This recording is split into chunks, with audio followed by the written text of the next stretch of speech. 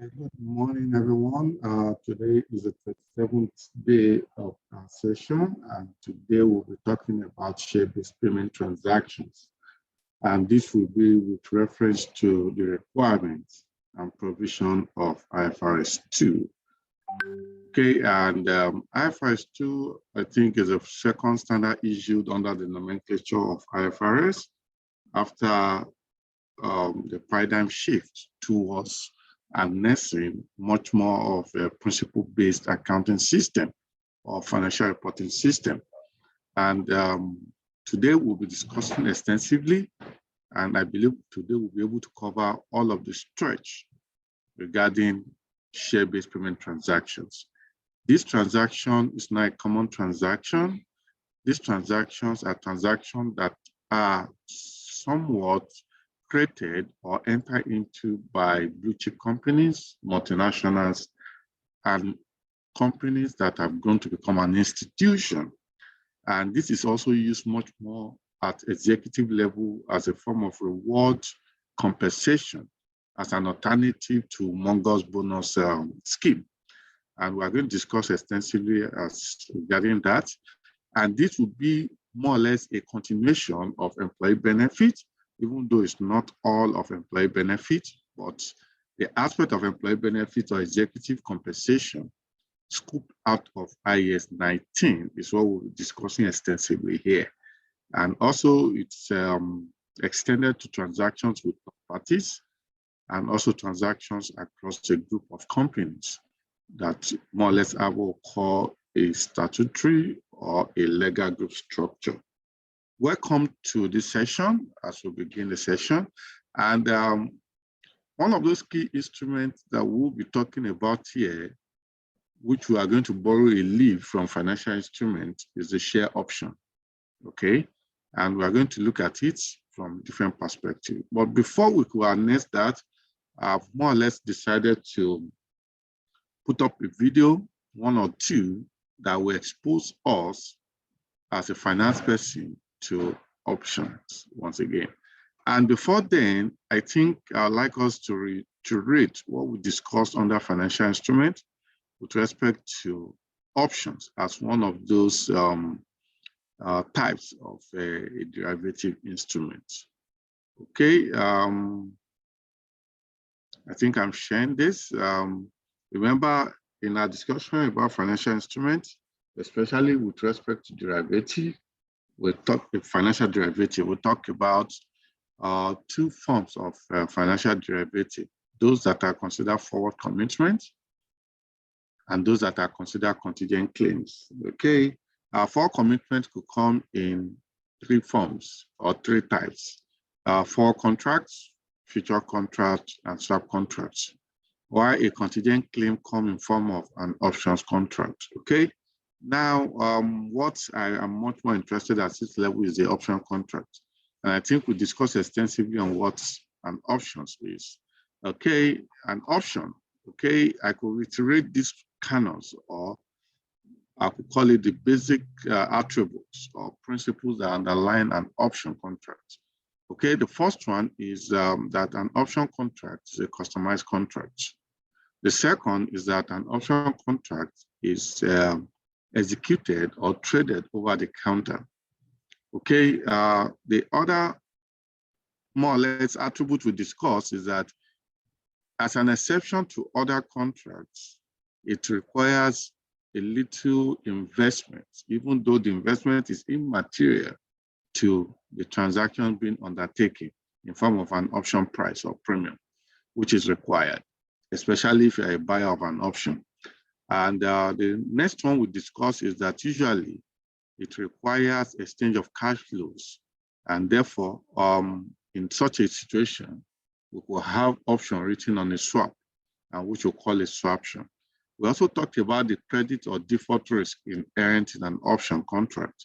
And finally, we talked about the fact that an option contract creates what we call an asymmetric distribution, where one party has a right and the other party has an obligation. All of these are attributes we discuss on an option contract.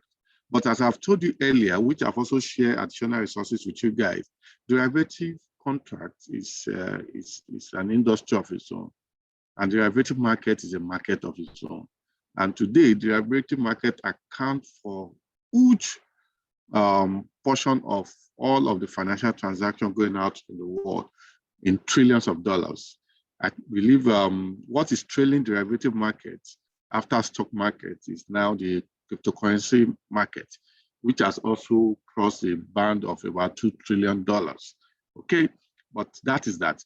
Okay, what I wanted to do now is that apart from just reiterating this discussion we've had at basic level, because we'll be making use of option valuation and option pricing, especially with respect to obtaining its fair value, we will more or less try to dabble into having deeper, slightly deeper understanding of what an option is and how an option is being priced and valued. And that will give us an entry into discussing share-based payment for us to have a better understanding of it.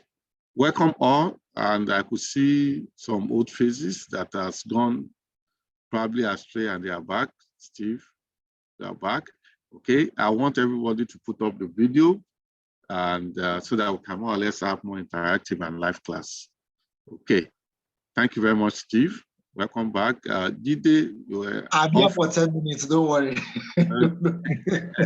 I know you have another program, which I'm aware of.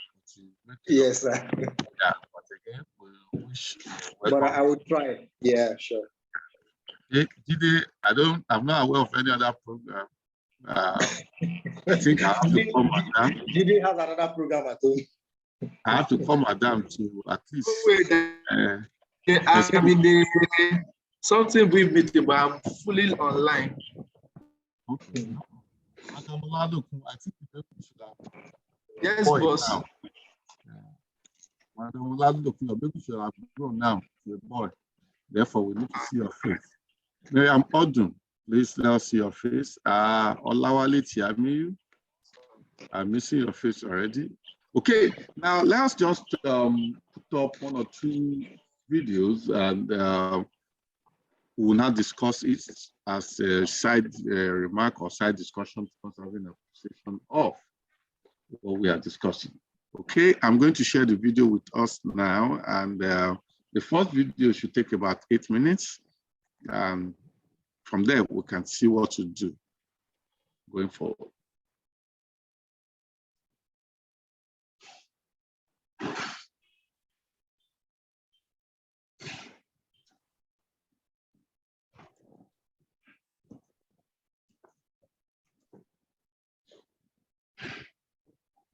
That's why we've dedicated Options Made Simple. Hey, and welcome back to Options Made Simple. We're getting into class number 3, which means we're going to start talking about option pricing. Now, option pricing is one of the more complicated subjects as it relates to options. That's why we've dedicated an entire class just to this subject. So here's our agenda for this lesson.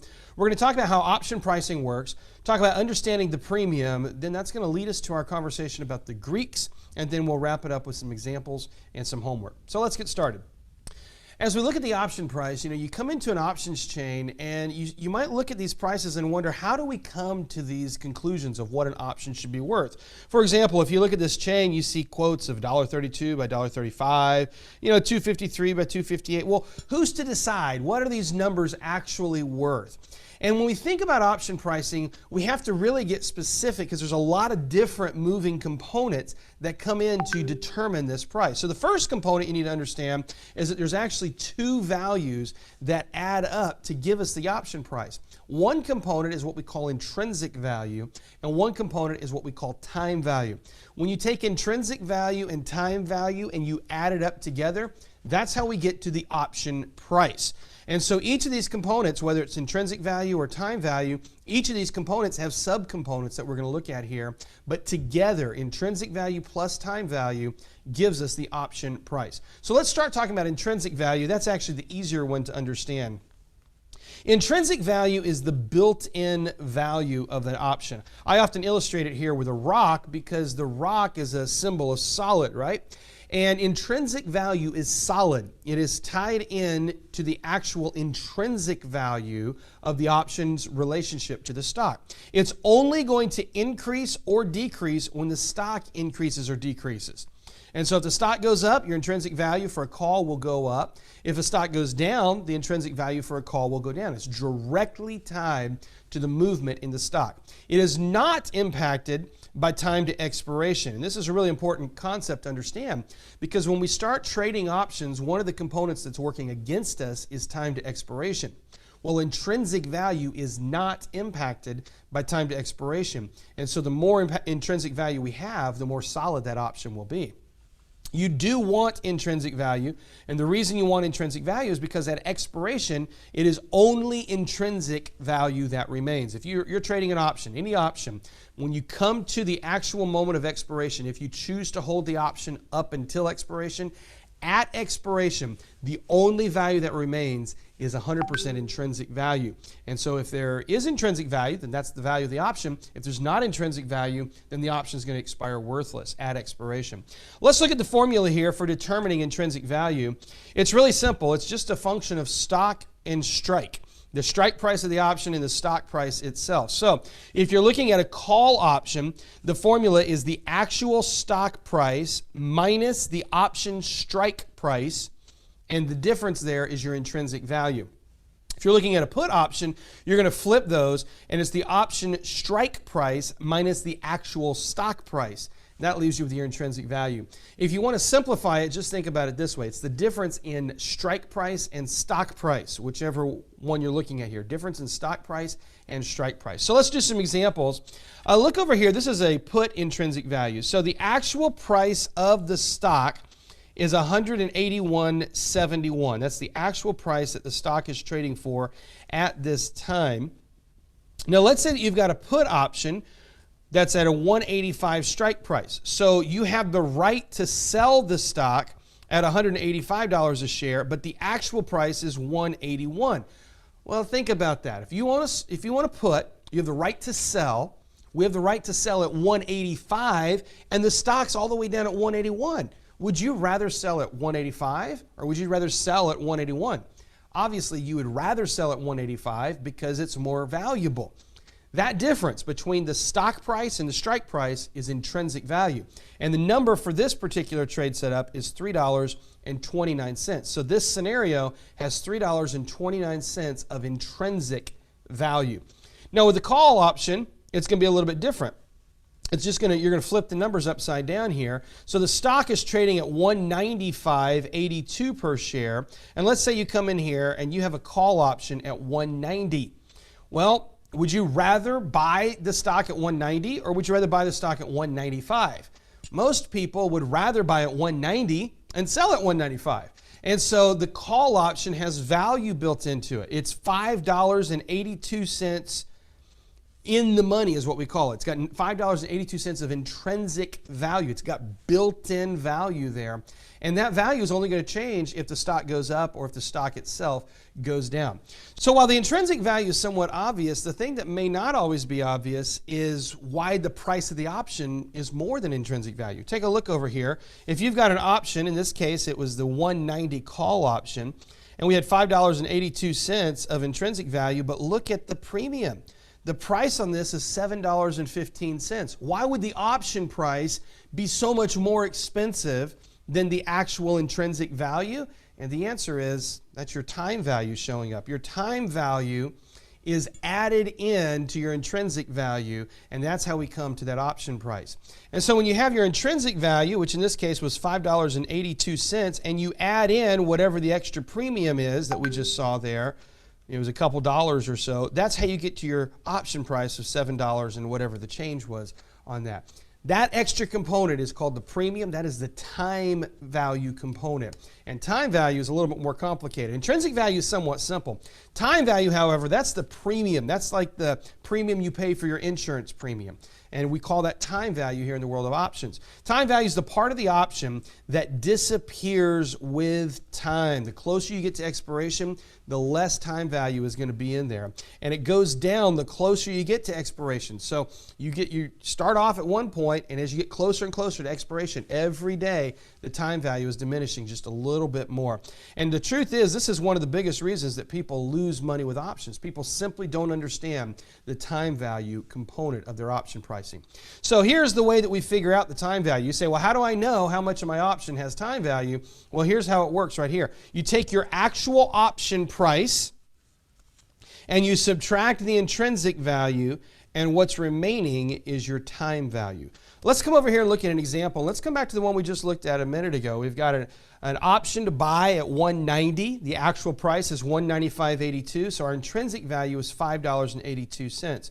Well, if we come over here and we look at the option chain, remember we looked at the 190 had a $7.15 premium while the stock was trading at $195.82. We've got $5.82 intrinsic value, but that's $7.15. That's a different number. So what's the difference? Well, we come down here, $7.15 minus $5.82 leaves us with $1.33. So in this case, $1.33 is the time value. If we were to add those two up, $1.33 is the time value, $5.82 was the intrinsic value. You put those together, and what do you have? You have the actual option price, and that option price in this case was $7.15. It was the time value added to the intrinsic value. And every option, no matter what option you're trading, is always going to be priced as the intrinsic value plus time value.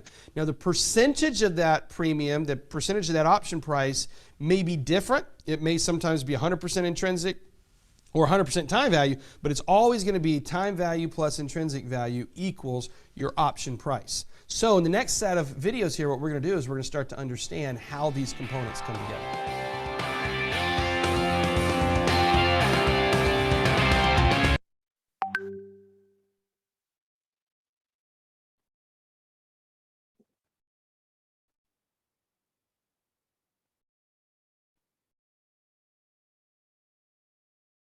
Okay, you guys have seen that. This is just an excerpt. I'm going to take you to more deeper one. Hey everyone, this is Kirk here again at Optional. I'm going to want to look at this deeper one, and we are going to start a course at that point. Okay.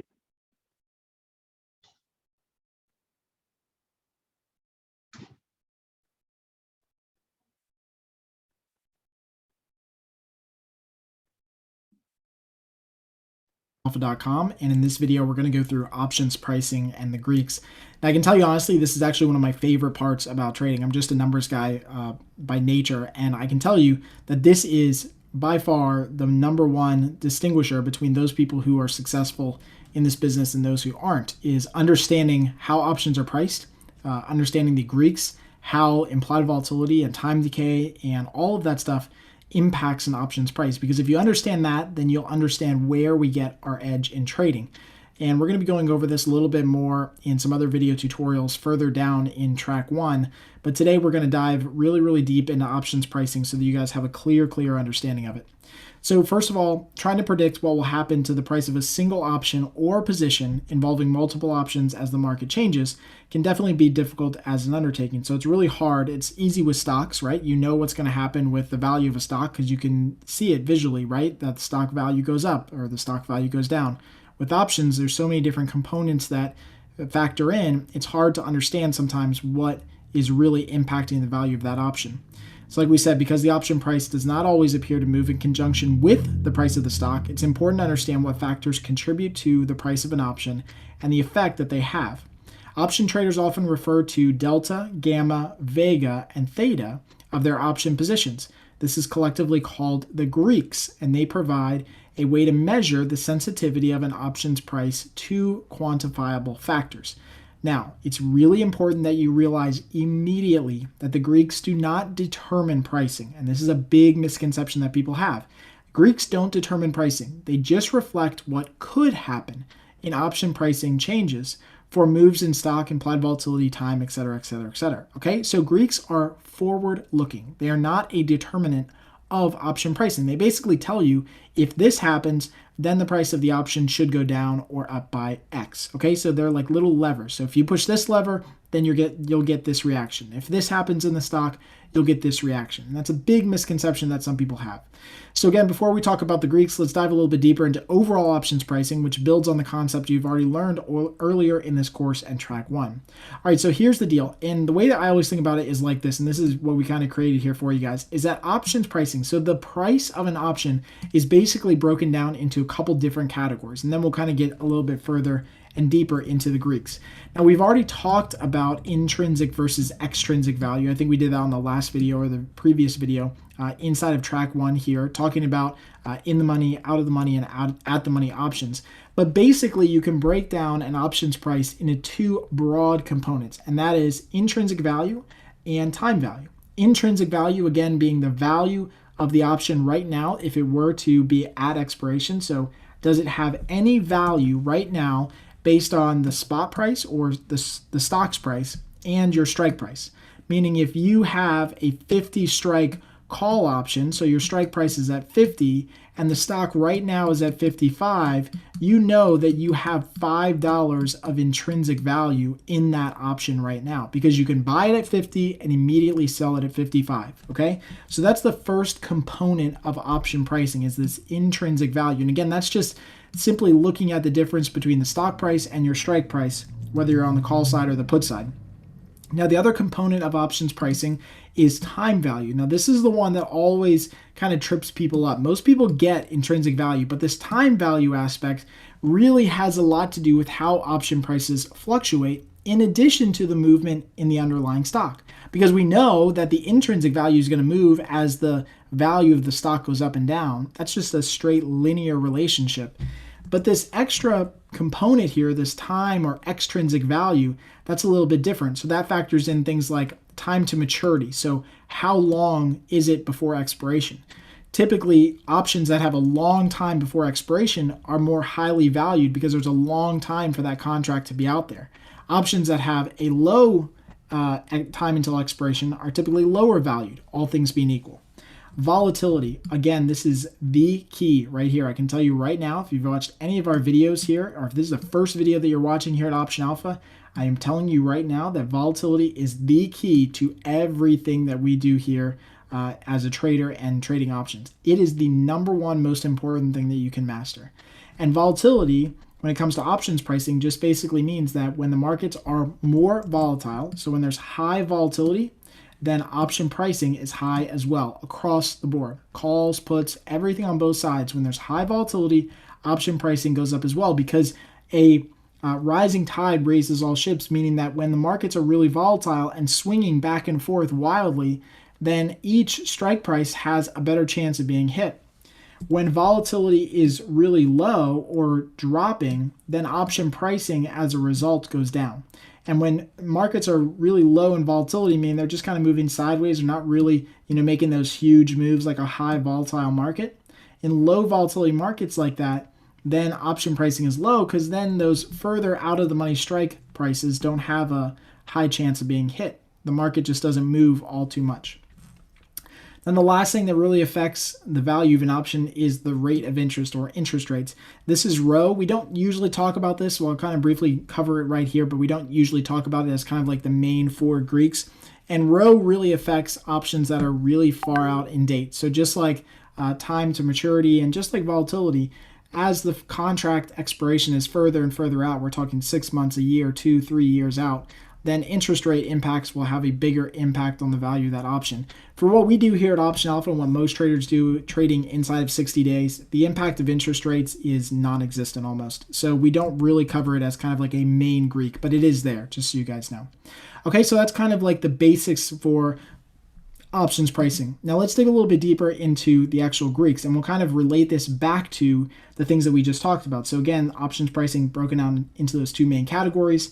Then all the ones below, now we have the Greeks, okay? And again, we have basically the 4 major Greeks, delta, gamma, vega, theta, and then we have rho, which is the interest rate one as well, okay? Don't want to discount that. Don't want to assume that's not there. It is, but doesn't really impact shorter maturity options. So again, delta is now going to give you and show you that relationship for intrinsic value. Okay, this is basically what delta does. It gives you the relationship to how much money you're going to make for that particular strike price based on any particular movement in the underlying stock. And again, we'll go over each of these individually with a lot of examples too. Okay, gamma doesn't really have a connector here, but gamma is related to delta. So gamma is considered basically the rate of change or the acceleration amount of delta. So it basically shows you that next dollar amount, how much more are you going to make for that next dollar, and then the next dollar, and then the next dollar. Vega is very easy to remember. Vega and theta are very easy to remember because I always think V, Vega, V for volatility. So Vega is going to tell you what the impact is on that option for a 1% change in volatility. And again, that's all things being equal. What happens to the value of that option should volatility go up or down by 1%?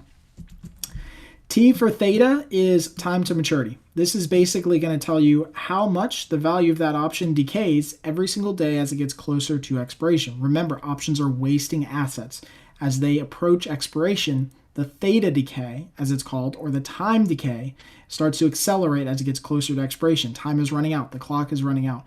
And so the value of the options go down dramatically as we get closer to expiration. And then again, we have rho, which is the rate of interest. Okay, so let's get a little bit deeper here and talk a little bit more about delta. And we'll go through delta, gamma, theta, and vega and go through some really clear examples using some live pricing at the time I'm doing this video. Hopefully that really helps kind of clear things up for you guys. So let's first talk about delta. Delta is one of the biggest ones you'll probably hear.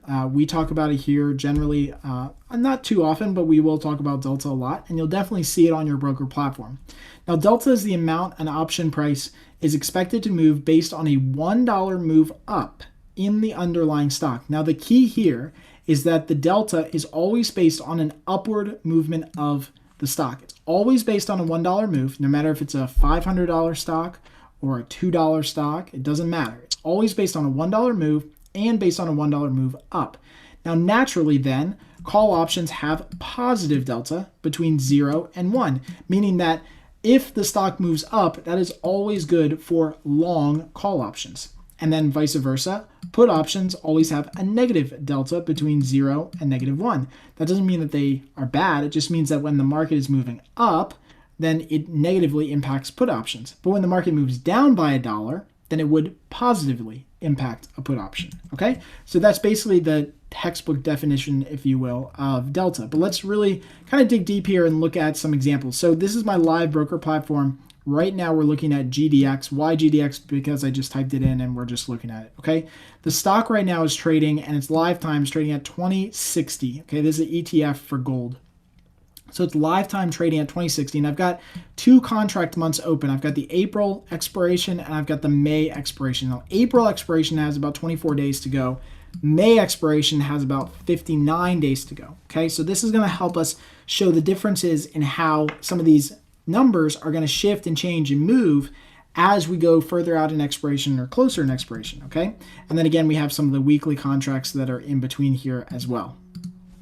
All right, so let's actually go in here and start looking at some deltas. Now, the first thing I want to do is I want to look at these 21 strike call options for both April and for May expiration. Again, I'll just highlight it here so you can see it a little bit more clearly and focus in on it. But inside of our platform, at least on Thinkorswim and most broker platforms, you have all the different Greeks here: delta, gamma, theta, vega. You can change these things. And again, we're working on just the call side right now. Now remember, delta is going to tell us how much money we make or lose based on a $1 move up in the stock. So right now, the delta of the 21 strike call options is 46.46.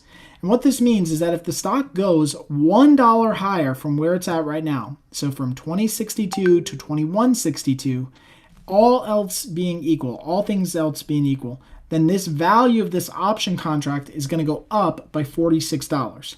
Now, the current value of this contract is about $74. This is a bid and the ask spread here. So it's currently valued about $74. So if the stock goes up by $1, then this option contract should go up by $46. Okay, so again, you can see the impact that delta has. It kind of gives you a barometer for how much money do I make for every $1 move up in the stock. Again, now as we look out towards the May expiration, you can see that there's a bigger impact in May for the same underlying move because there's a little bit more time left until expiration. So again, still the same $1 move up in the stock from where it is right now, 2060 up to 2160. That gives you a $49 increase in the value of the option. Okay, those options out of May are a little bit more expensive because of a bunch of different factors, which we'll continue to talk about. But those options have a lot more time decay, a lot more volatility baked in, and are going to profit a little bit more from a quick move up in the underlying stock. They cost more upfront, but they're going to profit a little bit more, a couple dollars more, for a $1 move up in the stock. Okay, so that's on the call side. Now let's look at the put side of the trade at the same 21 strike puts. So the same 21 corresponding strikes, but now on the put side. And you can see here for delta that all of the deltas are negative. Now, it doesn't mean that you're always going to lose money. It's just remember that delta is telling you how much money you make for a $1 move higher in the underlying stock. If you owned the April 21 strike puts and the stock moved up by $1, the value of your contracts would go down by 54 cents. So right now they're valued at about $1.12, $1.13. They would go down by $54. Now that also means that in the reverse, you would make money. So if the value of GDX actually went down by $1 instead of up, if the value of GDX went down from 2060 to 1960, then you would actually make $55. Okay, so it's just the complete opposite. If the value of the stock goes down with put options, then you make this delta, which is 0.55. Okay. On the call side, again, the same relative thing is going to happen here. You can see that the delta is negative 51 on the 21 strike puts for May. That means if the value of GDX, the stock itself, goes up by $1, we lose $51. If it goes down by $1, we make $51. Okay, so hopefully you can see how that relationship starts to interact with each other. Now, one thing that you'll want to point out is that obviously the value of in-the-money options is always going to have a higher delta than out-of-the-money options, okay? And again, remember that delta is more of your intrinsic part of options pricing. It basically bakes in the intrinsic value of those options that are already existing, meaning how much money could you make if expiration was today. And you can see that any options that are in the money, both on the call and put side, any options that are in the money have higher deltas, whether they're higher negative or higher positive. They generally have higher deltas approaching 1 and -1, which is basically parity with the options. Any options that are out of the money usually have lower deltas because they're not going to be as responsive to a dollar move in the stock as something that's in the money. So if you bought a 23 strike, let's say call, that's way out of the money, and a dollar move up, it's still not going to be in the money. So a dollar move up from the stock of 2060 up to 2160, you're still not going to have your stock price above your strike price or have an option that's now in the money. So that option is going to be less responsive and is going to profit less than something else that is a little bit closer in. Again, these options are always cheaper, so the market is always fair and efficient with how it prices its options. All right, so let's move on here and talk about gamma. Now, gamma is a little bit different. Remember, gamma is going to be related and kind of tied into delta. Gamma is the rate of change in delta based on a $1 change in the stock price again. So if delta is the speed at which option prices change, or how much you make or lose, then you can think of gamma as the acceleration. So options with the highest gamma are the most responsive to stock price changes in the underlying security. The way that I think about gamma, because I know it's hard and I'm trying to give you guys as much information as possible. The way that I think about gamma is I think about gamma as the additional profit or additional loss for the next dollar. That's how I think about it. And so let's go back here again to GDX and we'll kind of use an example here. Okay. So if we were looking at, let's say, these options now, we'll kind of just move around here to challenge you a little bit on option pricing. So if we were looking at the 22 strike call options in April, the delta for these options is basically 30. All right, so let's round up so we have round numbers here. It's 29, but it's basically 30. Okay, So that means that if GDX goes up by $1, the first dollar from 20.56 to 21.56, you make $30. Okay? If it goes up another dollar from there, so from 21.56 to 22.56, you'll make another $30 plus the additional dollar is going to get you another $15 of profit. So the first dollar that you make, or the first dollar up in GDX, you basically take in $30. The second dollar, or now $2 higher, you take in an additional $45 for that move higher. Okay, so you can see that as the stock rallies, your profit potential, at least with call options, as the stock does rally in your favor, you have an opportunity to kind of compound a profit here in a small snowballing fashion. Okay, and again, it can work in the complete opposite. So if the stock moves down by $1, so again, let's use this example here. It works complete opposite. If the stock moves down by $1, you lose $30.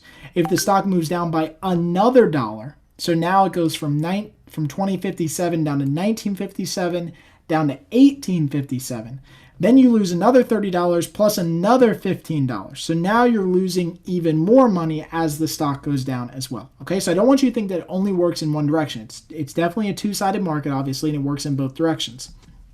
And again, that rate of change is just showing the incremental impact of the delta and the underlying stock move. Now, in this case with gamma is always positive, and it just means the additional money made or lost. So on the put side, if you're looking at, say, the 22 strike puts, if the stock moves down by $1, you make $71. Remember, on the put side, we want the stock to go down, and that means we make money. If the stock goes up, we lose $71. But if the stock goes down, we make $71.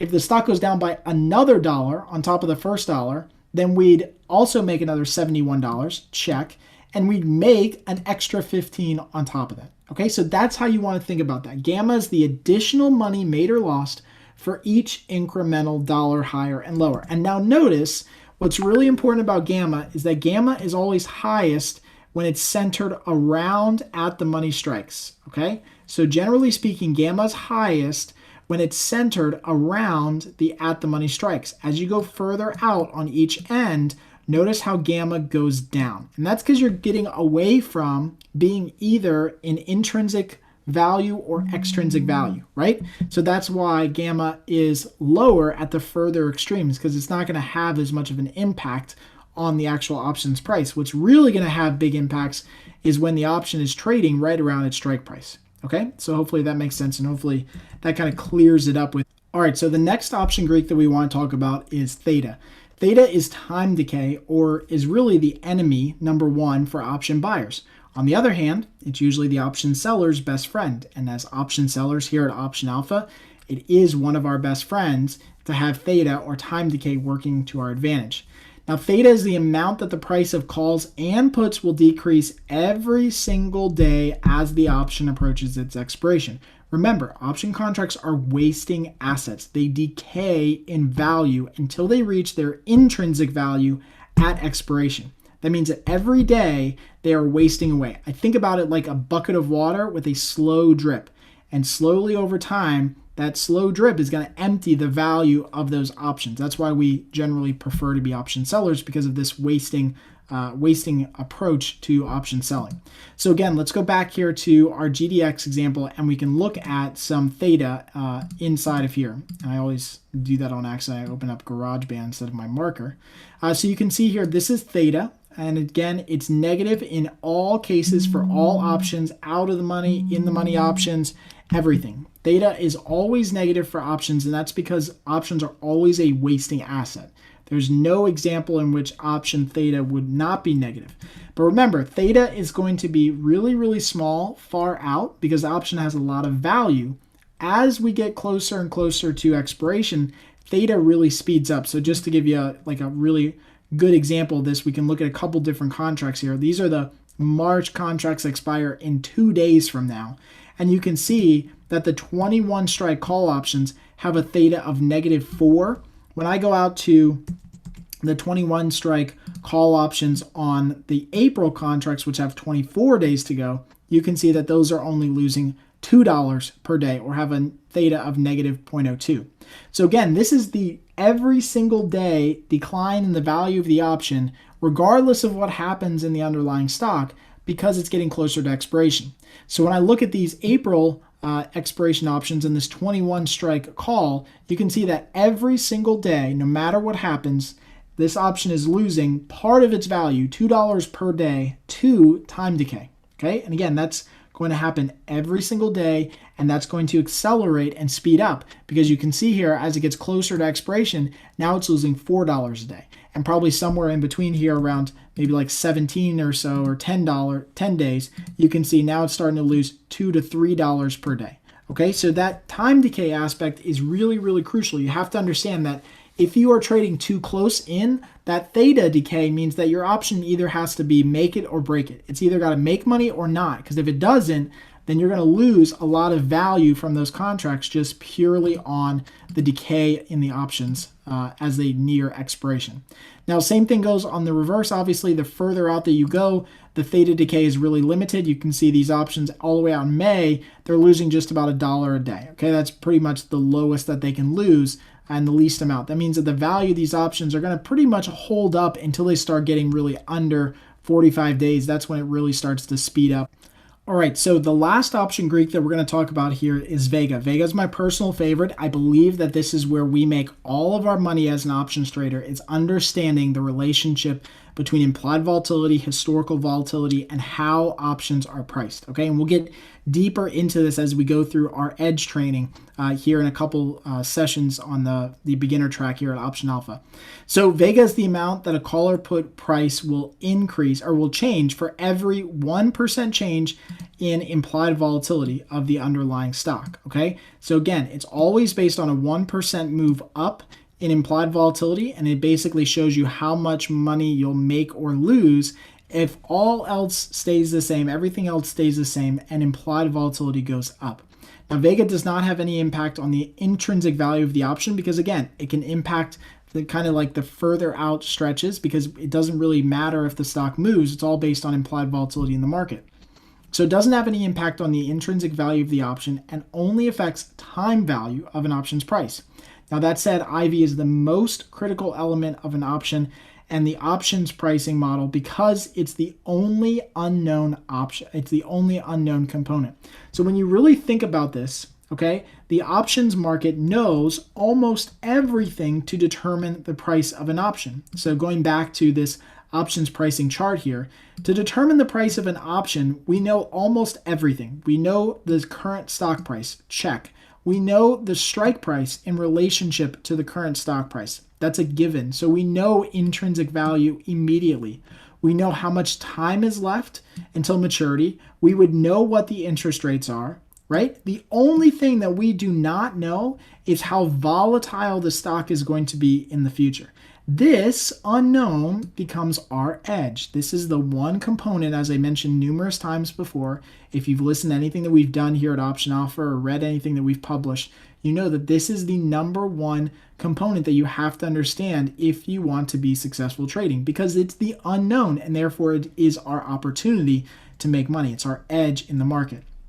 So again, all these other factors can determine options pricing except for volatility. So how does implied volatility work? Well, basically, without getting too much into it in this video, because we've got a lot of other videos that we can go through, but implied volatility basically works by assuming how far a stock will move in the future. So basically what happens is that the options market basically determines its own implied volatility, or the market participants, based on how active and how much they want to price an option or how high or low they want to price it, they determine how volatile they expect the stock to be in the future or the ETF to be in the future. You can see here down below with GDX back here in November, at least the time that we're doing this video, there was pretty low volatility in the market. So market participants were not expecting GDX to make a really big move. And as a result, over the last couple months, as it headed toward a really big move, market participants got that part right for a couple months. But you'll notice that they started to shift and change their perspective, and you'll see this big jump in implied volatility. And this is, again, it's all based on current market participants. It's not based on any necessary, formula or relationship to the stock price, to expiration, or any of these other things. It's based on how active people are buying, how aggressive they're buying options on either end, how far out they're doing it, the prices that they're paying. But you can notice that there was a meaningful jump in implied volatility, meaning the market participants expected GDX to be fairly volatile sometime soon in the future. And then you can see once that jump happened, you can see exactly that the GDX basically doubled over in a matter of 2 months or so, from around $10 to around $21. And you can see that market participants kind of fairly accurately, predicted that move. So it's this implied volatility factor that is unknown. So we don't know exactly what the stock is going to do, but we do know that market participants can expect a big move out of the stock, or can expect a little move out of the stock. And having high implied volatility basically gives all option prices a higher value. Having low implied volatility gives all option prices a lower value.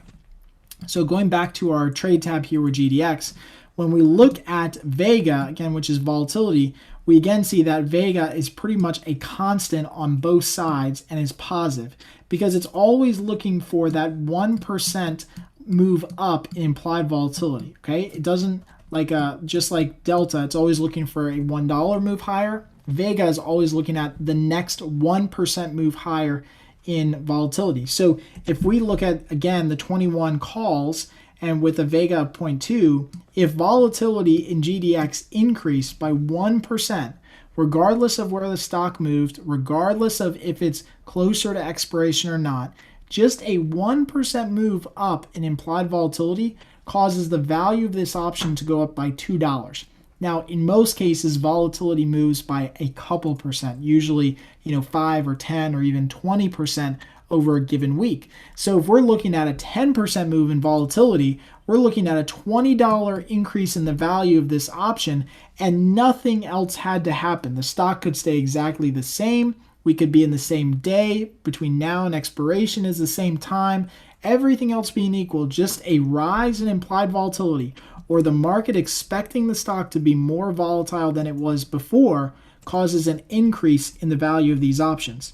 Now again, just like time decay, the value of these options is going to be more dramatically impacted the further we go out, because as we have more time until expiration, volatility going higher creates a bigger opportunity for the market to swing into a zone that we could make some money in. So again, if we go back here to GDX, and if we're looking at these expiration dates, this is the April expiration date and this is the May expiration date out here. If the stock market is really volatile, but we only have options until May, there's not too much time for the stock to swing into a profitable range. But if we have options all the way out until, in April, we don't have too much time. If we have options all the way out till the May expiration, you can see we've got a lot more time for the stock to move into a profitable range. So in this case, volatility is going to more dramatically impact those options that are a little bit further out in time. Okay, and we'll be going through a lot more case studies and looks at volatility, especially in the coming up videos here, where we talk about historical volatility, so what actually happens versus implied, because that's really how we kind of gain our edge as option sellers.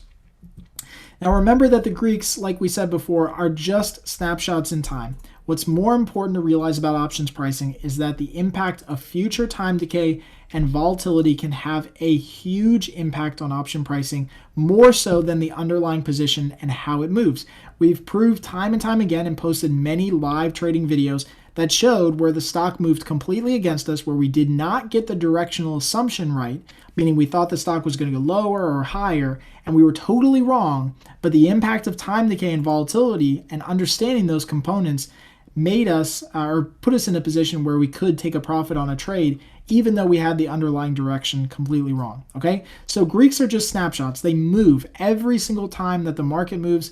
The Greeks are basically recalculated and always moving as we get closer and closer to expiration.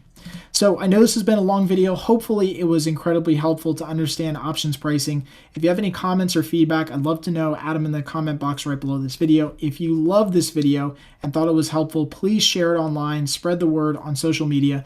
help us help you by getting other people involved in options trading. It's one of the ways that we grow here through organic referrals from people like you. Until next time, happy trading.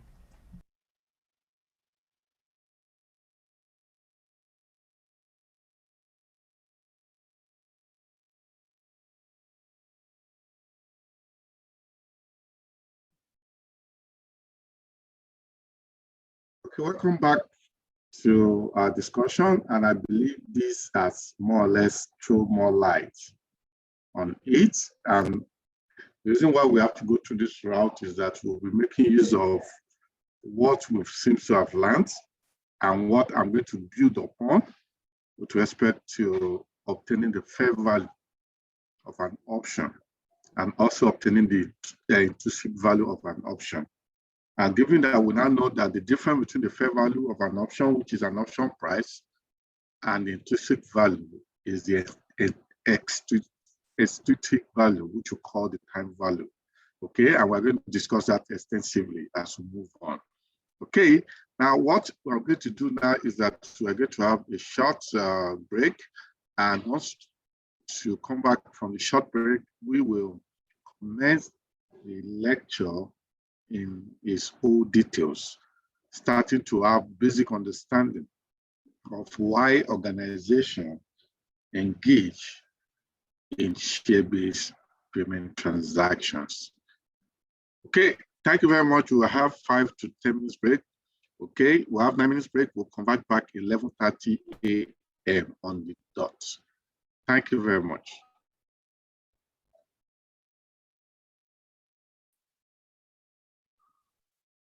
Welcome back. Now let's talk briefly what is share-based payment and why organizations involved in this form of transactions.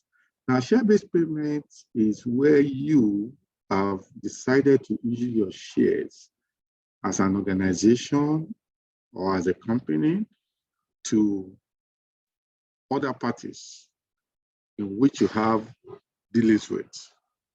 Example are where shares have to be issued by company by way of share grants, or by way of share options, or by way of cash share appreciation right, or any other medium associated with share-based payment to his employees, and majorly to his executive management, either the board of directors, executive directors, or to the senior management personnel. In the extreme case, share-based payment can be used in exchange for transaction with vendors. And this is an extreme situation when, one, the entity involved is such that is a blue chip company in which the vendor or third parties will be willing to have interest in it. Secondly, is a company in which there's no threat to dilution of the shares to the existing shareholders or to the majority shareholder in which such agreement can be made. And these are the situations that could give rise to share-based payment transaction. What it entails is that as an employee, you render service to me.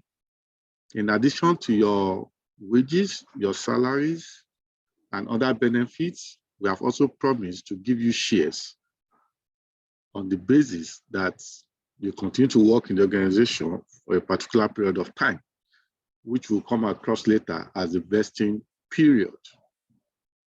It could also be to executive management.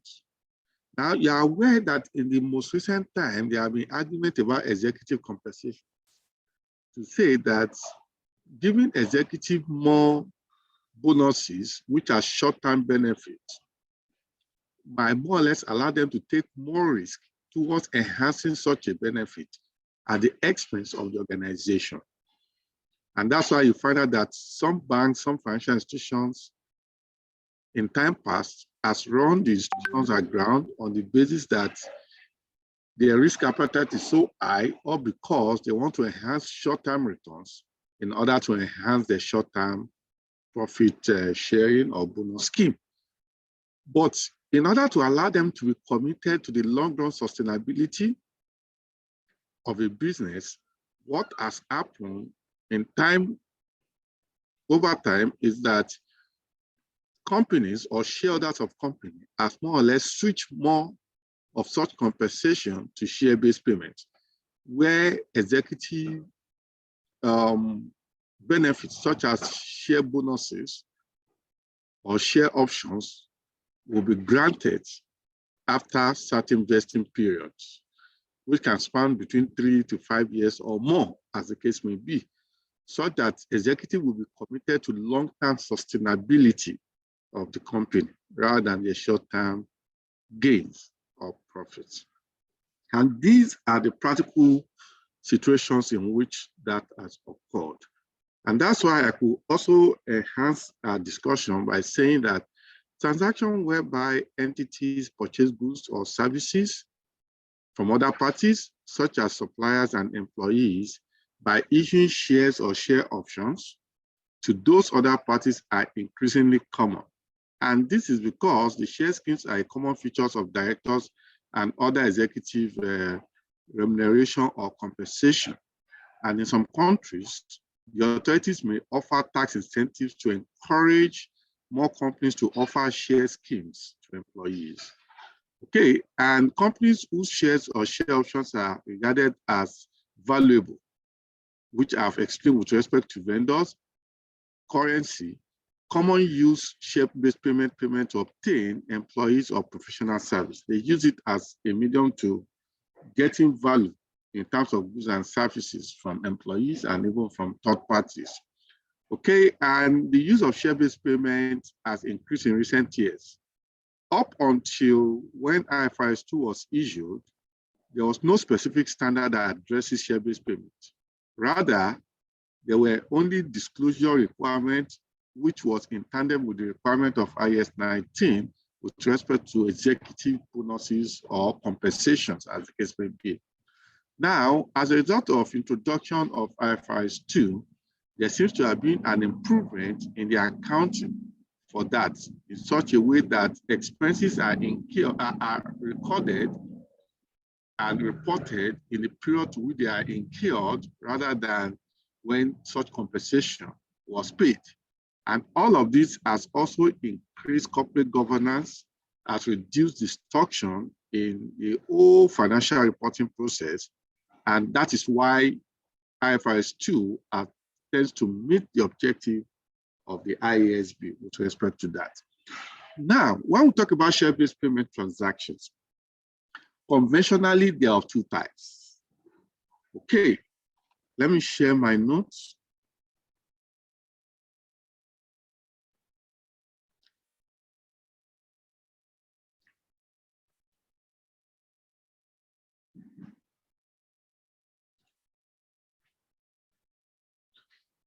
They have two types.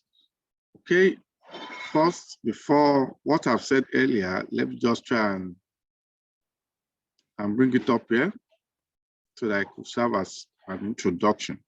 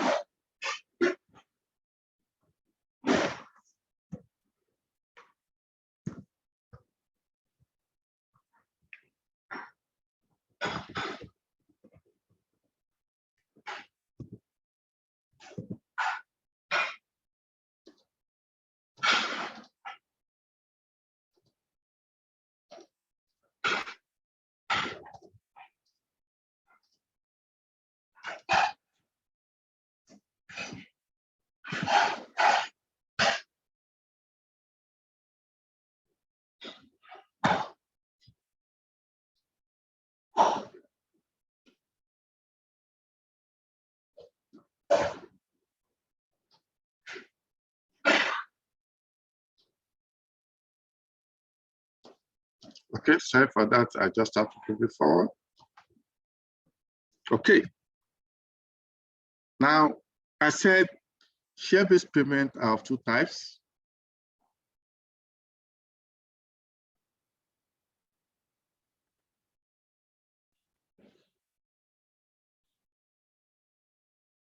We have the equity settled,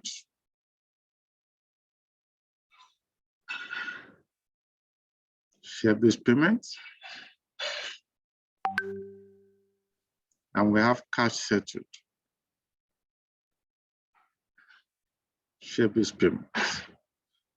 Okay, now what do we mean by equity settled share-based payment? What we mean by equity settled means that in exchange for the goods or services you have gotten from your employees or from a vendor, you as an entity have to now, as a consideration, deliver your shares, either by issuing new shares to those employees or the vendors, and your employees include your executive management or your directors in this case, or you issue what we call a phantom shares.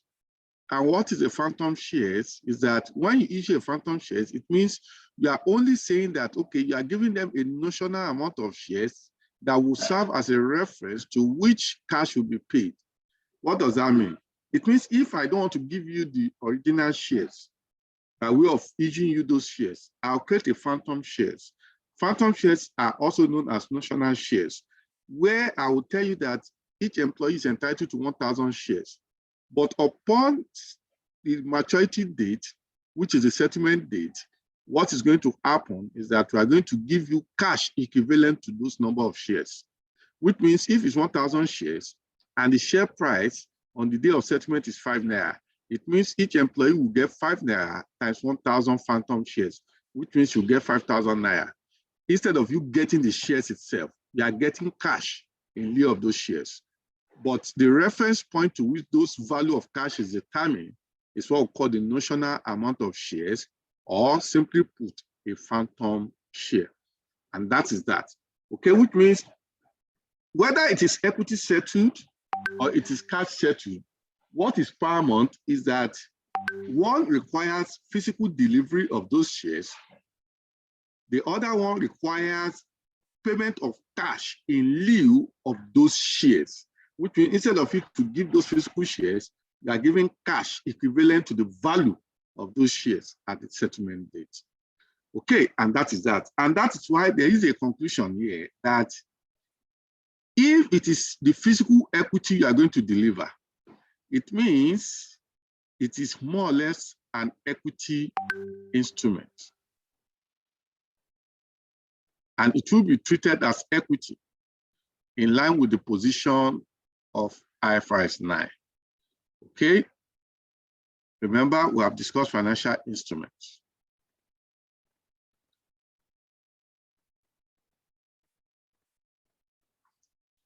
But if it is cash settled, it will be treated as a financial liability. Why? Because obligation is involved and settlement is required, unlike delivery of shares. Okay, those are the two primary forms of share-based payment we have. And I've also explained the rationale behind giving those shares.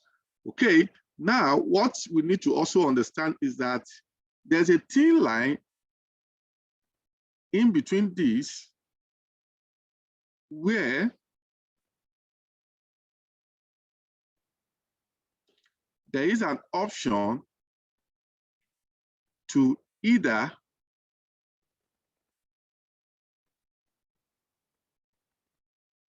deliver shares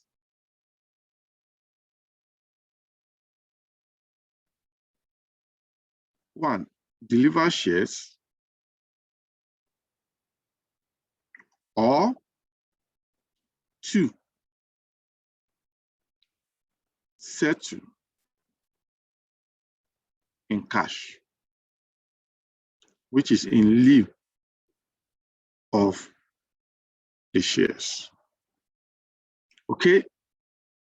Which means in this situation, what it simply means is that rather than from the explicit point of issuing that contract or agreeing that contract, instead of there to be a firm agreement to say it is equity settled because shares will be delivered, or it is cash settled because cash will be paid in lieu of those shares, what has happened is that in that contract, probably an option is given to the employee or to the vendor to say at settlement date, you choose whether to collect shares or to collect cash in lieu of those shares. That's what it means. Also, the option can be in the hands of the issuer, which means the entity to say the entity has the option at the maturity date, which is the vesting date, to either deliver shares or to issue, to give cash in lieu of those shares. That situation is a dicey situation, which we are also going to consider. But before that dicey situation, what is paramount to us is to understand the foundation that share-based payment will either take a form of equity settled or cash settled. Equity settled requires, in exchange for the goods and services that have been enjoyed or received by the company has a commitment to deliver shares at the vesting date. Otherwise, if it is cash settled, what have you agreed in exchange for the goods and services enjoyed or received by the entity is for the entity to pay cash with reference to the value of the shares as at the settlement date. And that is simply put as share-based payment. Any question before we proceed? Any question before we proceed? Yeah, good morning, Mr. Moyo. Yes, sir. Yeah, sorry. I just want to confirm from your explanation. Maybe I just want to get a clarification. As per you said, the share-based payments can also be used in transaction dealing with maybe professional services. I want to paint a scenario like, for example, I engage the service of an external auditor, and after the delivery of my job, can I use share-based payments as a form of payment, means of payment to the auditor as well? And in a situation whereby I use share-based payments, and I don't want to use I want to endorse equity settle, will it not tantamount to the fact that shareholders and the professional services, meaning the auditor, also have stake in my business? Will that auditor still continue to render professional services for the business? That is my question. I think it is so straightforward. Okay, professional service varies a lot. And this, I could tell you emphatically, based on professional ethics, code of conduct, and whatever guidance, including international standards on auditing, including IFRS code, ICANN code, whatever code you call it. A professional auditor is not even required to have shares, talk less of even engaging in share-based payment transaction with the company is auditing. Do you get what I'm saying now? Which means this does not even come in. Professional audit or external auditors are not included as professionals in this case, because it's a threat which will bring about conflict of interest. And that is by pure regulation at the level of accounting profession and also at the level of corporate governance and statutory requirements. Therefore, we are not talking of auditors in this case. It could be tax advisor. There's no issue of conflict anywhere. Tax is an advice. Corporate finance is an advice. Do you get what I'm saying now? Any other thing that is not statutorily bound, like external audit or forensic audit and all sorts of things, will not fall under this, which means external audit engagement has nothing to do with this. It is totally forbidden by the Code of Conduct and Ethics. Does that address the issue? Yes. Okay, let me ask one of my guy here, Madam Grace. Madam Grace, as a partner in your audit firm, will you be collecting share-based payments? No way. Let us give you now. Not at all, sir. Okay. Not at all. As it. You've explained it's against our professional ethics. Yeah, that answers. And even in the course of our audit, those are the things that we need to disclose. And by the time you are disclosing that you are a shareholder, then you are not qualified to audit that company. Yes, you are not at all. Even if you are not a shareholder, if you have a close member of your family, you are still not qualified. Imagine your wife has shares there, and you see that there's problem with the company. Won't you come back and say, Madam, quickly sell this shares to this company is having you. You understand? Or your sister.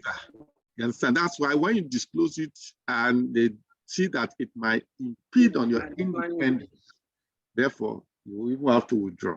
Therefore, I think that is so clear. Any other question?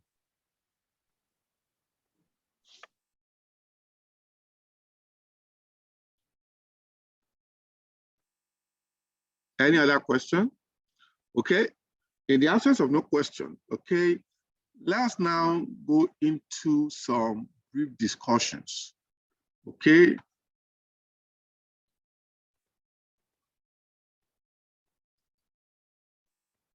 Now, I will take you through the material which I've shared with you. I will discuss some items there one by one.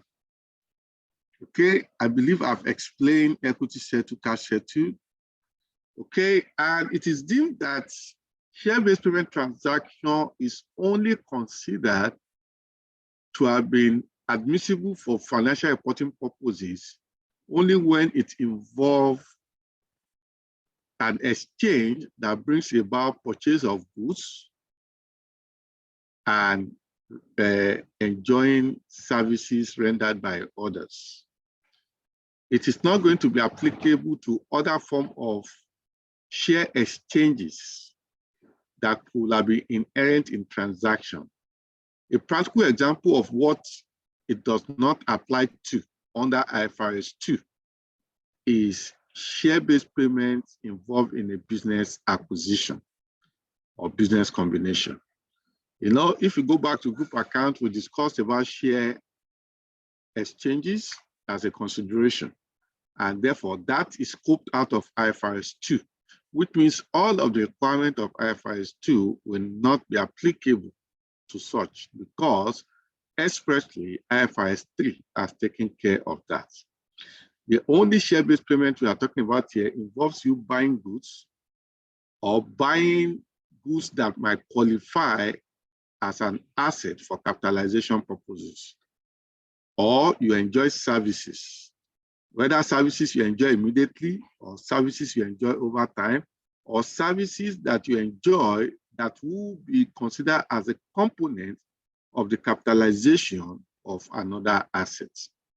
These are what the share-based payments in line with the requirement of IFRS 2 apply to. We must take note of that. Now, we need to now understand some basic terminologies. And these terminologies are an integral part of our discussion, which are germane for our better understanding. The first term that I'll bring to our knowledge is grant date. Grant date. Now, if you look at it literally, grant date means the date something is awarded to you or the day in which something is committed to be given to you. Okay, that is just in a literal meaning. But for the purpose of share-based payment transaction, what is a grant date? What is a grant date?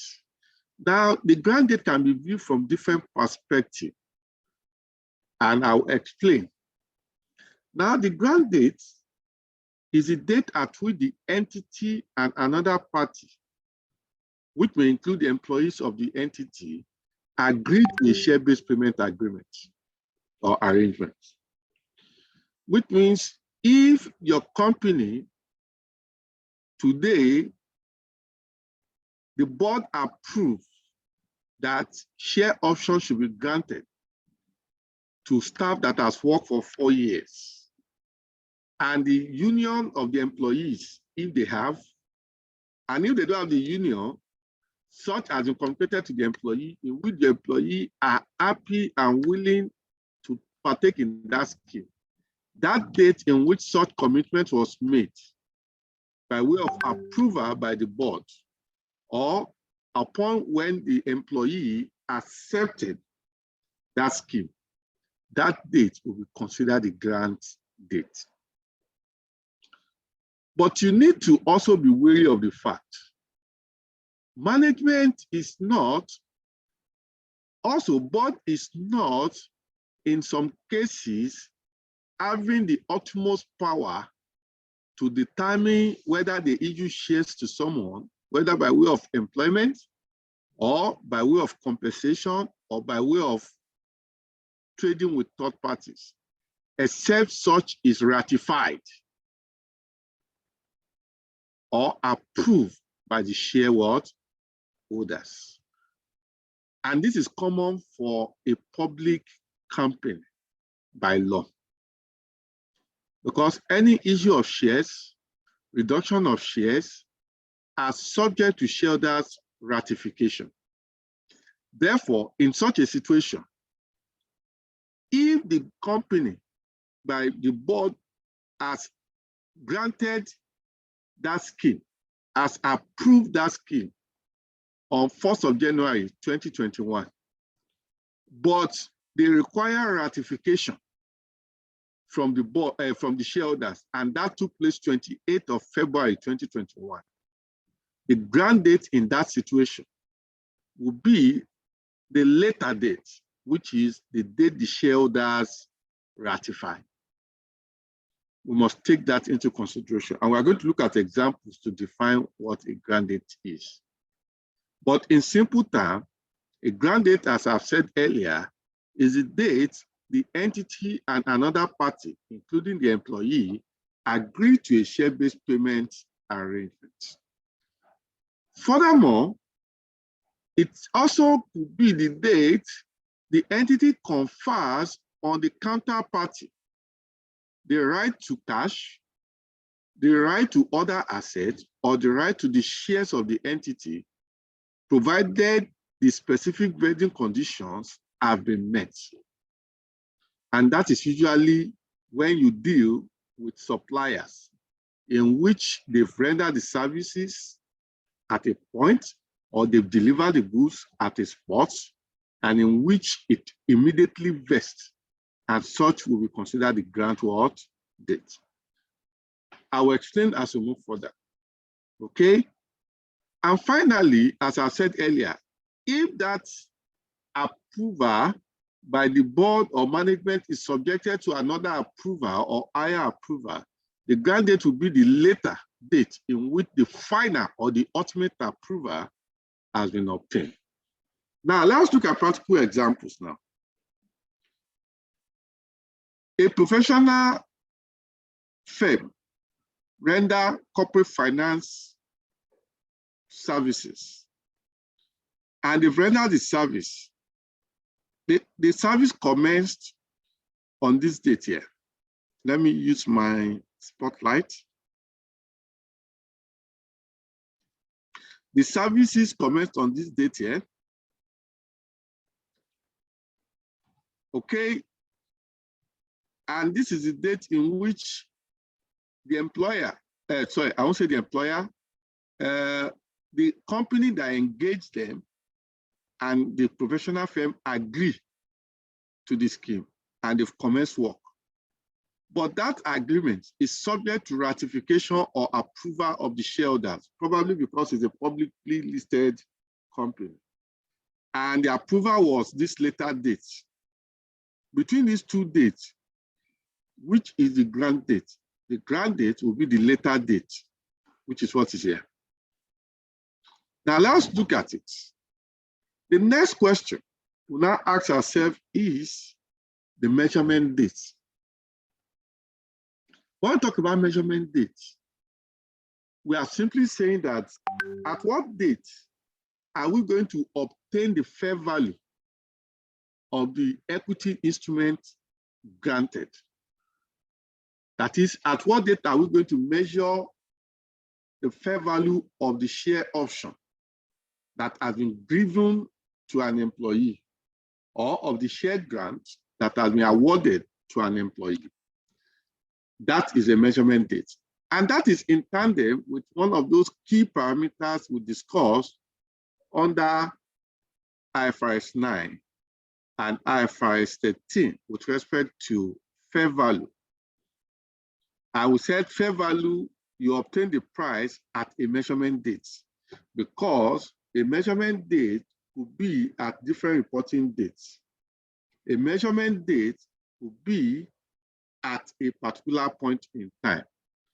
And prices change from day to day, as you are aware, because prices reflect much more of current market information.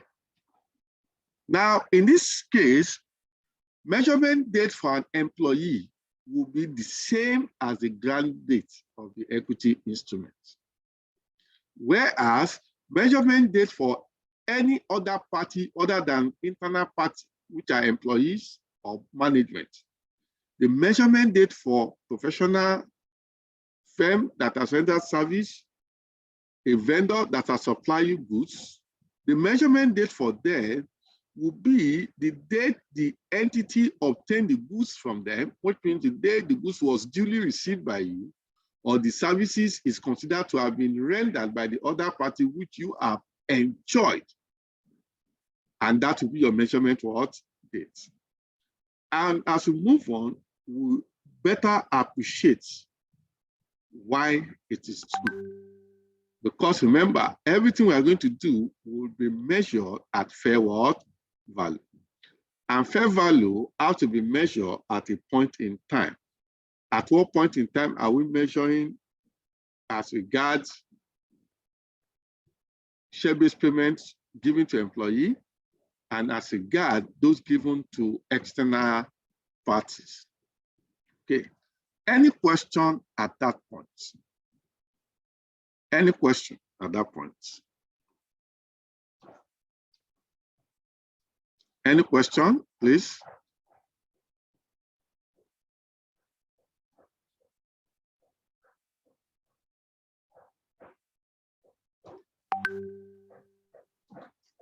Okay, if there's no question, let me take you back to my notes.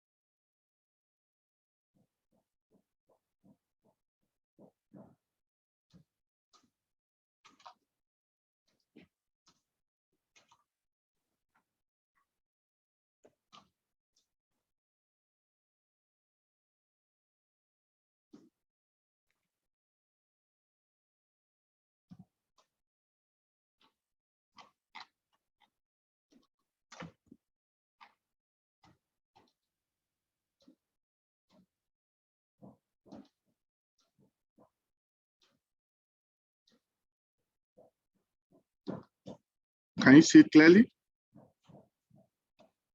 It seems it's not. Let me enlarge it.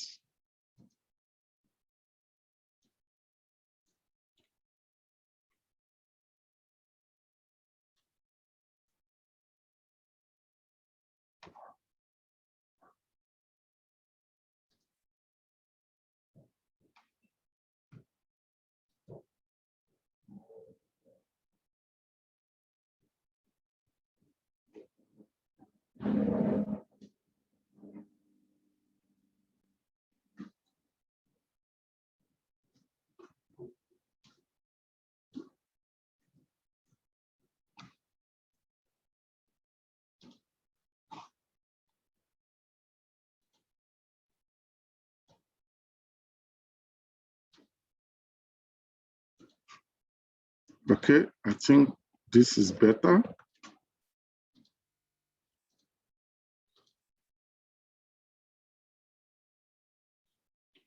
Okay, I want somebody to volunteer to read this,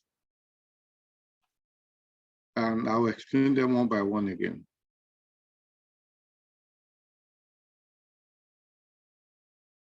Who will volunteer? Okay, I think for some time we've not seen Madam Anne. Anne, can you read? Hope you have better network there. Over to you, Anne.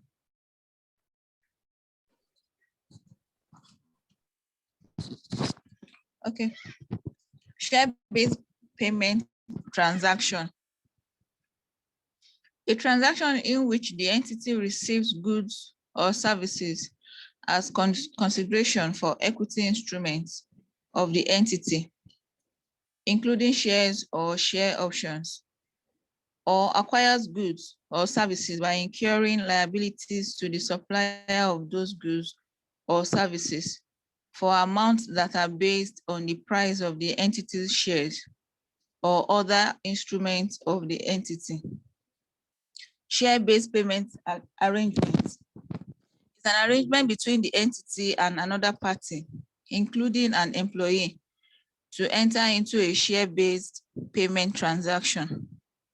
Equity instrument granted is the right, conditional or unconditional, to an equity instrument of the entity conferred by the entity on another party under a share-based payment arrangement.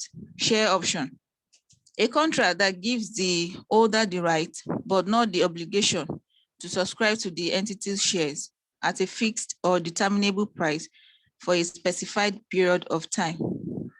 Fair value, the amount for which an asset could be exchanged, a liability settled, or an equity instrument granted could be exchanged between knowledgeable willing parties in an arm's length transaction. Note that this definition is different from that in IFRS 13 fair value measurement, but the IFRS 2 definition applies. Grant date, the date at which the entity and another party, including an employee, agree to a share-based payment arrangement. At grant date, the entity confers on the other party, the counterpart, the right to cash, other assets, or equity instruments of the entity, provided the specified vesting conditions, if any, are met. Vest, to become an entitlement. Under a share-based payment arrangement, a counterpart's right to receive cash, other assets, or equity instruments of the entity vests when the counterpart's entitlement is no longer conditional on the satisfaction of any vesting conditions. Vesting condition is a condition that determines whether the entity receives the service that entitled the counterpart to receive cash, other assets, or equity instruments of the entity under a share-based payment arrangement. A vesting condition is either a service condition or a performance condition. Vesting period, the period during which all the specified vesting conditions of a share-based payment arrangement are to be satisfied.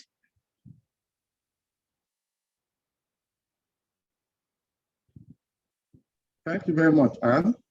Okay, I think I'll pick them one by one, and we are going to highlight the one we've discussed and the one we need to more or less emphasize more.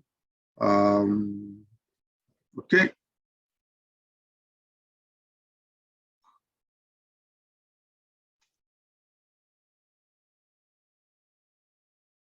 Now, we've discussed the first one. The first one is share-based payment, which is the foundation of all of our discussion, which I'm not going to go there again. And the arrangement also, we've discussed that. Now, equity instrument granted, we've discussed that, okay, where you offer shares in exchange. And share option is where I'm going to start with. Okay, who can tell me, if you have come across this before, the difference between share options and share grants?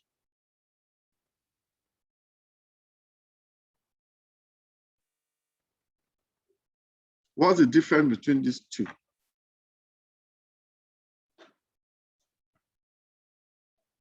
What's the difference between these two?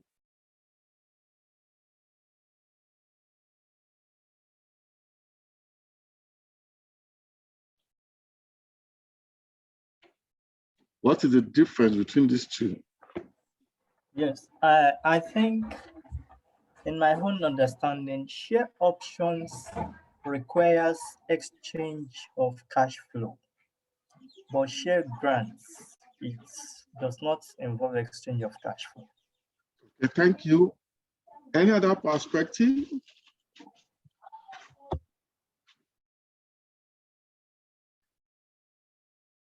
Any other perspective?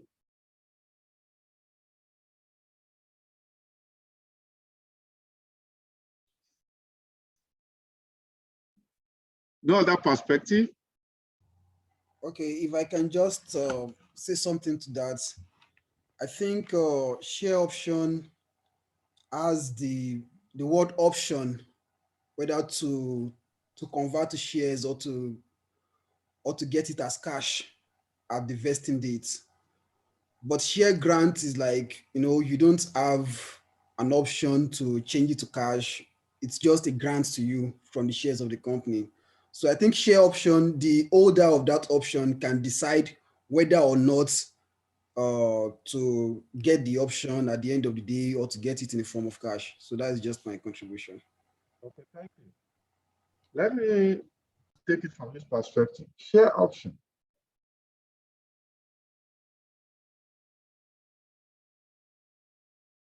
requires cash flows from the buying party. I use the word buying party because I've not defined who the buying party is. Okay? Which means at least the employee, as an illustration, will pay something, even though it may be far lower than the price of the company's shares, but you pay something. Probably the price of the company share is 10 naira, and the company grants you a share option of 1 naira, which means instead of you buying the shares at 10 naira, you are buying it at 1 naira. Okay, that is what it is. But the share grants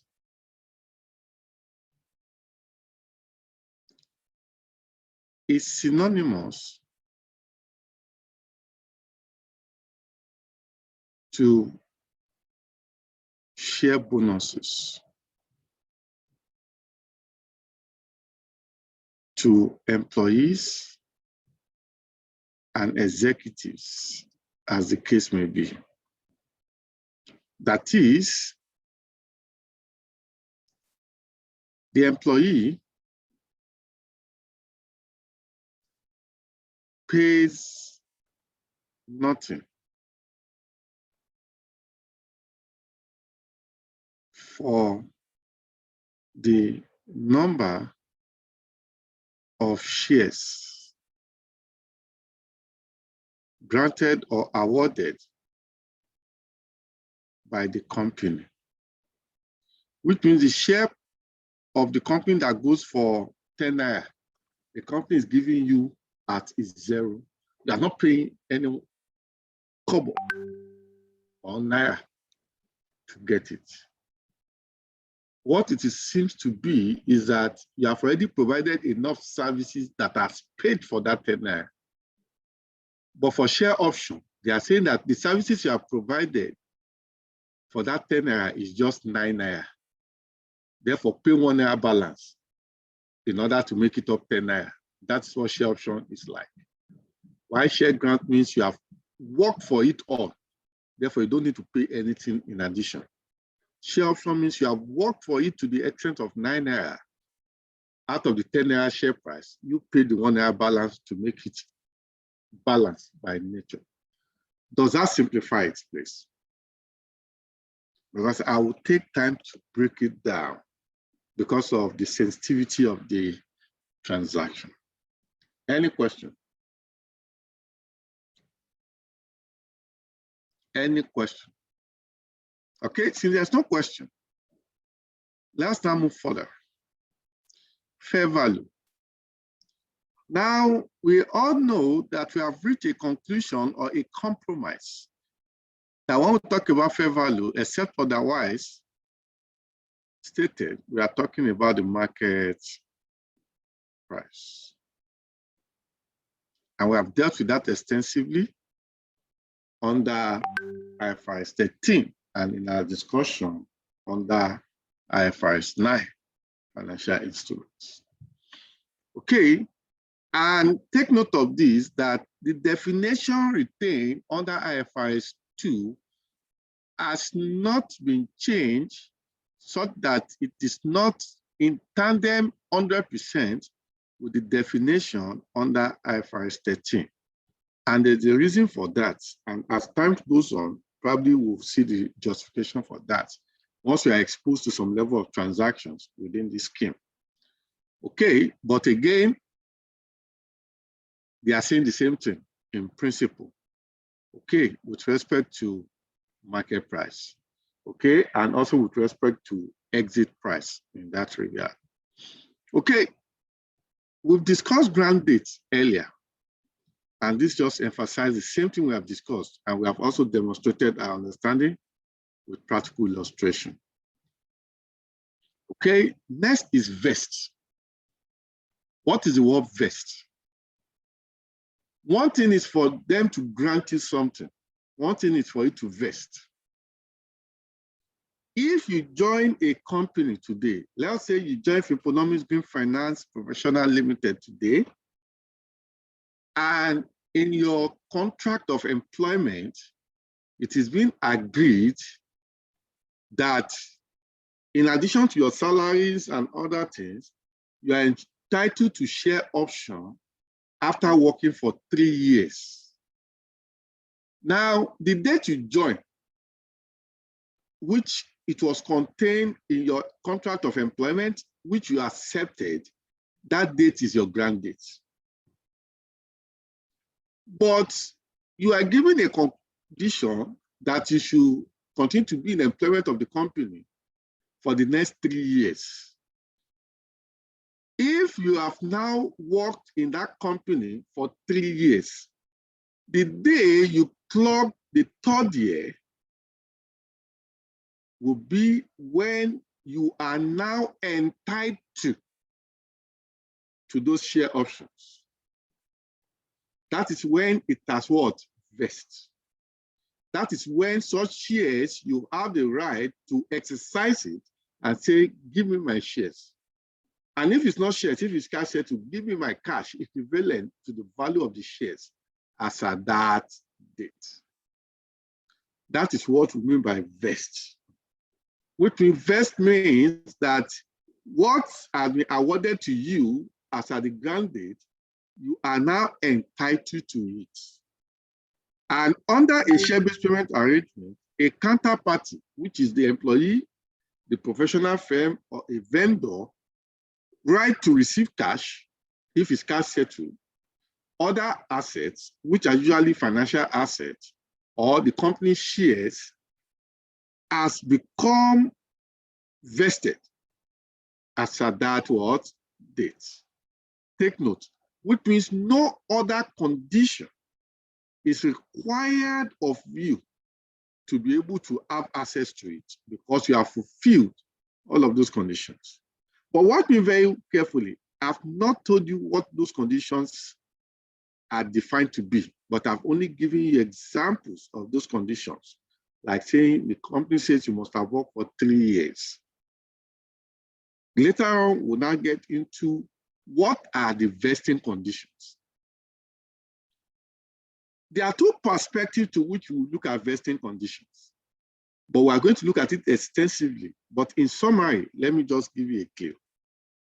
Vesting conditions are conditional conditions, or let me say they are specific conditions that are agreed by both parties. You as an employee and your employer. You as a vendor or a professional service firm and the company that engage you. You have collectively agreed to a particular condition, which is what you need to furnish as consideration before that entity can furnish its own consideration. And what is it? There are two perspectives to that. And let me show you the two perspectives.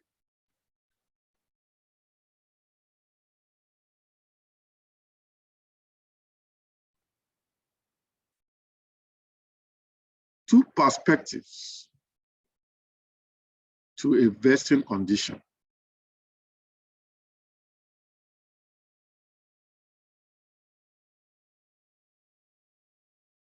A, vesting conditions can be one, service condition, or two, performance condition. And we're going to look at that one by one. The second perspective is that vesting condition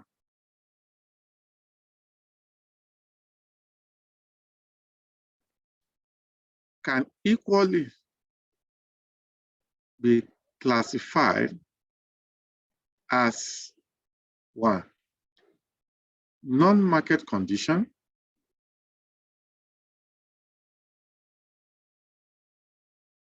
or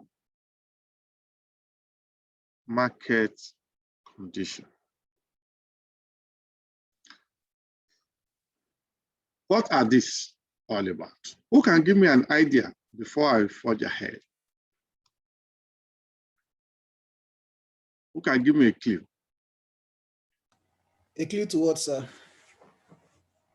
A clue to what is a service condition as opposed to a performance condition. Okay, it's all right. Service condition could be like number of years in service or number of years an employee would work with a company before it could be entitled to the share option. Why performance condition could be meeting a specified share price or market price for the share of the company, or maybe a particular earnings multiple or EBITDA multiple or cash flow multiple, whatever. So that could be performance condition of the person to which the option will be granted. Okay. To some extent, you are right. To some extent, as to see that you mix some things up or probably you are incorrect. I won't say you are wrong, but probably you might be incorrect at some point because there's an overlap there. Okay, a service condition, I think you've done justice to that. Service condition are conditions that are based on passage of time. What does that mean? It means the condition is just to ensure that you are in employment for a minimum number of years for you to benefit. That's what we mean by service condition. Which means service condition are where the counterparty is required to only fulfill a specified number of years in service for it to enjoy such a benefit. And that is the example I gave to you, where you are given contract of employment to say you must have worked for 3 years, you must have worked for 4 years. They are not interested in whether you perform well or not, but you are in employment for that number of years for you to benefit. That is what we call a service condition for short. A performance condition, okay, is a condition where first, you must be in service, which means every performance condition has embedded in it a service condition, because you can't perform outside the organization as an employee in most cases. Therefore, a performance condition is a condition that more or less consider certain targets with respect to performance.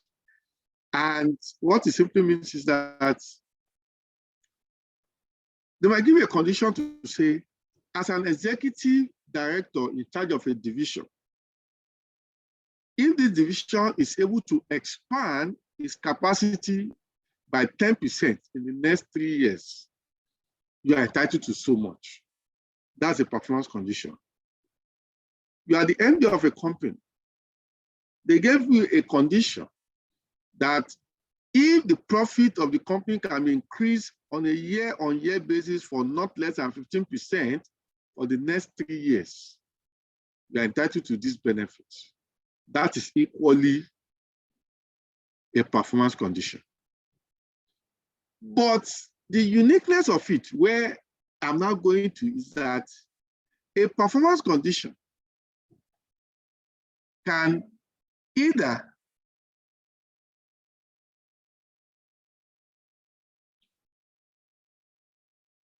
be market condition and non-market condition, which is what will lead us to discussion here. Now, the two illustrations I gave to you with respect to divisional head expanding capacity by 10%, and the second one, MD, increasing profitability on a year-on-year basis by 15%. These two conditions are performance conditions that are non-market conditions, which means non-market conditions are conditions that have nothing to do with attachment on the market price of the company shares at whatever it is. Rather, they are more or less conditions fulfilled with respect to performance and operation of the business. Why? And a practical example of a market condition is where executive management is given a target to say your performance as an input, your performance and level of corporate governance as seen by the market as an input in the pricing of the shares in the markets. Remember, share prices are a reflection of market information and market perception, including market biases about the company.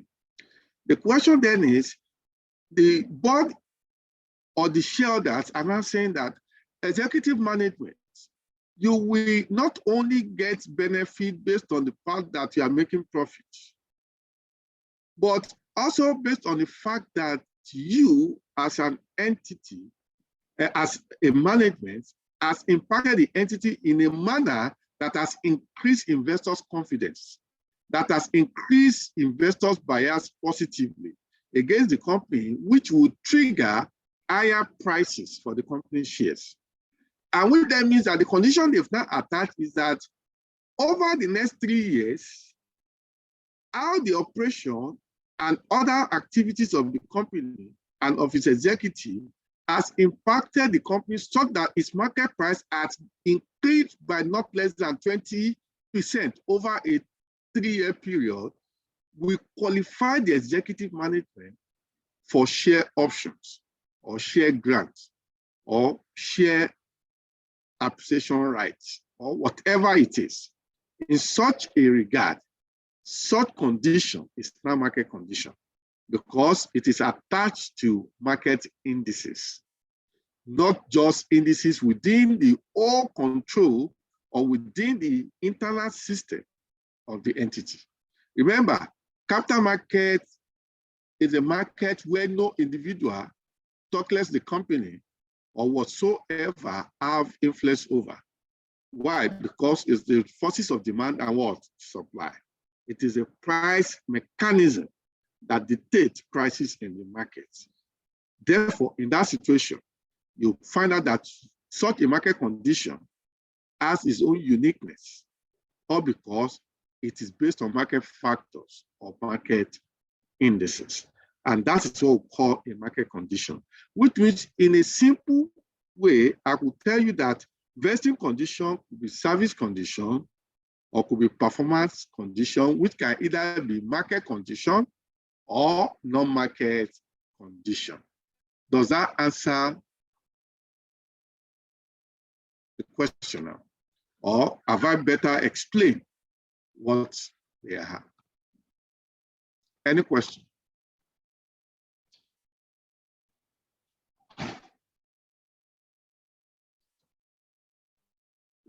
Any question?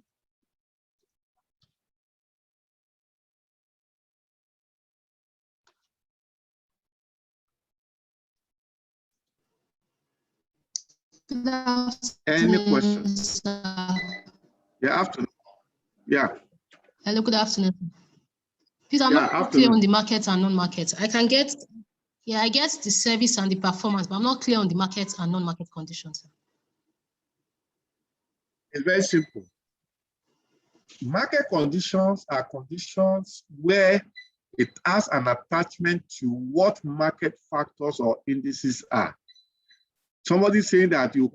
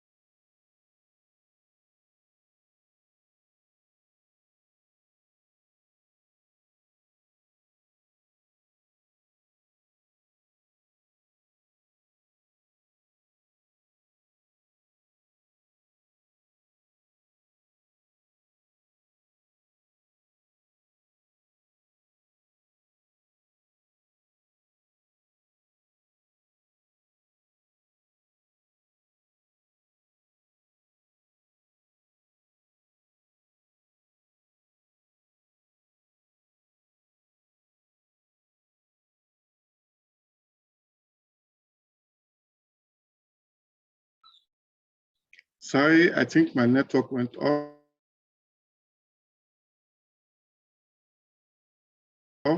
Okay. To summarize what I've said, okay, Madam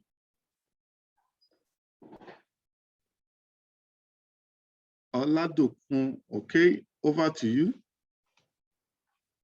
Can you assist us to read these summaries and let's see whether that corroborates what we've discussed.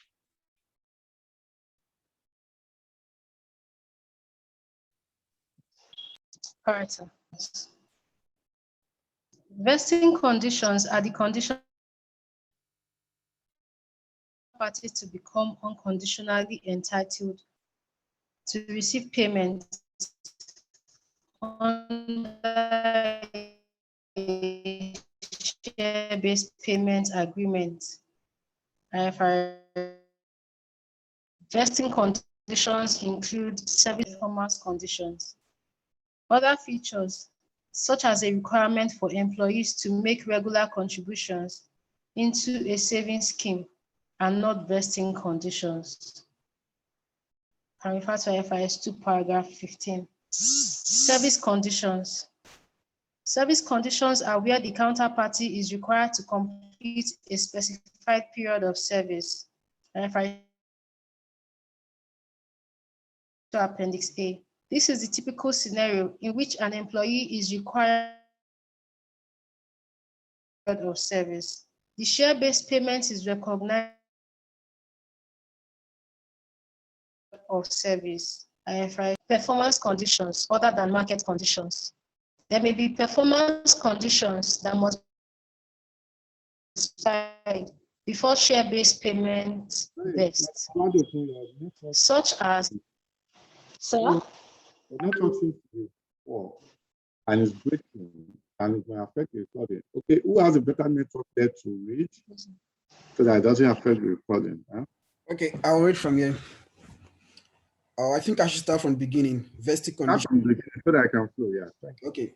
Vesting conditions are the conditions that must be satisfied for the counterparty to become unconditionally entitled to receive payment under a share-based payment agreement, IFRS 2 Appendix A. Vesting conditions can be market-based or non-market-based. Vesting conditions include service conditions and performance conditions. Other features such as requirements for employees to make regular contributions into a savings scheme are not vesting conditions. Service conditions. Service conditions are where the counterparty is required to complete a specified period of service according to IFRS 2 Appendix A. This is the typical scenario in which an employee is required to complete a specified period of service. The share-based payment is recognized over the required period of service, IFRS 2, paragraph 15. Performance conditions other than market conditions. There may be performance conditions that must be satisfied before share-based payment vests, such as achieving a specific growth in profit or earnings per share. The amount recognized as share-based payment is based on the best available estimate of the number of equity instruments expected to vest, that is, expectation of whether the profit target will be met, revised as necessary at each period end, IFRS 2, paragraph 20.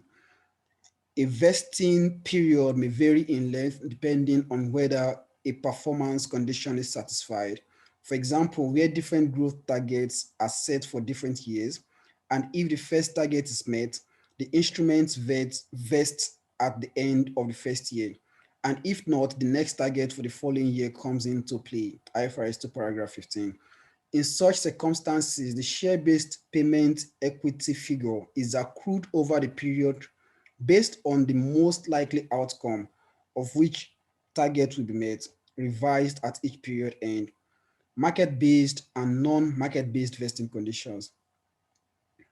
Vesting conditions can be market-based, such as vesting dependent on achieving a target share price, or non-market-based, such as a vesting service, such as a specified service period or achieving a certain growth in profit. A market-based vesting condition is taken into account by reflecting it in the measurement of the fair value of the share-based payment. This is at the grant date if equity settled, and this is at the grant date if equity settled, and at the year end if cash settled. Market-based vesting conditions are not taken into consideration when calculating the number of equity instruments expected to vest. A non-market condition is taken into account by reflecting it in the calculation of the number of options ultimately expected to vest.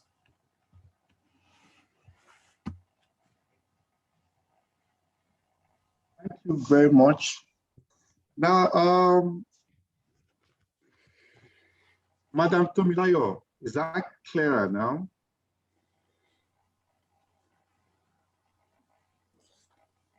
Are you there? Yes, I'm here. It's clear now.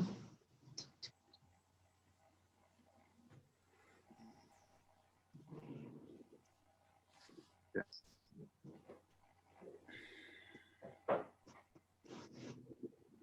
Yeah. Because anything that is attached to the company is listed in the capital market to be market-based condition. Okay, now let me emphasize some things that you might have come across, but you will have seen it passes, which I'm going to now account. Now, what are they?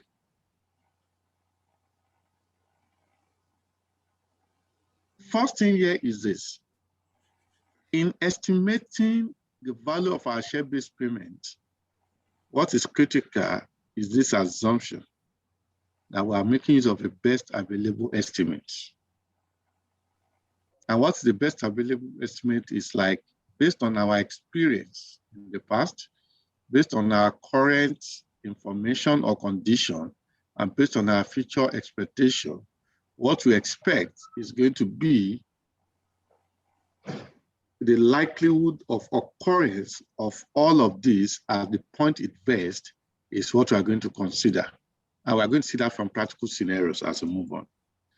Now, for equity instrument by nature, you only value it at the grant date. And we're going to see that because it is equity. I remember equity is only measured, and it is only measured at fair value, equity, which is synonymous to grant date for a share-based payment for equity settled transaction. But for cash settled transaction, such is more or less going to be done at every reporting date. And you are going to find that, which is this, at every reporting date. And we're going to see that as we move on in this situation. Next one is that for market-based condition, okay, you are told that your vesting condition will not take into consideration the number of equity.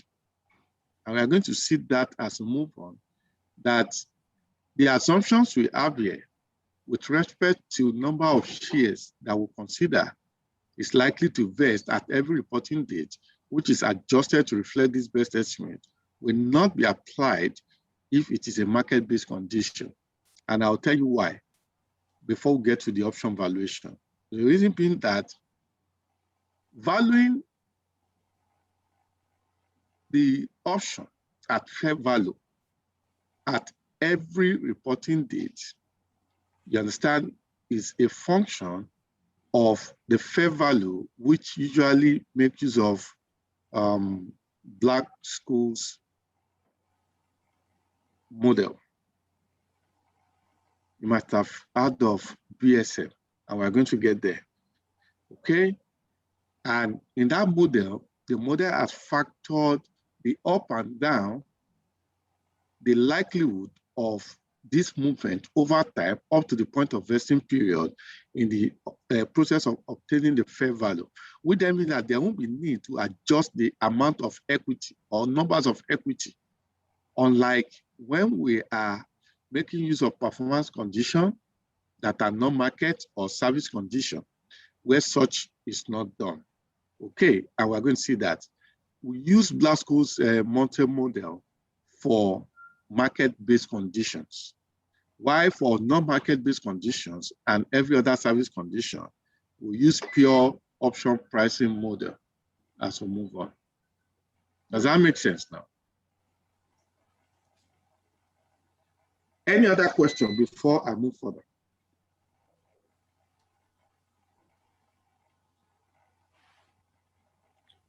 Oh, excuse me, sir, there's a question, but I think maybe it's still gonna be addressed later, because when we saw those videos, when we watched those videos, there was something like in the money options, out of the money options, and I seem not to understand fully what they mean. Yeah. That's where we are going to. But first, I can't be talking of in the money option and some other things if I've not shown us the need for it.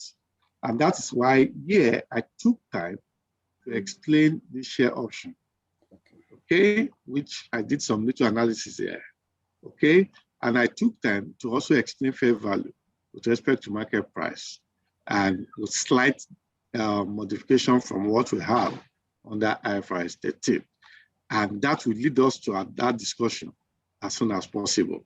You know, I always tell people accounting for transaction requires you as a professional, finance professional, as an accountant, to have cognate and better understanding of the transaction, of the industry, of what goes on.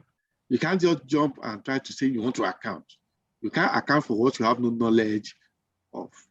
That's why no matter how good you are as an accountant in a bank, you can't jump to oil and gas and say you are the accountant of Chevron. Do you even know the process of hydrocarbon economics, hydrocarbon operation? Do you know the model operandi of accounting for it, be it a successful effort method, full cost method? You understand? Which means you need to understand. And that's why all what we have done at the beginning of the discussion is to familiarize ourselves with that market and also options. Okay. Any other question?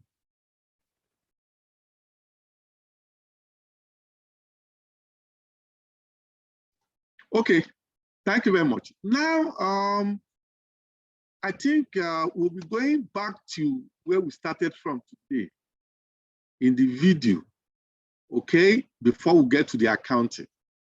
How is option priced and how is option valued? Now, before we go into that section, okay, I want you guys to have paper and biro at hand. Probably if you want to jot or want to emphasize something or want to put out a question, okay, because that will, what we want to do now is to more or less build upon what we have seen in our videos, which we have watched today. And that is where we'll start from. I will start from options. Okay, let me start from this level here. I'll start with options, pricing, and valuation.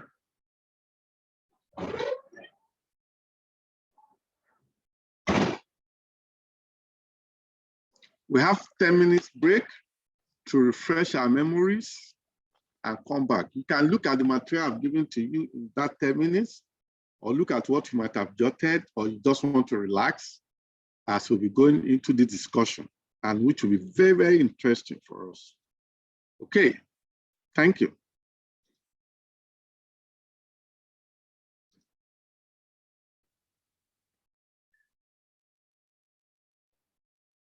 Welcome back to the session, and now we'll be discussing some critical things before we go back into the recognition and accounting for share-based payments. And at this point, I'm going to switch over to my notes. Okay, we all understood what an option is, and again, I'm going to share something with us so that we can have a better understanding here. Okay, let's start from this document I'm sharing with us, Corporate Finance Institute. What is an option? And I think we can see it there.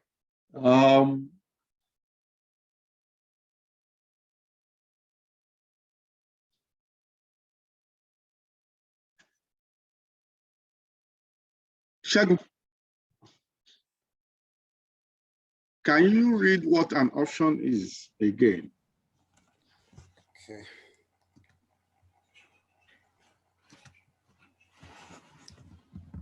Okay. You want me to read this page, valuation of options? Okay. Okay. Is that what I shared with you? Okay. No. Okay. What I'm supposed to share is this. Hold on for me. I think I am sharing the appropriate one now. Okay.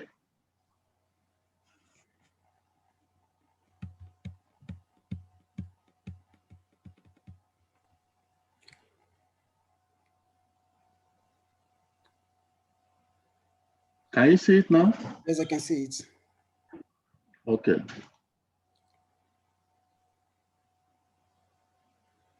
Over to you. What is an option? What is an option?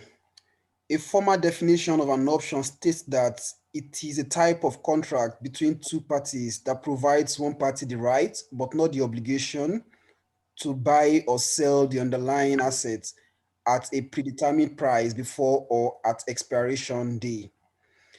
There are two major types of options, calls and puts. Call is an option contract that gives you the right but not the obligation to buy the underlying assets at a predetermined price before or at expiration day. Put is an option contract that gives you the right but not the obligation to sell the underlying assets at a predetermined price before or at expiration day. Options may also be classified according to their exercise time. European style options may be exercised only at the expiration date. American style options can be exercised anytime between the purchase and the expiration date. The above mentioned classification of options is extremely important because choosing between European style or American style options will affect our choice for the option pricing model. Okay, thank you very much, Sheldon. Thank you very much. Okay, I wanted you to stop at call and put. Okay, let me go back to my plain note. Now, one thing about option is this. An option creates an asymmetric payoff. What does that mean? It means to someone, it gives a right to party A. To another, it gives an obligation to party B.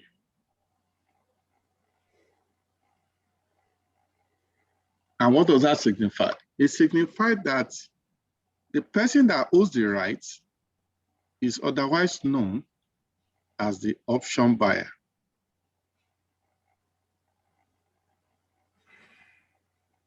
While the party that owns the obligation is the option seller.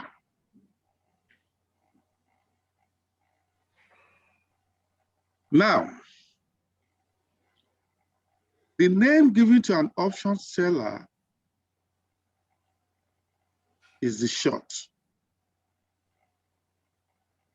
The name given to an option buyer is the long. Which means if you are the one buying an option, it means you are the one trying to obtain a right from somebody else. It's like you are buying an insurance, you are the insured. Therefore, in this case, rather than call you an insured, we call you an option buyer, which means you are the long of an option. Now, but if you are the one that write the option, it's like you are the insurer who write the policy of insurance, you are the insurance company, where people will now come and buy policy from you. You are the one selling an option, and therefore we say you are the short. Okay. Now, the same thing happens to say in every option is either you long an option or you short an option. If you long an option, you are seen as the option buyer, the one that has the rights. But if you short an option, it means you are the writer or the seller of the option, which is the one that has the obligation. Which means this should be synonymous to the insured in an insurance contract. And this is synonymous to the what? The insurer in an insurance contract.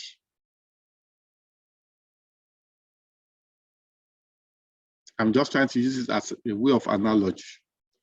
Now, having done this, the question then is whether you are a short or you are a long, what are you trying to achieve with the underlining?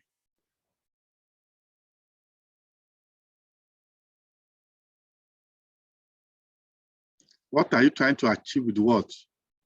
With the underlining assets. And in this case, the underlining asset is the stock or is the shares. Now, there are two things you could do with the shares. It's either you are interested in buying shares, or you are interested in what? Selling the shares. If you are interested in buying the shares, that is why you have entered into an option, either as a long or as a short. Therefore, we'll say this is a call option.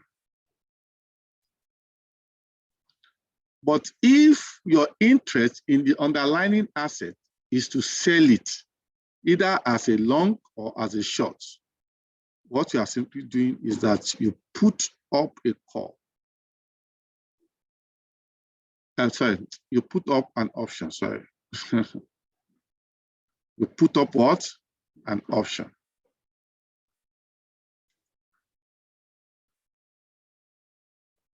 You know, the word put is that you dump it on somebody.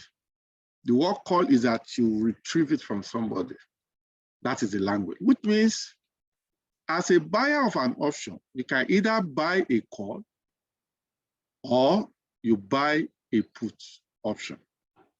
As a seller of an option, is either you sell a call or you sell a put option. Therefore, let's now give the examples. One, if you long a call option, what does that signify? What it simply means is that you have purchased or bought an option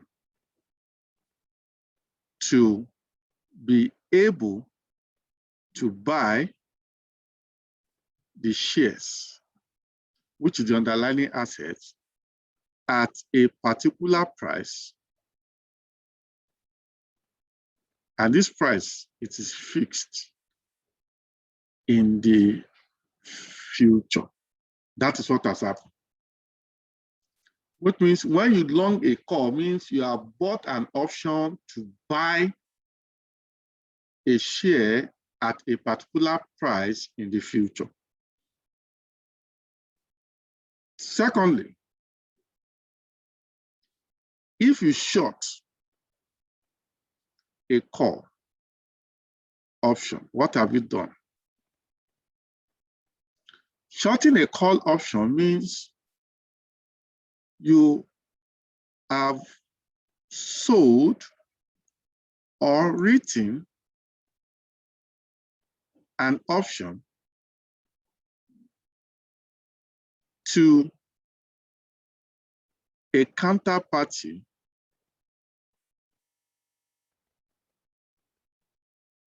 so as to allow the counterparty to buy the shares at a particular price which is a fixed price in the future. Do you guys understand what I've done? I want somebody that understood what I've done to explain this. Long a call option, short a call option. What have you done as a contract?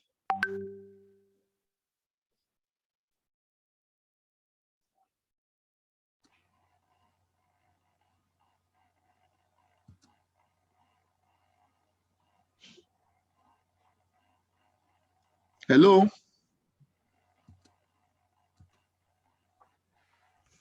Who can interpret this?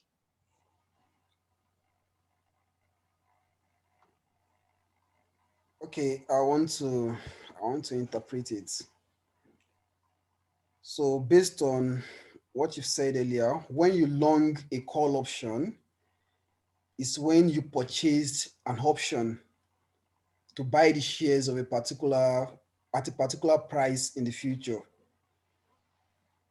You know, you are purchasing the option to buy in the future, and the other one is when you short the option, is like you are selling that option, you understand, to buy in the future. So that is just a simple explanation I can give it. Okay, now long or short an option means you have entered a contract to buy or sell an option. But the option itself, what is inside it is it for you to buy shares or for you to sell shares? Now, let me now do it from the angle of the put.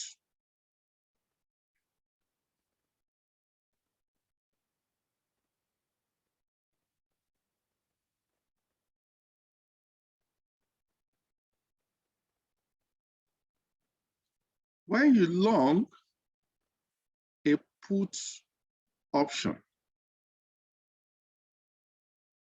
what have you done? Sorry, when you long a call option, let me start with that call so that I maintain that sequence.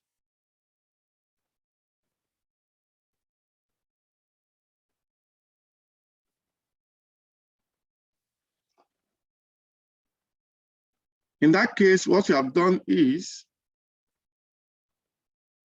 Excuse me, I think you already discussed long a call option. okay, sorry, put option, yeah. Thank you.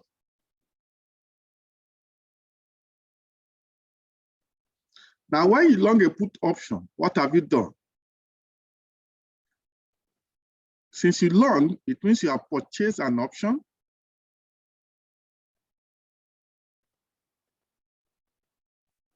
or bought an option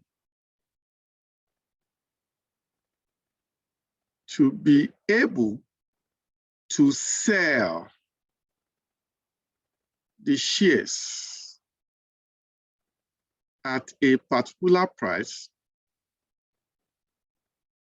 which is usually a fixed price in the future. That is what it means. What is the difference between this and this? Is the issue that the underlying, in this case, you want to buy, the underlying, in this case, you want to sell. Does that make sense now? Sheldon, can you interpret that further? Okay, when you long a put option, because the word put is like you want to sell, whereas the word call is like you want to buy. So it means you've purchased an option, and from your initial explanation, when you long something is like you want to buy it, and when you short it is like you want to sell. So now merging the two together, longing a put is like you want to purchase an option to sell shares at a particular price in the future. How will you now interpret when you short a put option? Or when you short a put option is when you sell an option when you purchased an option. No. When you short a put option is when you sell an option to be able to sell an option in the future. No. Check it again. Look at it again and try to answer it. Okay. Now, okay, let me assist you. Just try it a little. Now, when you short a put option, what you are simply doing is that you have sold or written an option to a counterparty so as to make the counterparty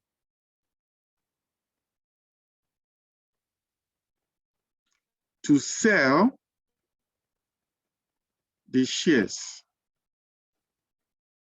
to you at a particular price, which is usually what? Fixed. And this will be in the future. Can you interpret it now? So when you sell, when you short a put option is when you have sold an option or written an option to a counterparty so as to make that counterparty be able to sell the shares to you in the future. Now, let's start with option itself. Why do you buy an option? You buy an option because you want to hedge a risk. Why do you sell an option? You sell an option because you want to speculate and profit on the fact that the risk that somebody is scared of will not crystallize. And if you take that risk, which you know it will not crystallize, that person will even pay you a premium for it. For example, insurance company. Insurance company will issue policy with the hope that it will not happen, or with the hope that even if it will happen, only 2% of the insured it will affect. 98% it won't affect them. Therefore, I will have made more money from premium I've collected than what I will settle as claim. That is the objective of a speculator. But the objective of a hedger is that, this thing will happen to me. Let me pay premium. Let me buy an insurance to protect me in case it happens. And that is that. That is the objective of option. Now, that option you are talking about, what is your major objective now is that I have shares. If I have shares of a company, my fear is that the share price will fall. I don't have fear that the share price will rise. I even have joy. But if I pretend that the share price will fall, therefore I want to hedge it, that means that the option I want to get is the option that will allow me to sell the shares to somebody at a price higher than what it will go for in the future. Therefore, let me lock in a price today, so that even if the price falls in the future, I won't lose, because the person is bound to buy it from me at that price. Which means the objective of a call option is because you thought your price of shares will fall. But if you thought the price of a share will rise, and you don't have that shares today, and you can't buy the shares today because you don't have the money today, you are waiting for the bonus they will pay you at the end of in the next 2 months, and you know that the share price will rise before next 2 months, what will you do? You now enter into an option to buy that shares. Remember, you'll have locked in the price today with somebody that owns that shares. And the person that owns that shares might not know that you have some information that is pointing towards a direction that the share price will go up. And that person has agreed that, okay, when you collect your bonus, I'll sell the share to you at 10 naira. Probably because the share is selling for 9.50 kobo today. He even thought he has made 50 kobo from you. But you know that the intrinsic value of the shares is going towards 15 naira. Once you have executed that contract, in 2 months' time, the share is now going for 14 naira. The person have no choice other than to sell to you at 10 naira, which means you have entered into an option contract to buy. The other one is you have entered into an option contract to sell. That means there is an objective towards risk management or edge that warrants you to either buy a call option or buy a put option. But if you short, you are a speculator because you are trying to take opportunity of what you know others do not have sound knowledge of. Which means those that short option are usually traders. Do you guys see now? Why edgers are the ones that buys from them? The option, not the underlining. The underlining might be to sell or to buy, but the option also can be to sell or to buy.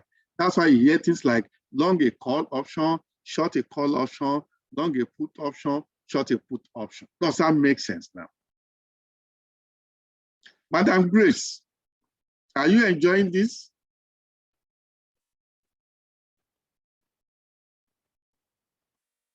Interesting, sir. Okay. Now, that is just introduction. Now, okay, again, what is key between these is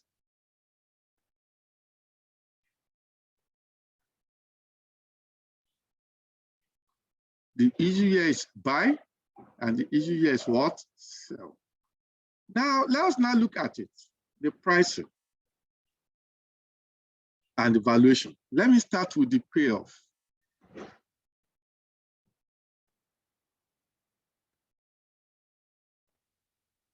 The payoff of an option is viewed from the angle of the long, which is the option buyer. Okay. Now, the payoff of an option, let me start with the call option.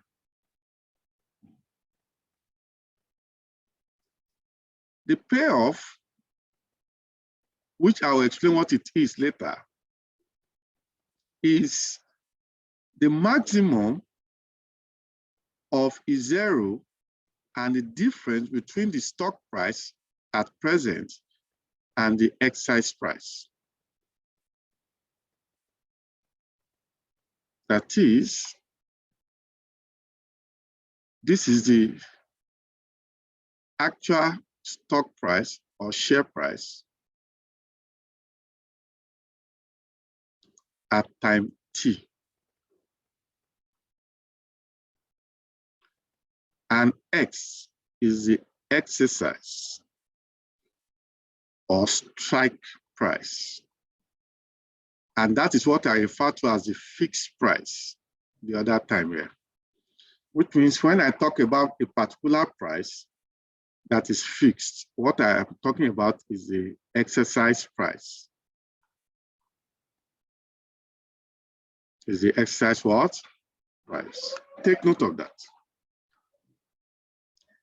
Now, the exercise price is a fixed price that has been agreed at the inception of the option between the option buyer and the option seller. And such price does not change over the life of the option. Okay, let's give an example.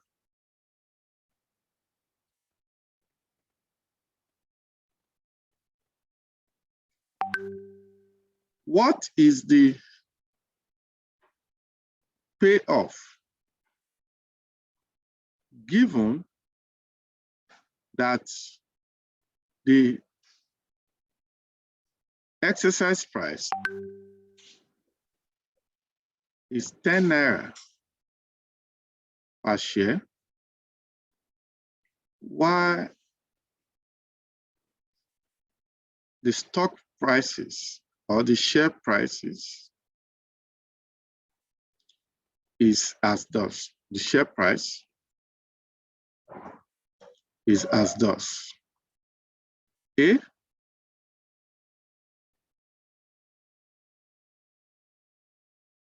12 naira per share.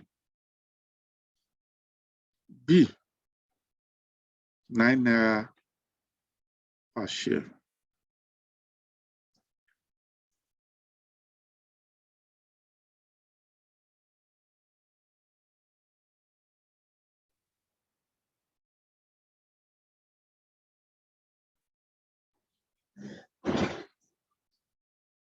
Who will answer that?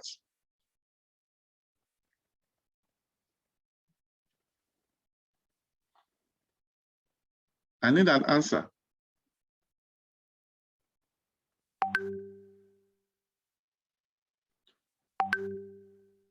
Shegun, you are not muted.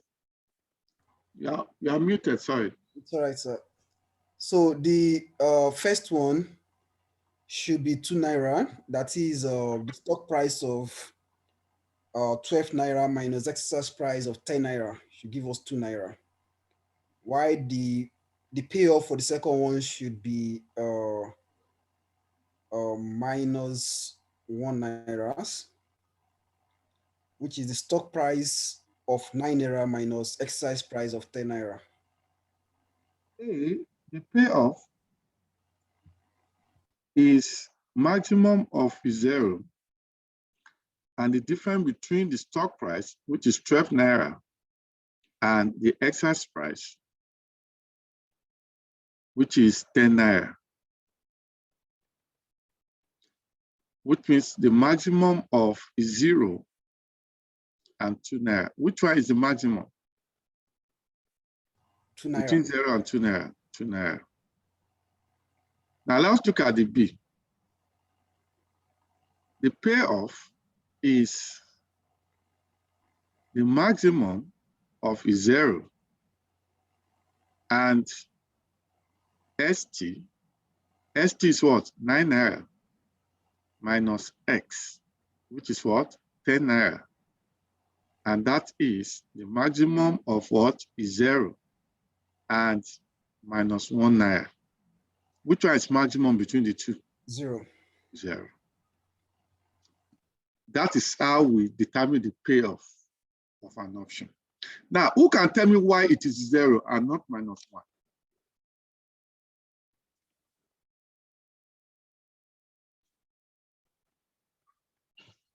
Who can tell me why it is 0 and not minus 1?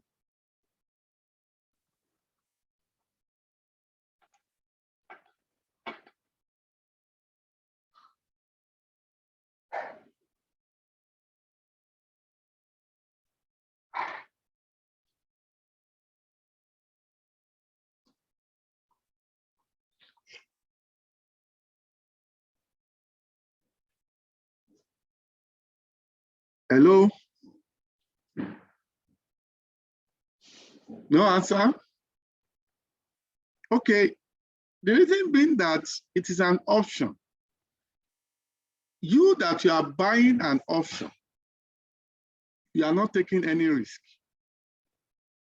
other than the premium you have paid. You are buying a protection.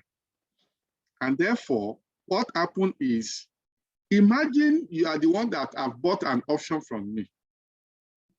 And the option is that you want to buy shares of a company. And we have agreed that I'll sell the shares to you in 2 months' time at 10 naira. And I'm about to sell it to you at 10 naira when you come up to buy it in 2 months' time. Now, in 2 months' time, the share price has dropped to 9 naira in the market. But two of us has agreed that you will buy it from me at 10 naira. But take note, you have an option to either buy or not to buy, because what you have, if you go back to it as an option buyer, is a right.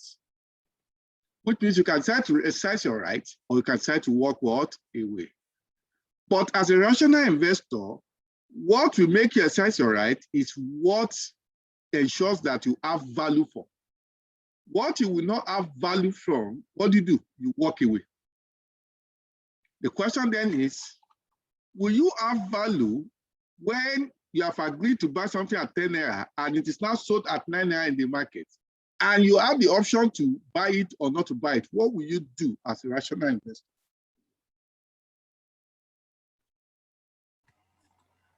I'll walk away. When you walk away, what value do you have? It's zero. You are not losing because you will not buy at 10 naira when I can walk to the market and buy at 9 naira. That is what that implies. Does that make sense now? This is the payoff of a call what? Option. Now let's look at a put option.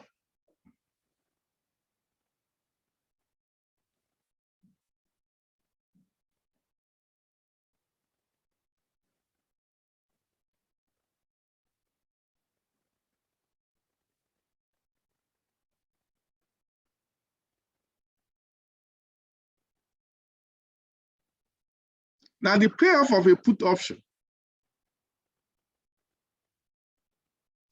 is a maximum of a zero and the difference between the exercise price and the stock price. Recall that ST is the stock or share price, and X is the exercise or strike price, which is a fixed price.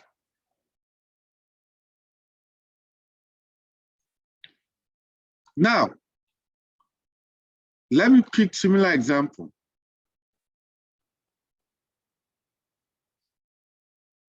E.g., you purchased a put option from party X at an exercise price of 10 naira. The current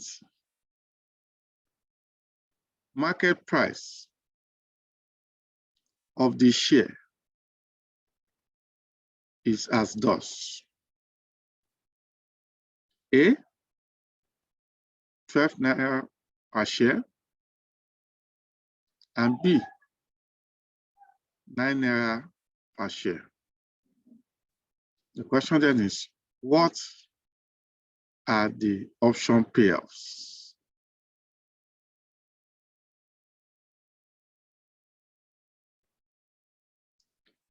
I need that answer here.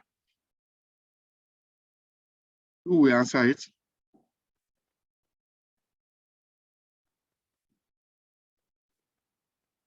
Who will answer?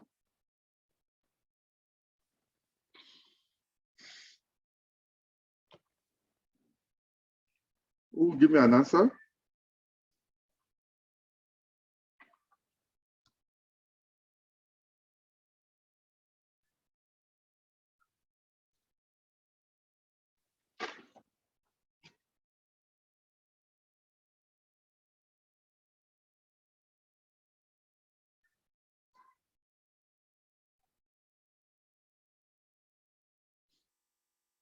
I'll wait your answer, so.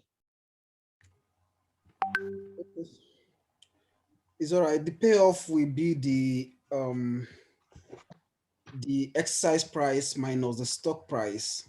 And for the first one, the payoff will be 0 because it's the maximum of 0 or the difference between the two. Okay. So, and the second one, the payoff will be 1. Okay, why is the payoff of the first one 0? Can you explain non-mathematically, like explain to a common man?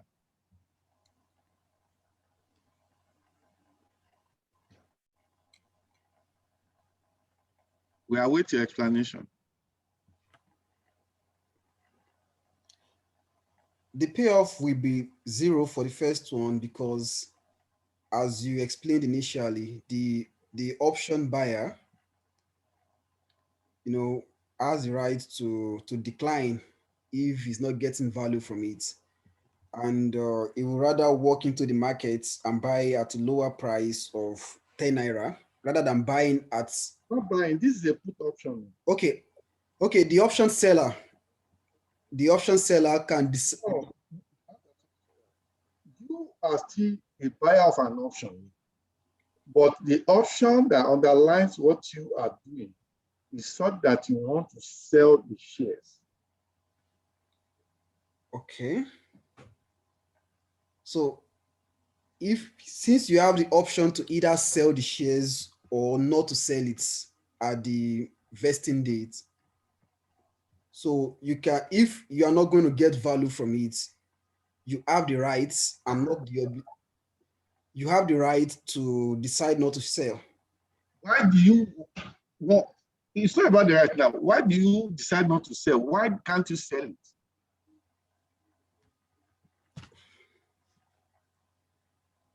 You can't sell it because you are not getting the value from it. The exercise price is 10 and the share price is 12. So you will rather want to go and sell to another person that will buy at that higher price than to sell at that initial amount that you agreed with the counterparty in order to maximize your value. Exactly. That is what it is. Thank you very much. Thank you very much. Now I've successfully broken down this into simpler position for your understanding. Madam Grace and Nuruddin, I want comments. Are you able now to grab your understanding of option, how it's being used as an instrument for hedge or as an instrument for speculation?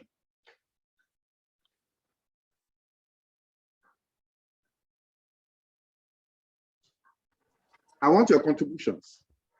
Yes, thank you very much. I actually appreciate the step-by-step approach that you are adopting, explaining each concept.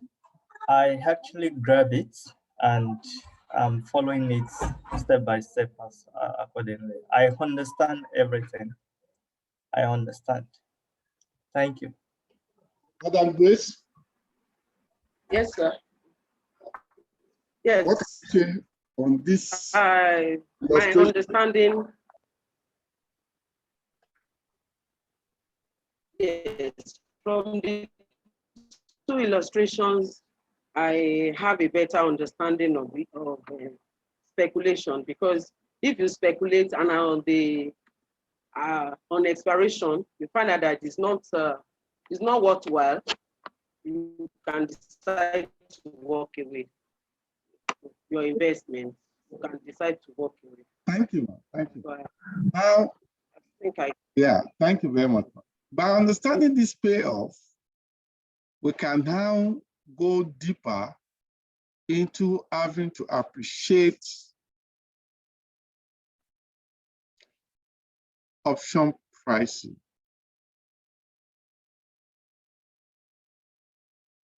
How do you price an option? Option price is synonymous to the option premium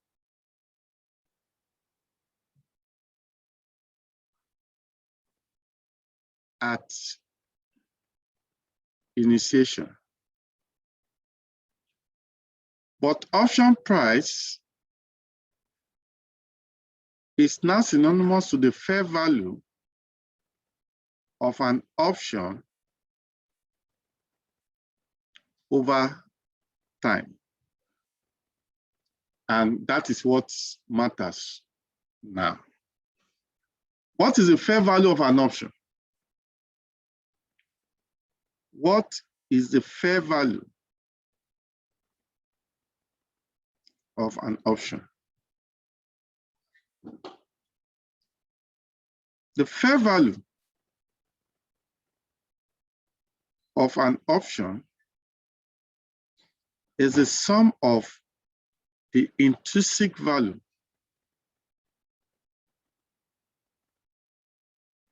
of an option plus the time value of an option. Now, one, intrinsic value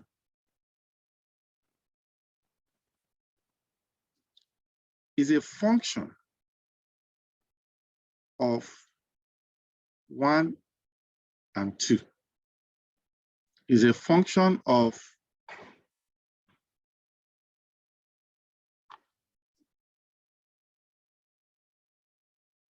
let me use right.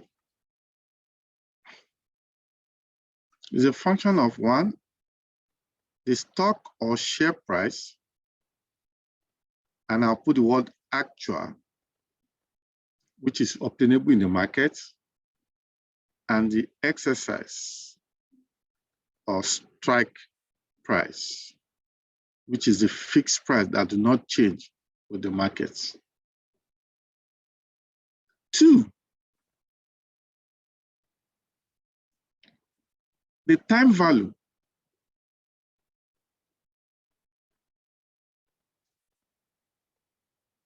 is otherwise known as the extrinsic value, which is a function of 3 things.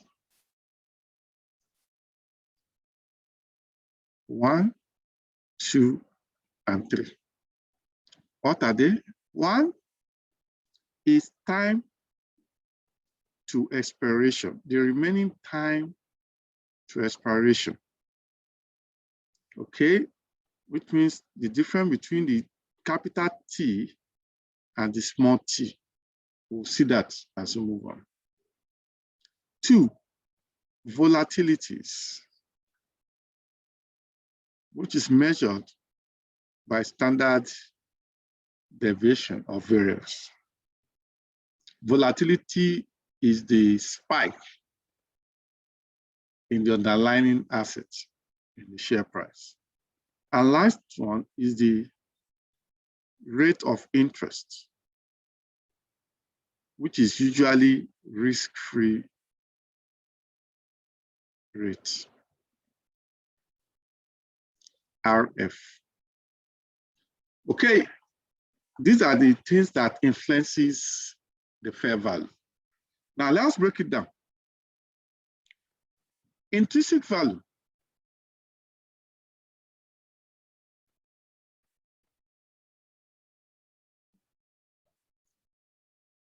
of an option is the payoff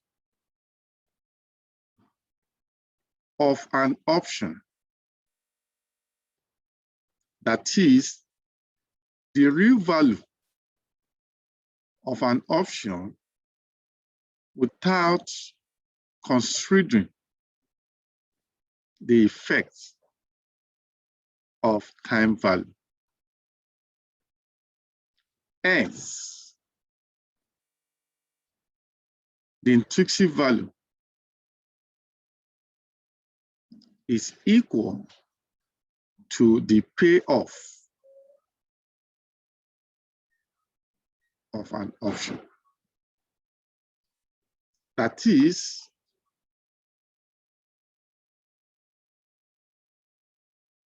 intrinsic value, let me use the word IV, for a call is the maximum of 0 ST minus X, which we have done, and the intrinsic value of a put is the maximum of 0 X minus XT, as it is. Any question on that? Which means the payoff of an option is the intrinsic value of an option. Any question?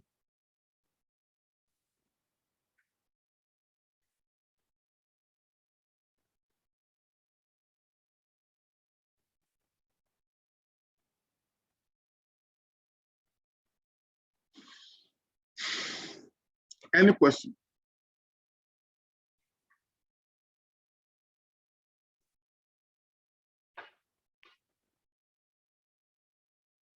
And what can you say so far?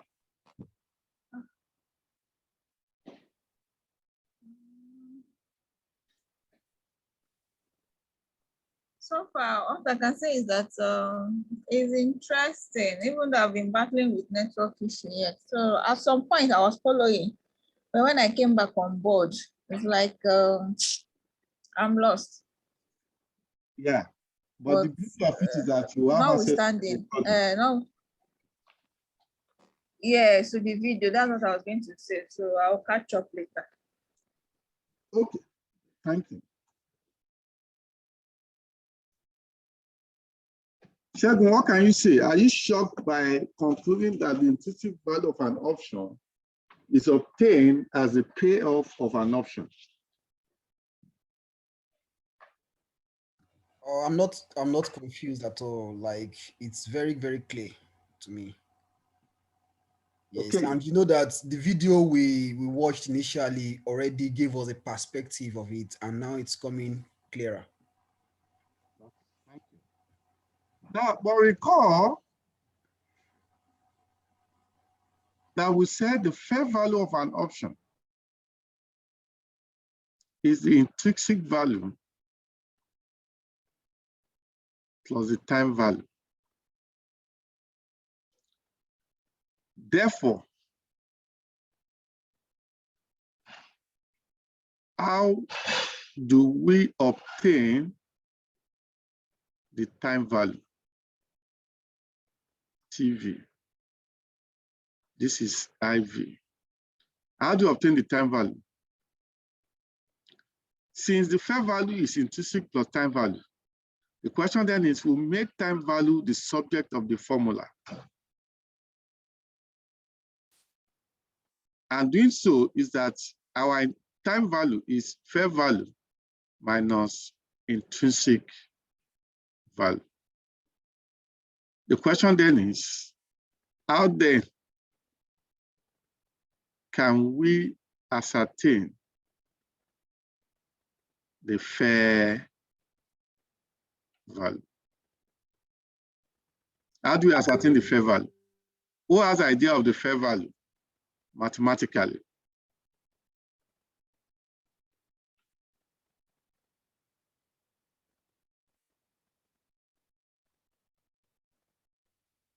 I'll give you a simple basis without using complicated option formula. I'll just use a binomial formula because you are not dealing with the ones that ask market factors and some other things. Therefore, what I'll simply do is on the basics, by the basics, the fair value is as follows.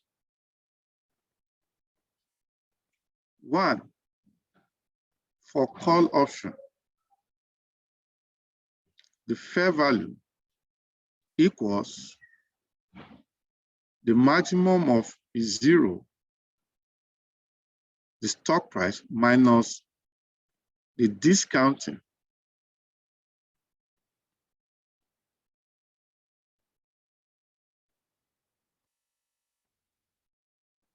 what it simply means.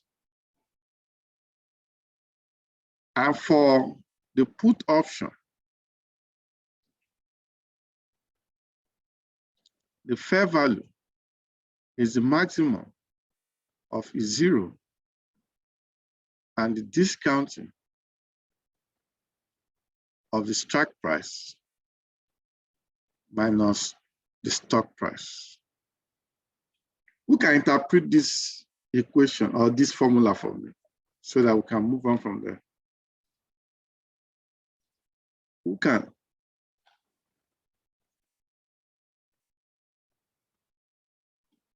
Who can?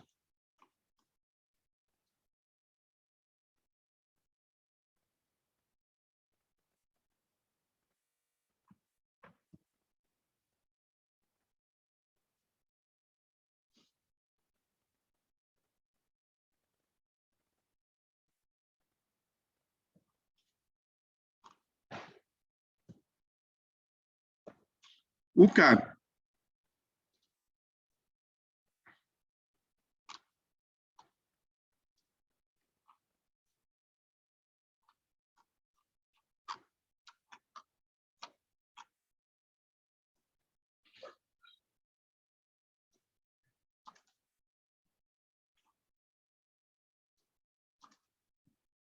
I'll wait, you guys.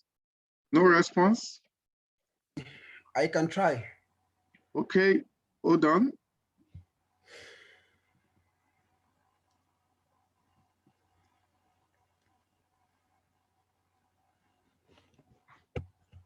Okay, over to you. Okay, for a call option, which is an option to buy, an option to buy, the fair value will be the stock price, which is the price of the shares minus the present value of the exercise price. That is what the mathematical formula simply means. Like, thank you. Thank you. You said it all. You've used that singular language. That singular language has put everything to rest. What we are trying to say is that exercise price is in the future.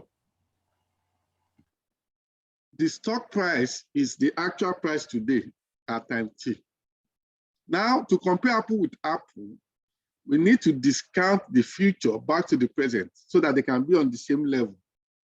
The difference there is the fair value. And in that case, we obtain the fair value. Now, let me give you an example. I want us to solve this together. Illustration.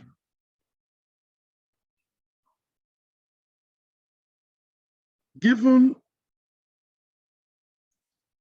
the call option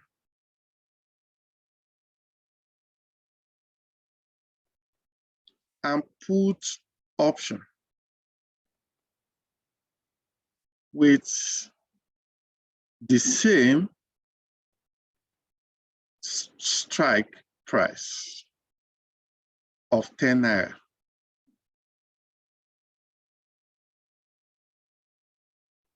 Per share. Okay. The risk-free rate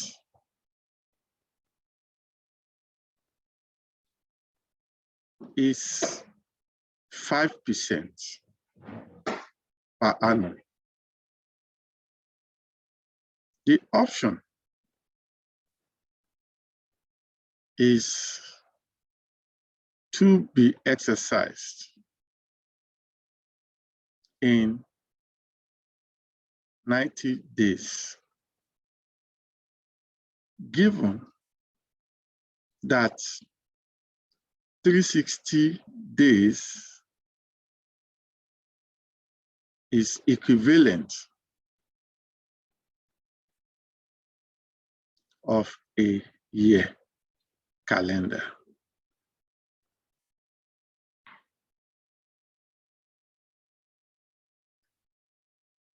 What would be the fair value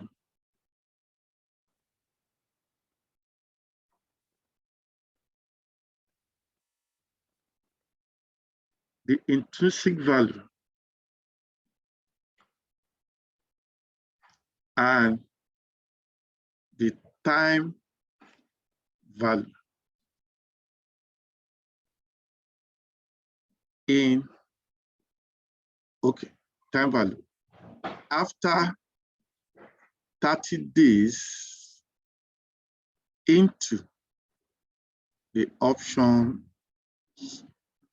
contract, given that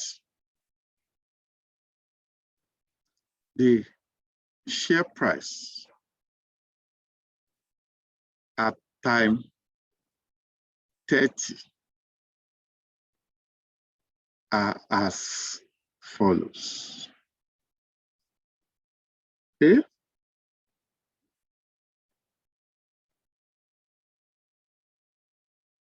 A1, share price,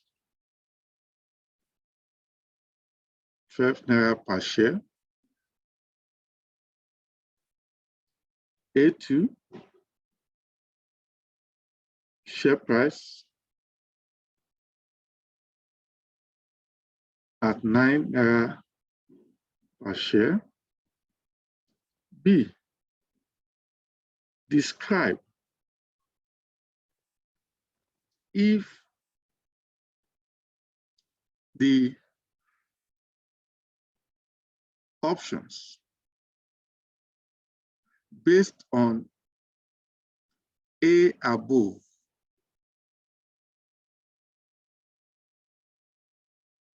is or are 1, in the money,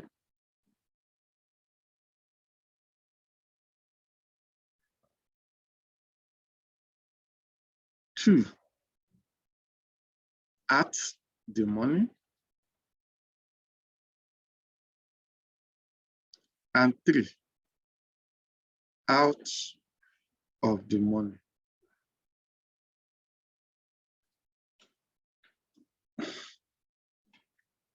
I want you guys to discuss it before I come to your rescue.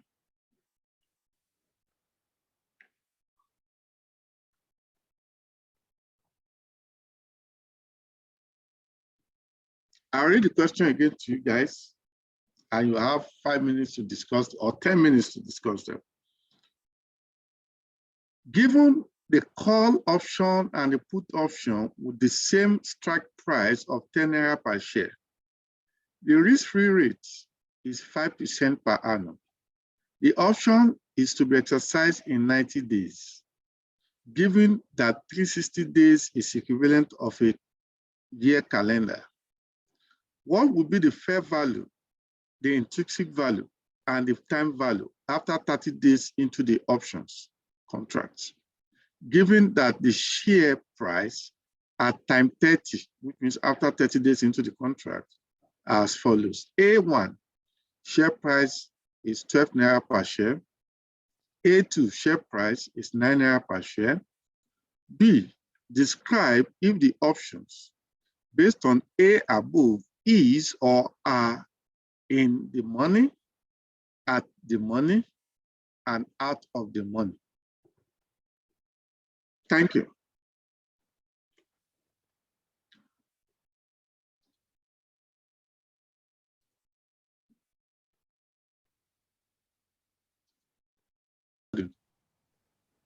Okay, thank you. We are back now, and let's look at the solutions once again.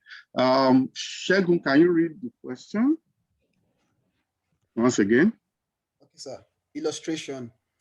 Given that call option and put option with the same strike price of 10 naira per share, the risk-free rate is 5% per annum. The option is to be exercised in 90 days, given that 360 days is equivalent of a year calendar.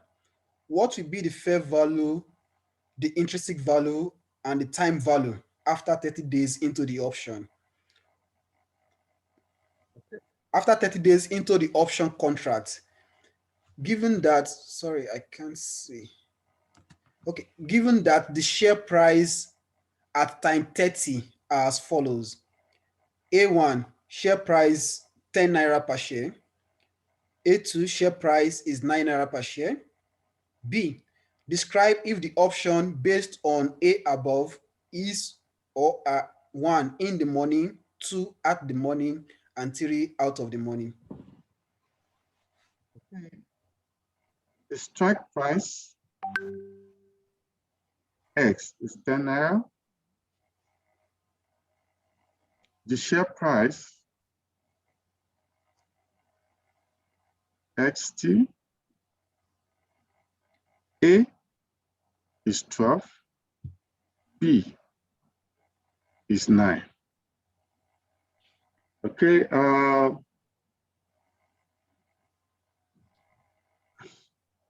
capital T, that's the original time or duration.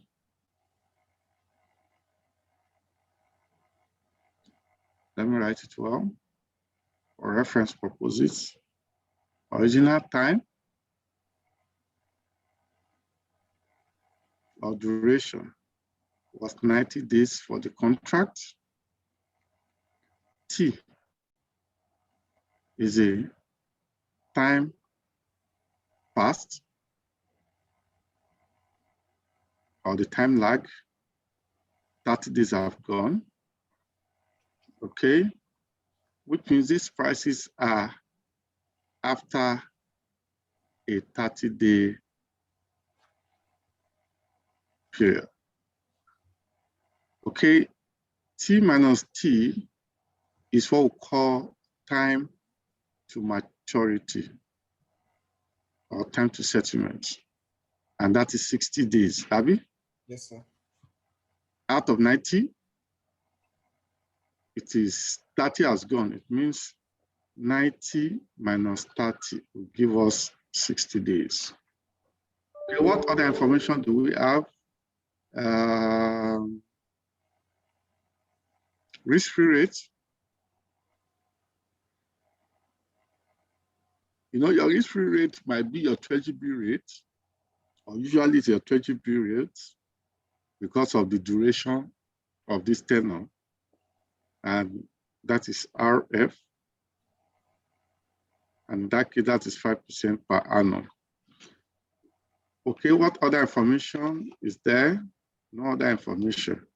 Therefore, we can simply come here and say, what then is our solution? Question, is it 1 or 2? Okay, question A.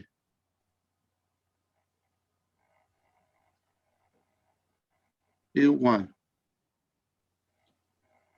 A1 is on call option. Okay.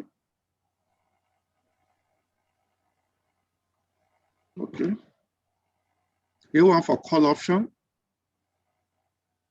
Remember, I had you guys talking about, does it start with fair value or intrinsic value? Any of it. Okay, let me start in that order that we have it there. Fair value is the maximum of 0 ST minus the present value of our strike rate.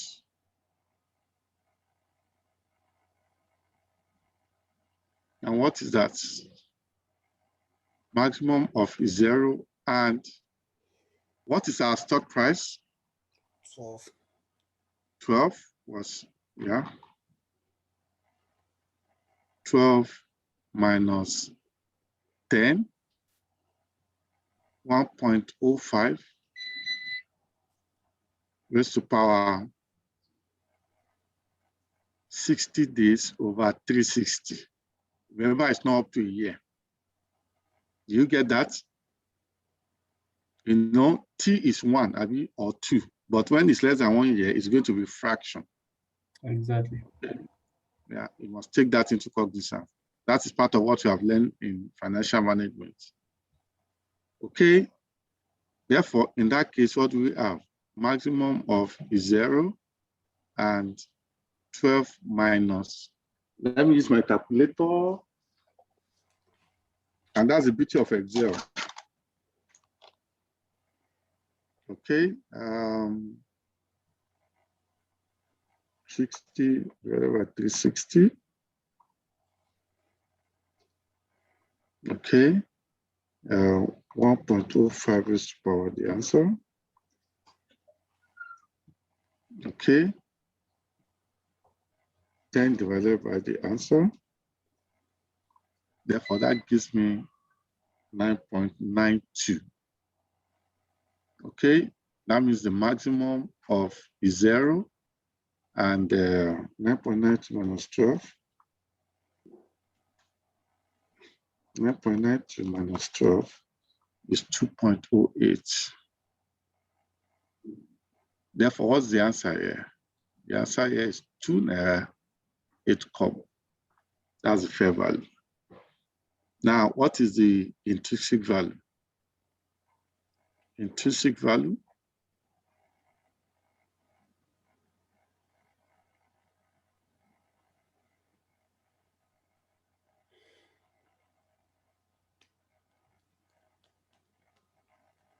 intrinsic value is just the payoff. And what's the payoff? The maximum of this ST without discounting. And that is maximum of 0, 12 minus 10. That is maximum of 0 and 2. And what do you have? You have 2 naira. Hence, our time value is the difference between the what? The fair value and the intrinsic value, which in this case is 2 naira 8 kobo minus 2 naira. And that's how much? 8 kobo. Does this look like what you will have done? Yes, sir. Yes. Yeah. Now let us now put side by side for put option.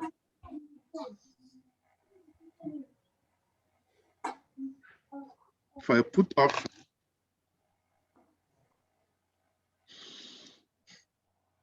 the fair value will be maximum of 0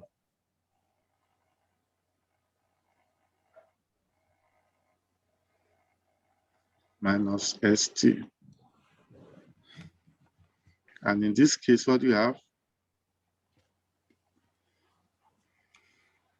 Minus 10 over 1.05 raised to the power 60 or 360 minus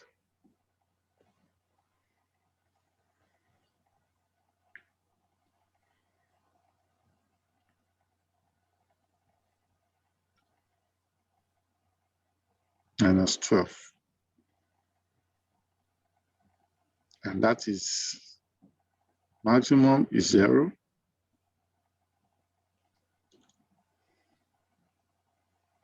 This, what did we get the other time? 9.92 minus 12, which means this is maximum of 0 minus 2.08. What is your answer? This is 0. Now, if you remember in the video I played for you, they told you that the delta of call option ranges from 0 to 1, and that of a put ranges from 0 to minus 1. What it simply means is that call and option are opposite in direction. If you pick the same exercise price and stock price, if option is in the money, put will be out of the money. If put is in the money, call will be out of the money. And that's what we have done here, which is 0 here. Now, what is the intrinsic value? For my fair value to be 0, I don't need to bother my intrinsic value because my intrinsic value will also be 0, which is x minus xt. Okay, why? Why is it 0? Because it is out of the money. 10 minus 12, which is maximum of 0 and minus 2, which is also what? 0. Automatically, the time value will also be 0 because there's no value at all.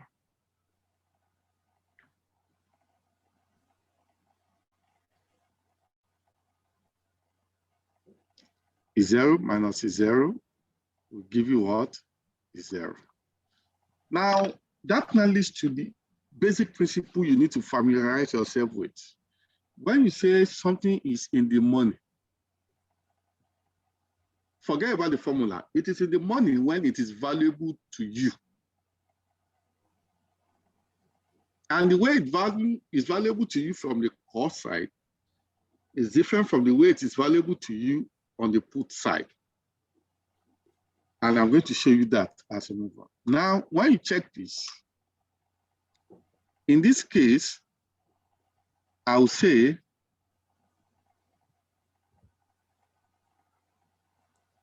it is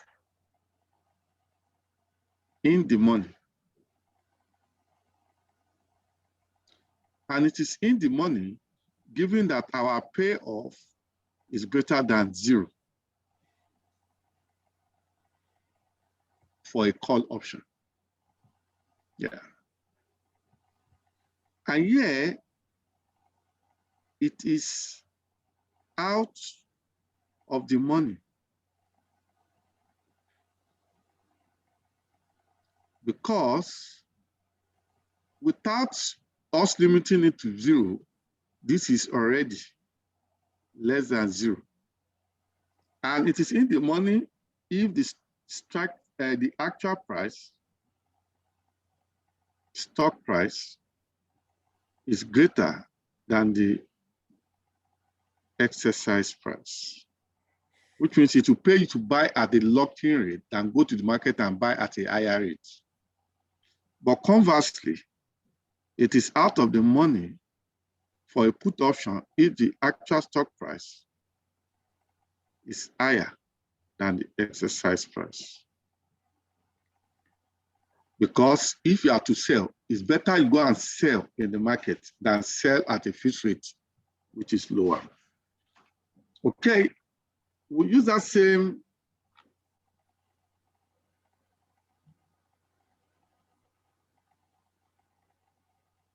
where did that thing disappear to?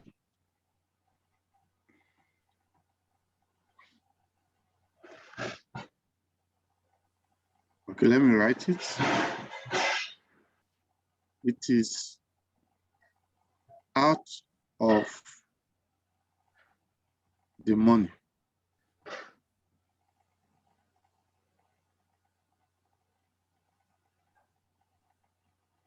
That is the actual stock price for a put is greater than the exercise price.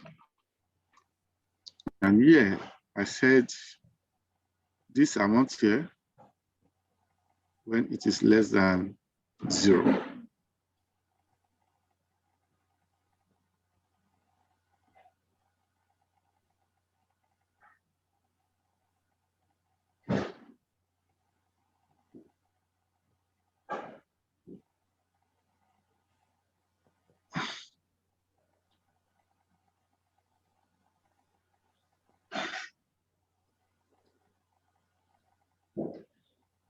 Okay.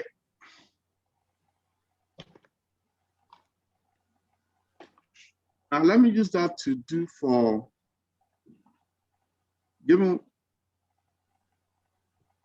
I'll use that to do for the B.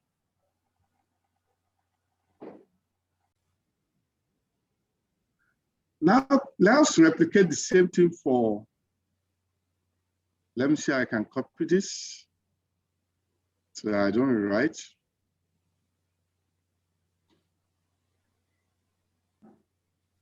To do the B.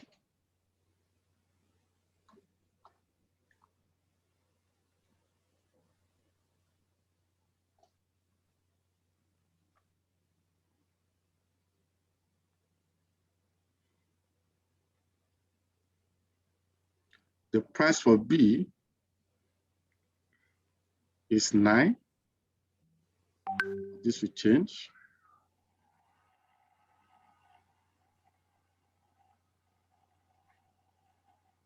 This will change.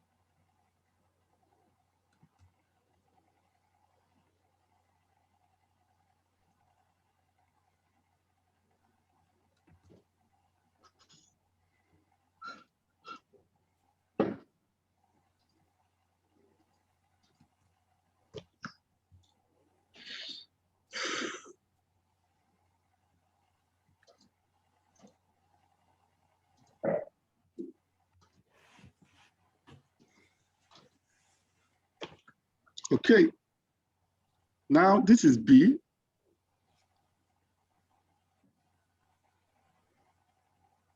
The price now is 9 naira according to the question. If you go back, oh, sorry, A2, not B. A2, that's 9 naira.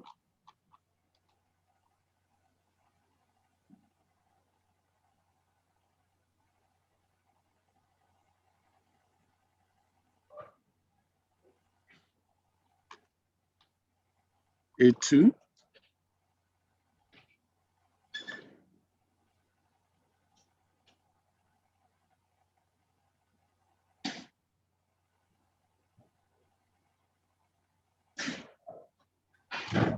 Now, given that the stock price at time T is 9 naira, therefore this will give us negative 0.92, and which will give us a 0, which means here is 9, give us minus 1, which is limited to 0. Therefore, in this case, the time value is 0 minus 0. And that will still give us what? 0, which then means that in this case, it is out of the money. Why? Because the actual stock price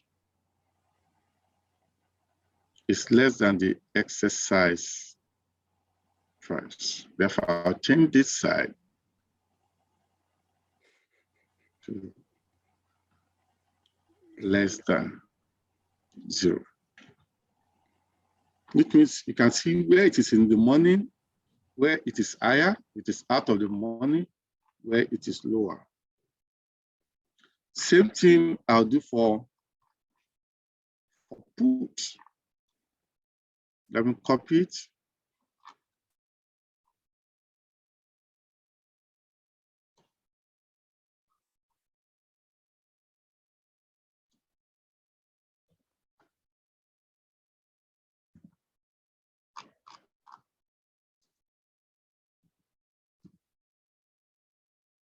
Okay, for put, it's also 9 naira.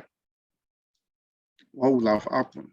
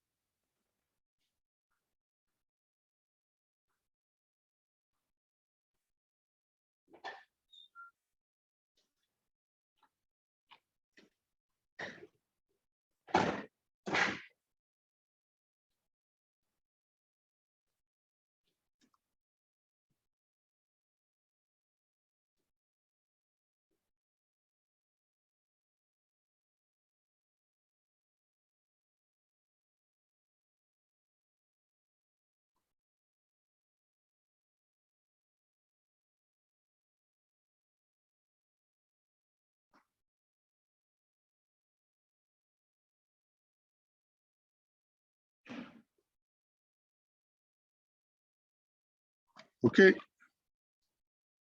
Now, given that it is 9 naira,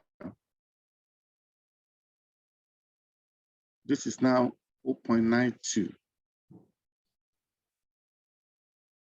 And since this 9 naira is greater than 0, which makes it to be in the money. And therefore, in this case, this is 1 naira. And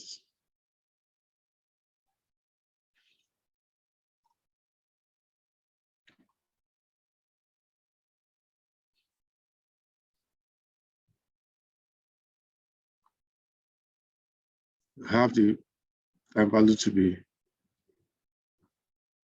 negative 0.8. Okay.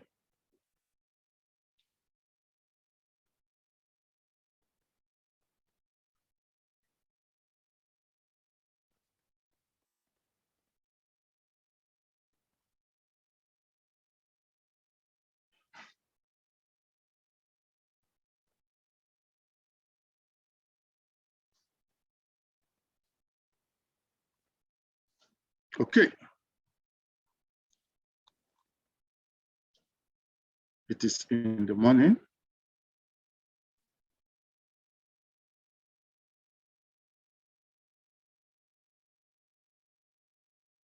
Because the actual price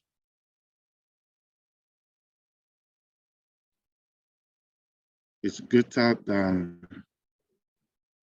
sorry, the actual price is less than, not greater. It's less than the excise price.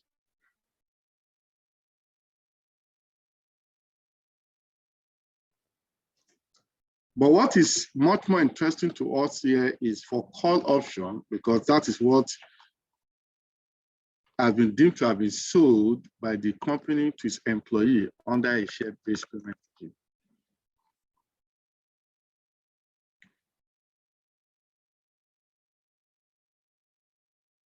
Okay.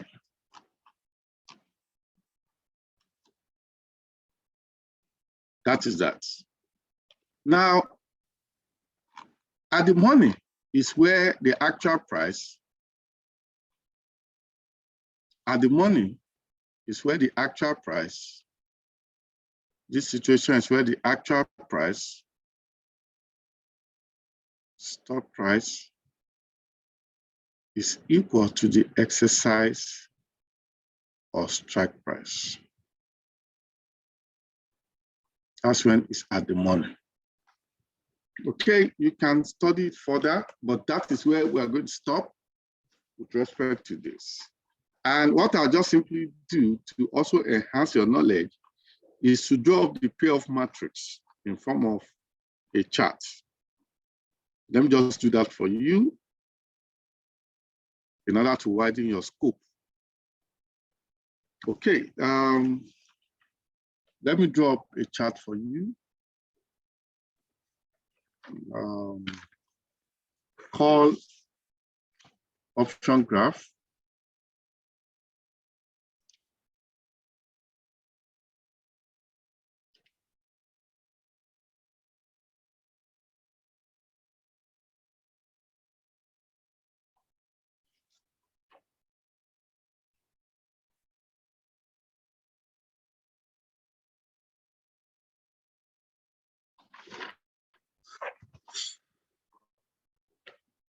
I have my timeline.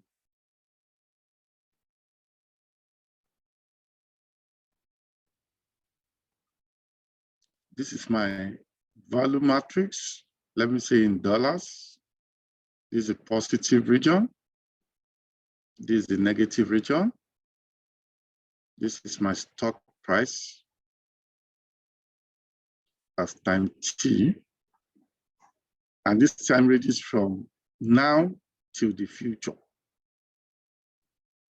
Okay, now let me give that this is our excess price. Okay, up to the point where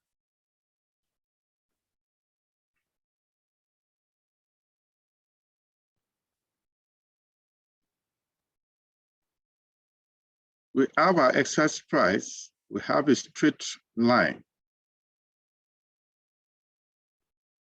And this straight line falls within the negative region, probably because of the premium we have paid in order to buy the option.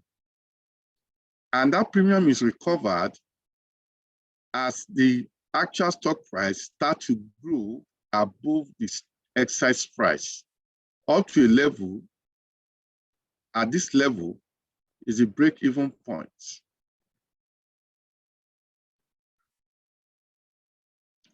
Which is a break-even stock price, where we'll have at least recover our option price. But anything above that is where we have our positive payoff. Hence, this is going to be our net payoff on a call option. And therefore, let me use the green light to depict that.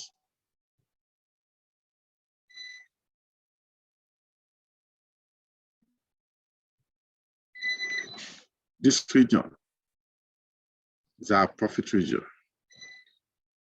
Why this region?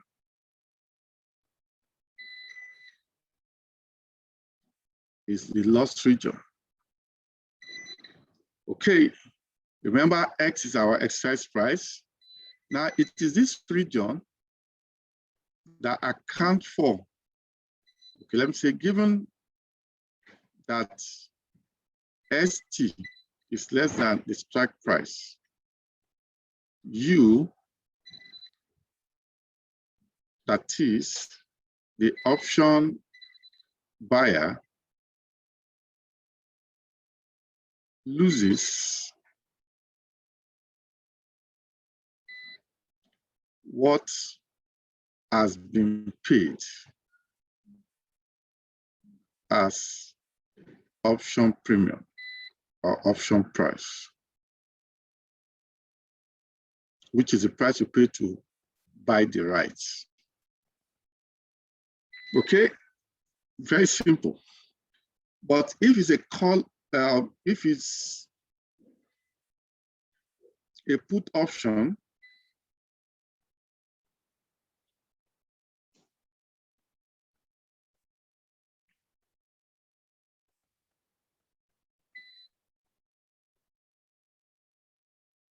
what is our payoff?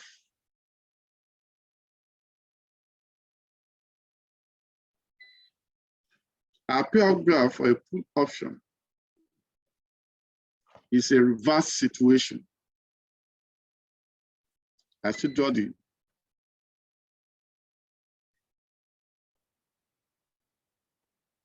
and this is from the angle of the buyer of an option.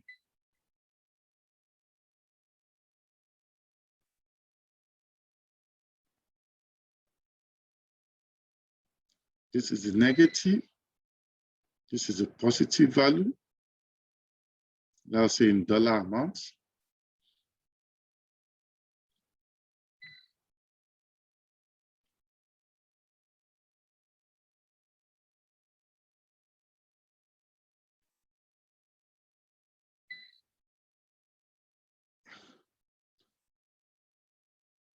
Where this is where we have our strike price. And this region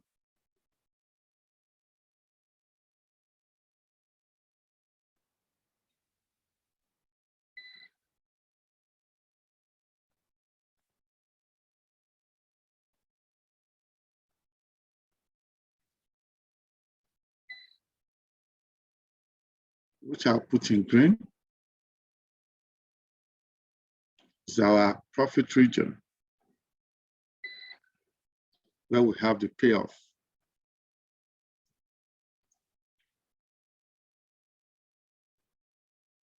The net payoff on a put option. Why this region is the region where we record our maximum loss.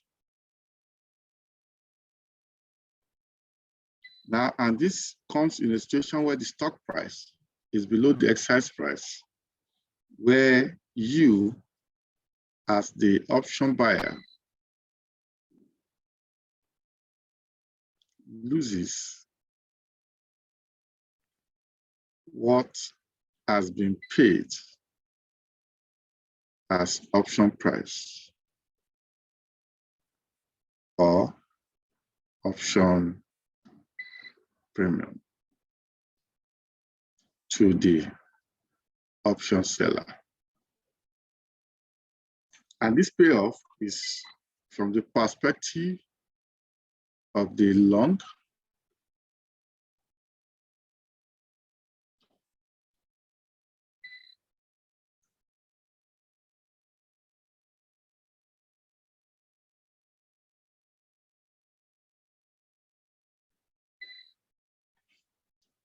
perspective of the long, which is what concerns us now.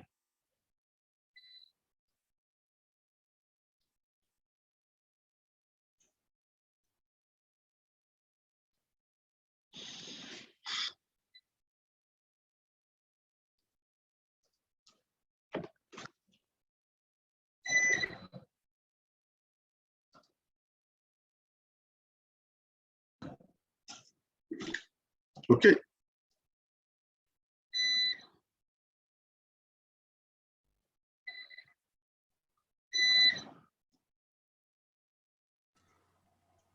Please, can I ask a question? Yes, over to you. Yeah, I understand the graph quite well, but I'm just wondering why the intersect is not exactly at X, which is the exercise price. What is not at X? The intersect, the break-even point. The intersect is not there because of the premium you pay. You know, for you to have a right, you bought an insurance. Okay. You pay a premium, which means if the share price in the market and the exercise price are the same, whether you go to the market or you buy there, there's no difference. But you have already paid somebody ₦2 as a premium to enter into that contract. That money is lost. Okay. Okay. Which means at your break-even point is where your net payoff is 0. That will now take us to net payoff. Net payoff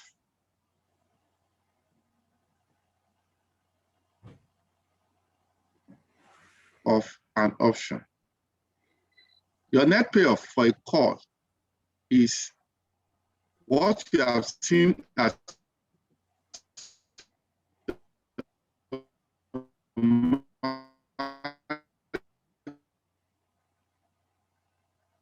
maximum.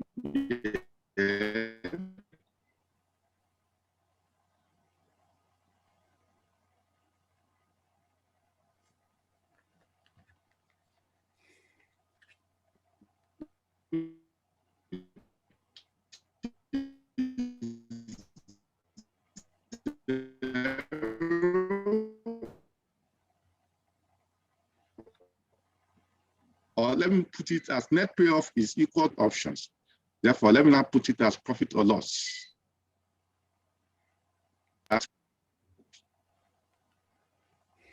premium paid to enter your choice. And for put, it is the maximum of 0, x minus xt, minus the same premium you have paid to enter into the option, which is P naught.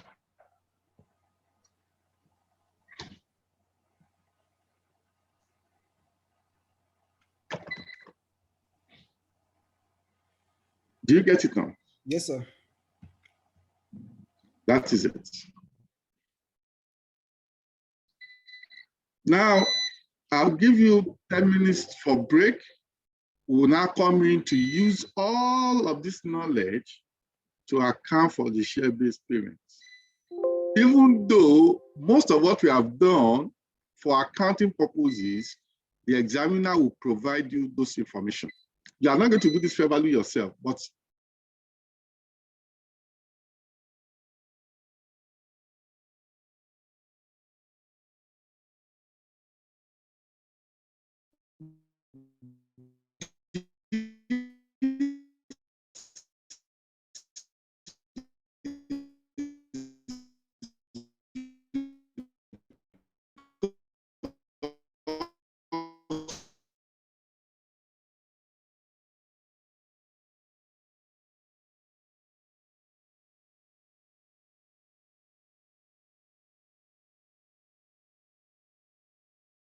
we are doing a workshop.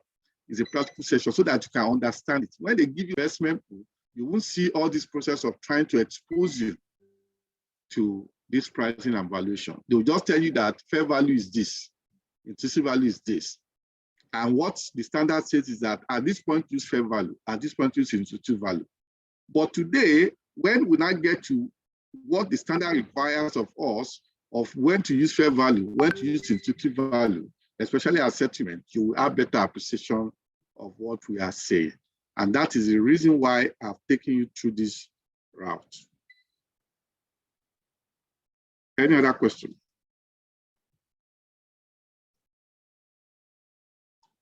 Any other question?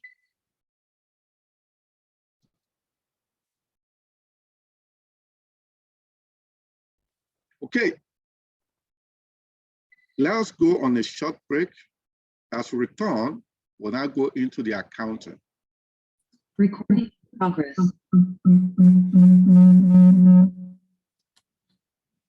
Okay, thank you.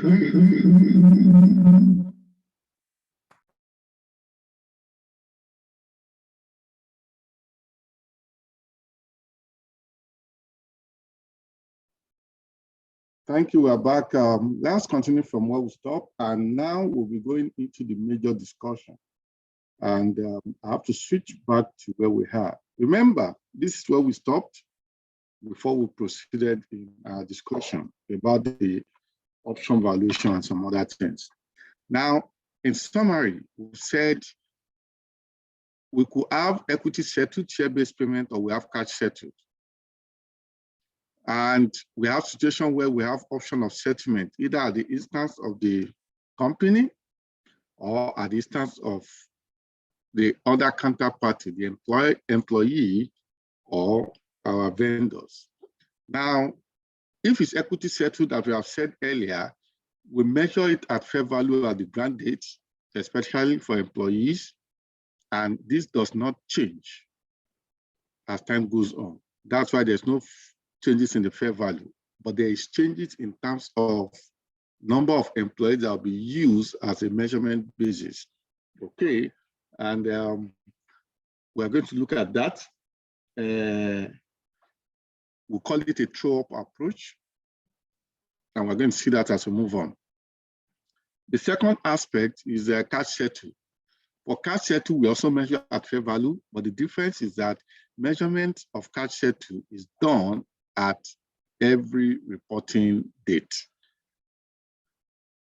Okay, at every reporting date up to the date of final settlement, because that depicts present obligation, which becomes a liability.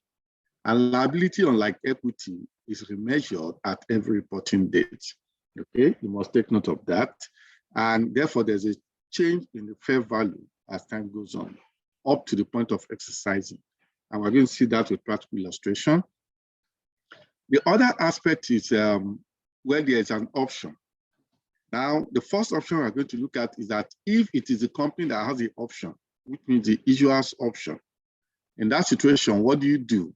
When the company has an option at the point of settlement to either deliver shares physically or to pay cash in lieu of the phantom shares that have been used as a notional amount of shares, therefore, in that situation, you will have to consider it based on the pattern of past practices of the entity and of its policy as an organization.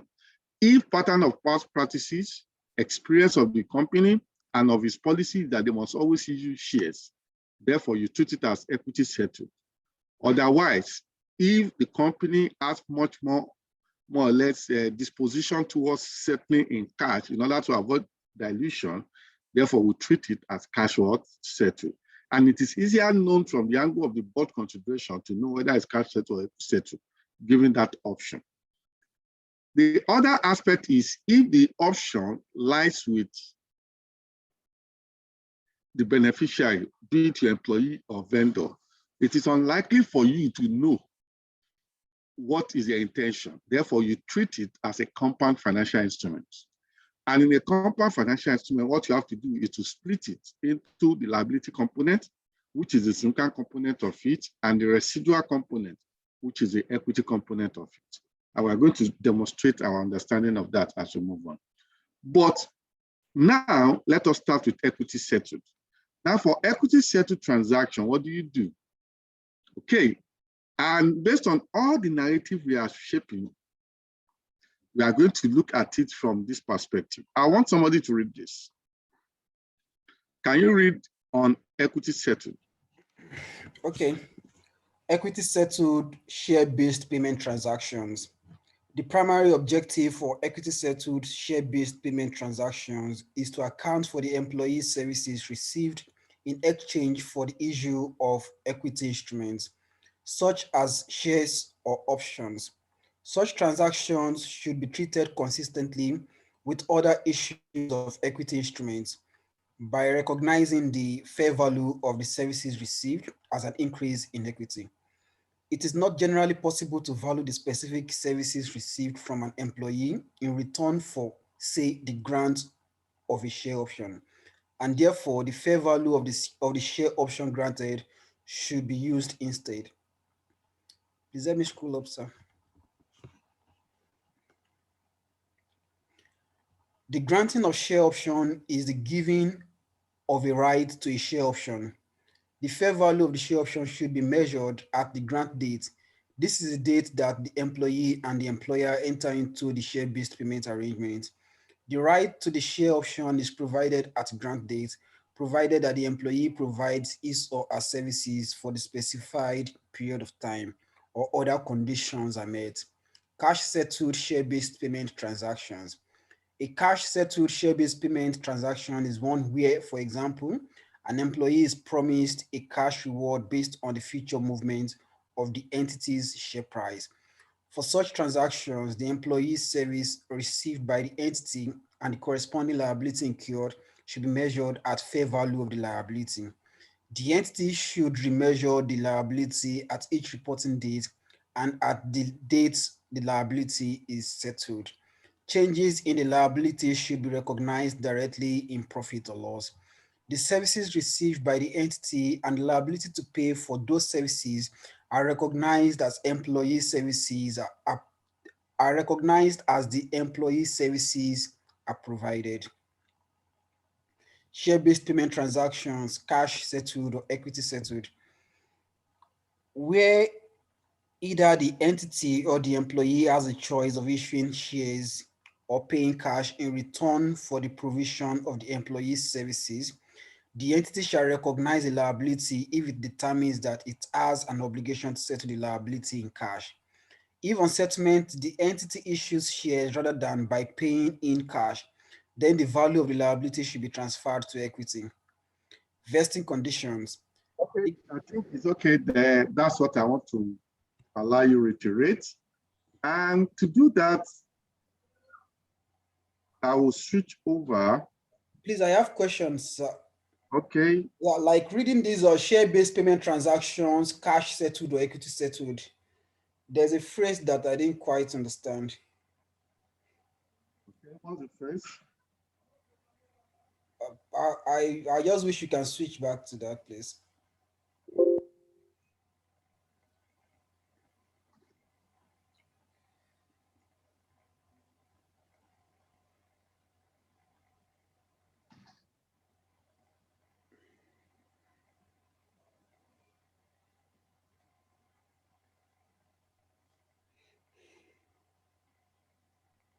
Okay, it says where either the entity or the employee has a choice of issuing shares or paying cash in return for the provision of the employee service. So I'm wondering why employee should be there, because employee cannot have the choice to issue shares or pay cash for any service.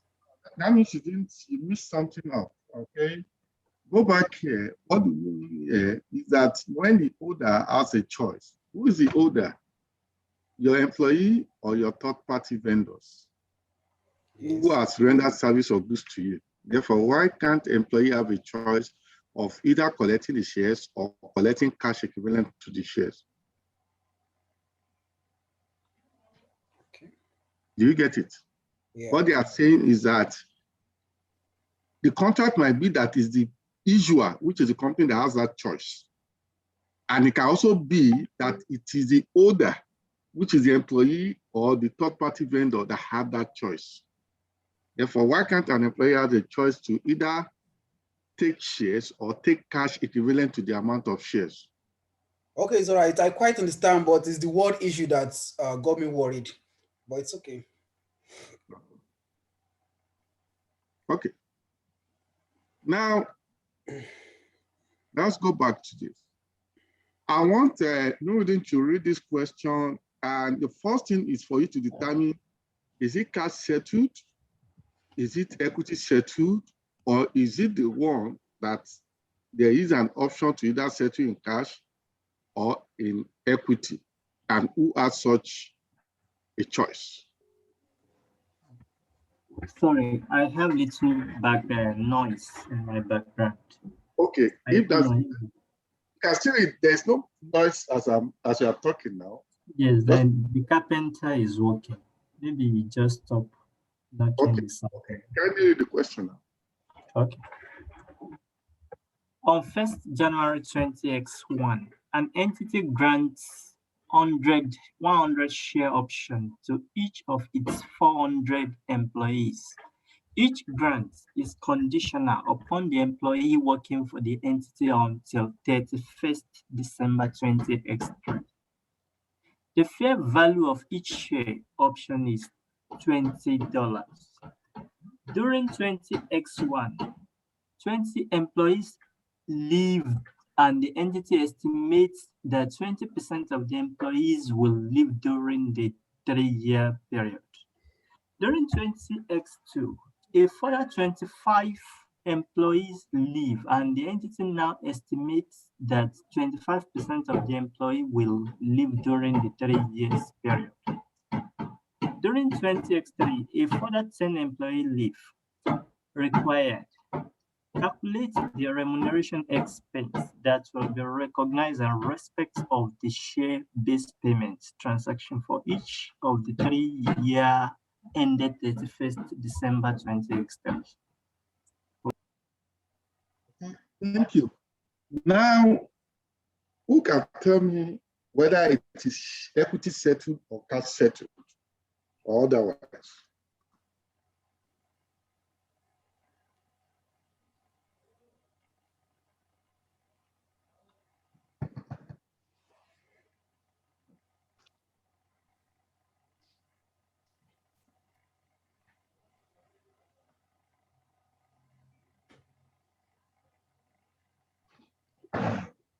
Okay, I think it is equity settled share-based payments.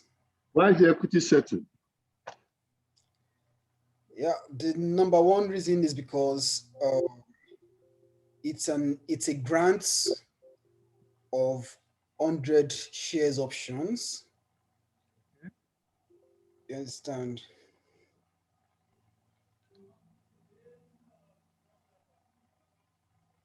Any other thing?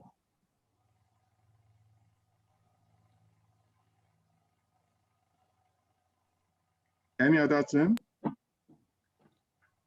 I think it's much of cash settled because the question actually silent as per whether it's cash settled or equity settled. But based on the based on the phrase in the question, I deem it fit to be more of cash settled. I think the share option will be converted to cash upon maturity.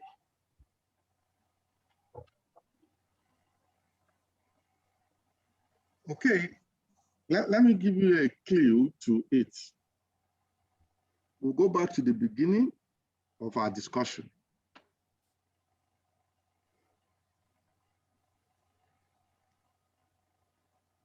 You know, we use it to describe it, have we? Now let me try and do something here. Let me try and create examples. These examples will guide us to know whether it is cash settled or not. Now, A, examples of equity settled.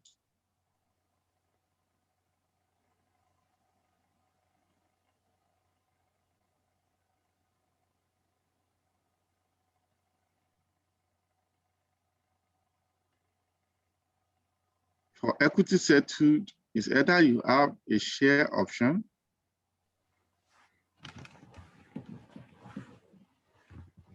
or you have shares grants.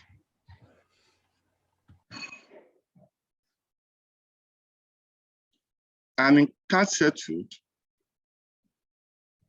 what can you have? Who can give me an example?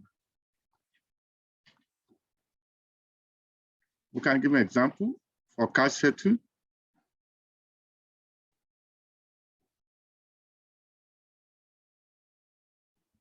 I don't know how to put it, but when the entity is to pay for a service that is based on the value of its shares. It's called the share appreciation rights.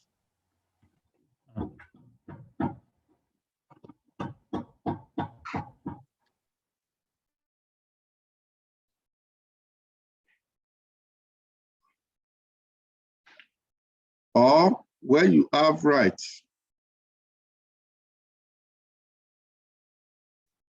to shares that are redeemable.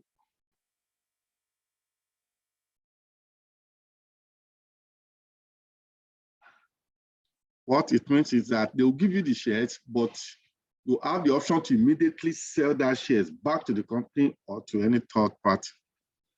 Now, when you have this kind of things, going forward, we clearly spell out whether it is equity settled or cash settled.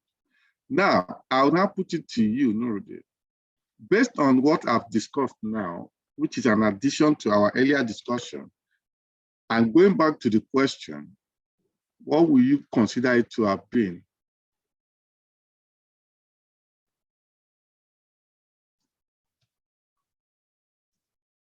Let me bring back the question.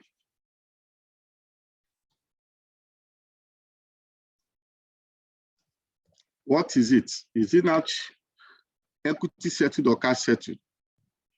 Equity settled. Equity what? Settled.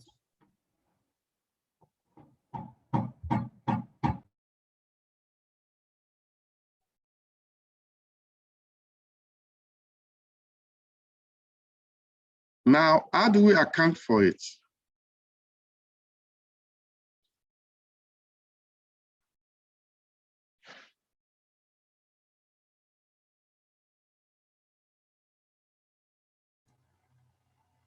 Suggested solution.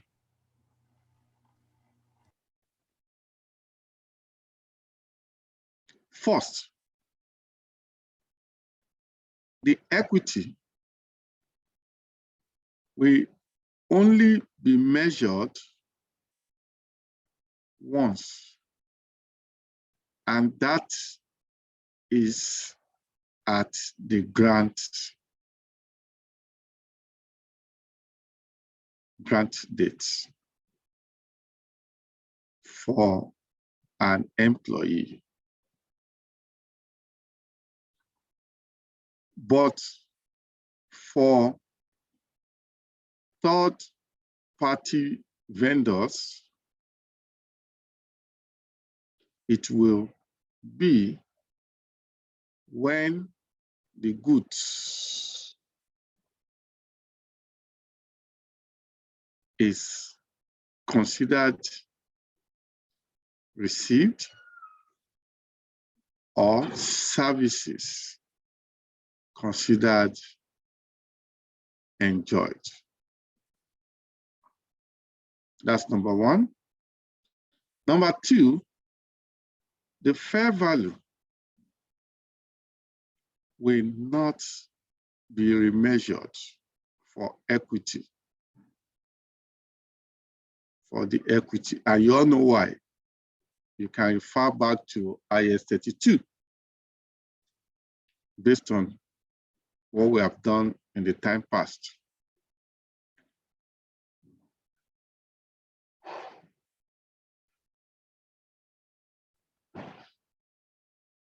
Three, we will adopt the true up approach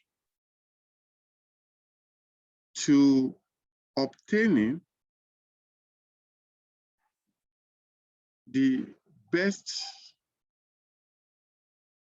available estimate. Can you remember? Based on the requirement of IFRS 2 for the likelihood of the number of shares expected to vest. Remember, you know what vest means. I'll start to use those terminologies. When we do this, the estimated cost of goods or services enjoyed will be spread over the vesting period. You all know what vesting period is. Okay. Now, how do we now harness all of these summaries to solving the question?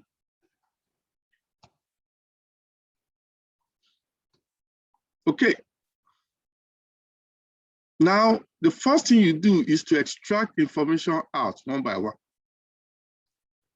Let me extract the information out in red.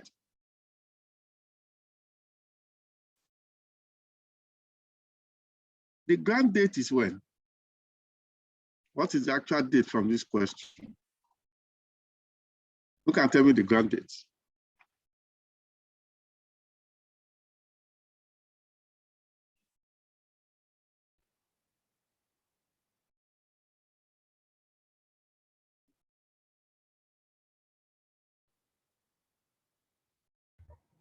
It's 31st December 2020. That's not correct. What is the grant date? 1st January 20x1. Why is it 1st January 20x1? Can you answer it? Yeah, number one is the day the share option was granted, and we are not given any further information as to when the shareholders actually ratified it. So we assume that the grant date is when the options were given. I said something here that equity will only be measured once, and that is at the grant date for the employee. But for third party, it will be when the goods is actually received. Immediately, it is agreed between the employee and the employer. The grant date is that date, except if it requires further ratification by the shareholders. Now, the next thing is the measurement date. When is the measurement date for a share-based payment transaction involving equity settled transactions between employer and employee? Remember, we discussed something about it at the inception. Yes, I want to believe the measurement date will be the grant date. Why is it so? Yeah, because it's equity settled. And it relates to the employee. Yes. For employee, the measurement date where we obtain the fair value of the share option will always be the grant date for employee, which means it's still this date. Now, the next thing is to obtain the what? The fair value of the share option as at the measurement dates, which coincidentally, these dates are what? The same for employee. Now, since they are the same, what is the fair value from the information we have here? The fair value of the option is 20 as at that date. Regardless of whether they give you fair value subsequently, it's not relevant because it's equity. You only measure it once at the inception. Therefore, the fair value in this case is $20. Next information I need is what is the initial number of employees? 400 employees, Abi? Yes. And each employee is entitled to 100 share options. Therefore, what is the number of employees? 400. What is the number of share what? Options expected to vest per employee? 100. 100. Okay, what else? What is the vesting condition?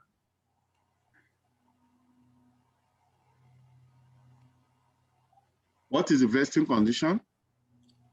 3 years service condition. It's a service what? Condition. Now, what is our vesting period?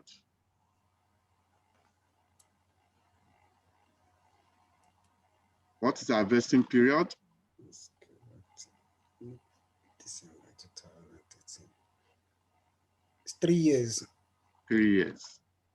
Okay. 3 years from the grant date to the vesting date. When is our vesting date? 31st December 20x3. 31st December 20x3. And that is it. Now, can you see, just in this little information, can you see what you have been able to extract out? Doing this has made our life much more what? Easy. And how do we do that? Now, to solve it is very straightforward. Recall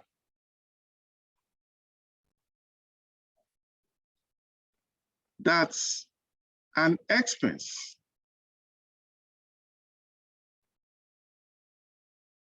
will have to be recorded for the equity settled share-based payments on the services of the employees enjoyed by the entity, thereby results in the following accounting entry. What is the entry? You debit your expense, which is in your profits or loss, and you credit your equity because it's equity settled. Therefore, it can be named equity settled share-based payments reserve, or any name you call it, which you will have described to your shareholders.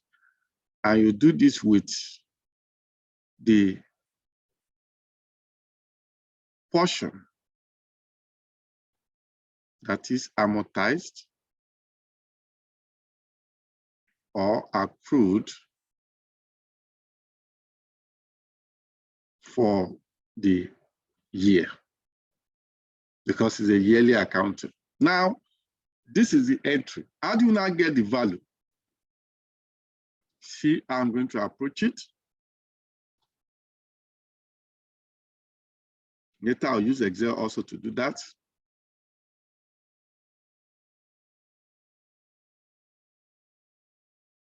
I have the liability side.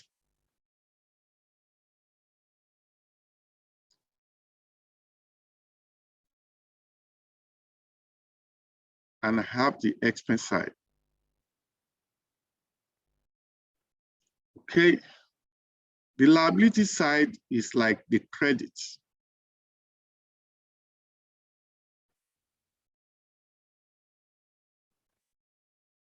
And the expense side is like the debit. Because this with obligation, this with the cost. All figures in Naira. Okay, I think it's a dollar transaction. Let me put it in that same currency. All figures in dollars. Now, I'll start with my year. I just call this the basis of computation. Or how do I arrive at what I've done? Now, the first year was 20x1. what will be the basis of what I've done? The basis is so simple. How many employees do we have? In the scheme, we have 400 employees, and each one is entitled to 100.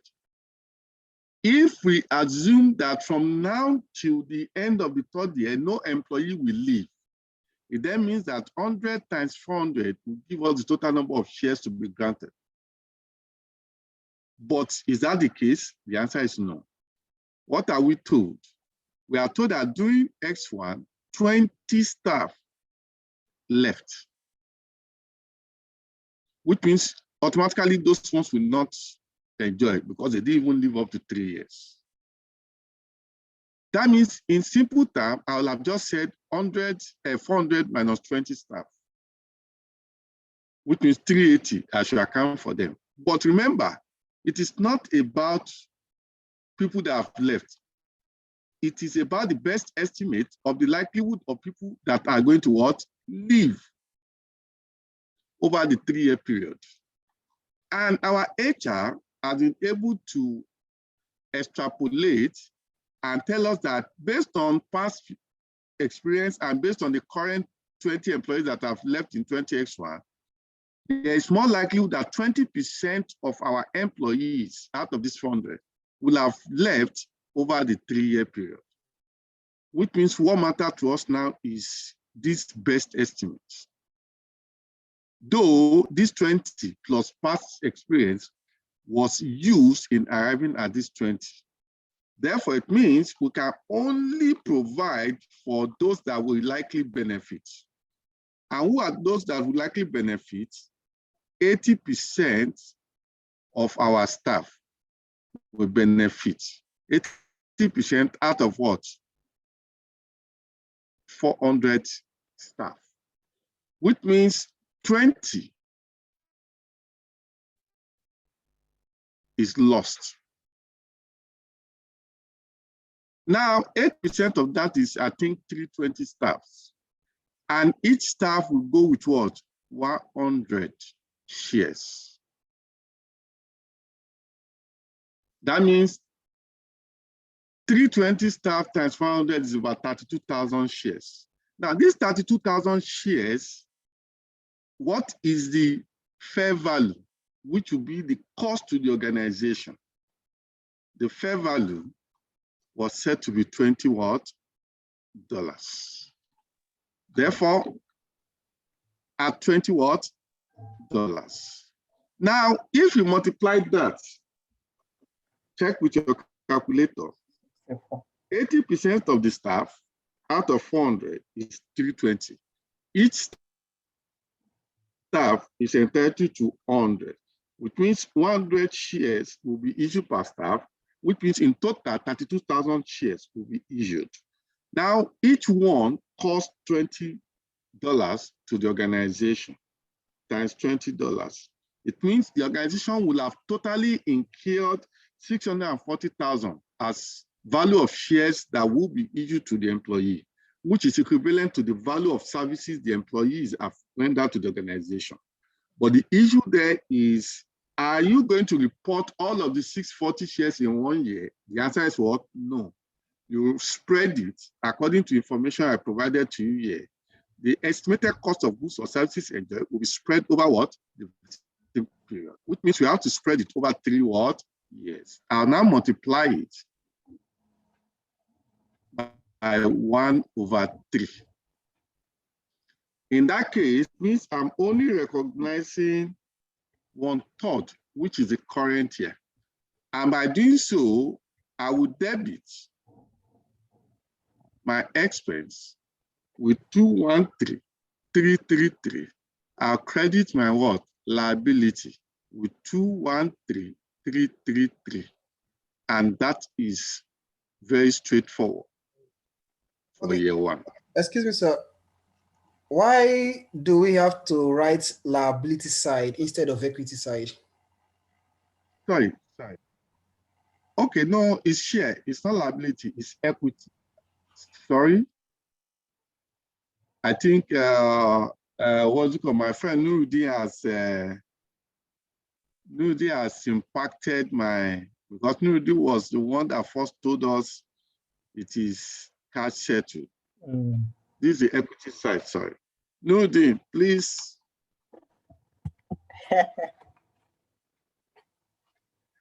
Okay, now that is that.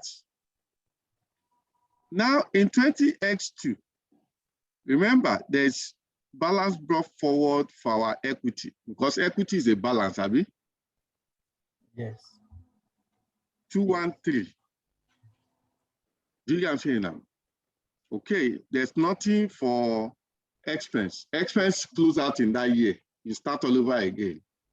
Now, but in this year, as at the end of the year, again, we need to carry out our estimation. Now, this analysis that we have done so that we arrive at 80%, having considered 20% loss is what we call true up approach. It's what we call what? True up what? Approach. Remember, I made mention of it here. Now, let's look at what has happened in year 2. In year 2, apart from 20 employees leaving in year 1, another 25 has gone in year 2, making what? 45. And on that premise, both historical information and present information has now revealed that 25% will leave in totality, which means we've raised our bar from 20% to what? 25%, which then means that our best available estimate is 25%, which will now reduce it to what? 75%. Anything I derive, let me put red to emphasize 75%. Where I have 80 before, I'll put it in red so that you can know that there's a reason for it. Okay, which then means that in this case, how many were lost? 25% lost. Okay, here it was 20% lost.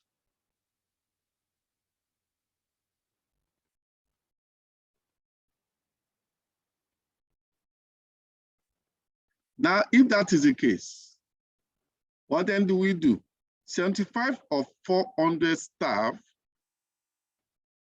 75% of 400 staff are likely going to be beneficiary. And that means 300 staff will benefit eventually.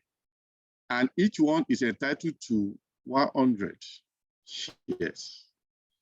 100 shares means we are going to likely issue 30,000, which means it's no longer 32,000. We'll throw it up and we have been able to get the true picture that is now 30,000 based on our most recent estimate or updated estimate.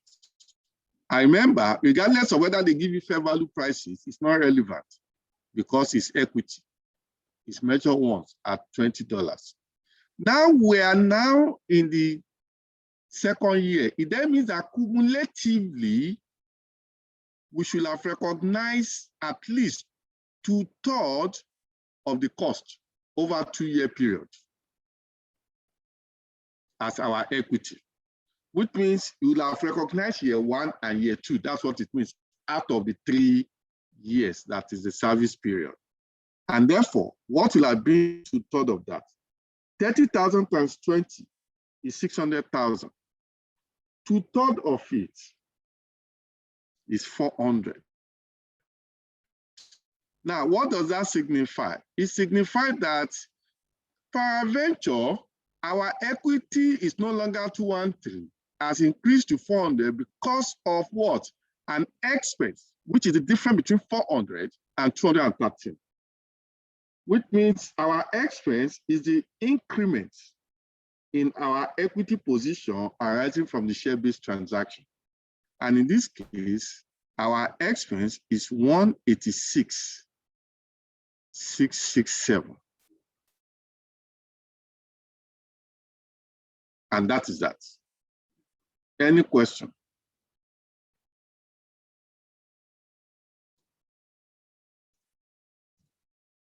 Any question?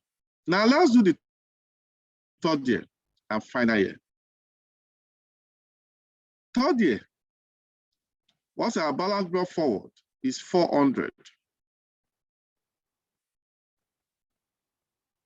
The way we did this. Expense is closed out. We are starting again. Now, as at the end, when it actually vests, how many employees have left us? During the year, 10 employees left, which means in totality, 20 left in year 1, 25 in year 2, and what left us? Which means you have not gotten the actual, and you can only get the actual at the vesting dates. Now, in that case, it is then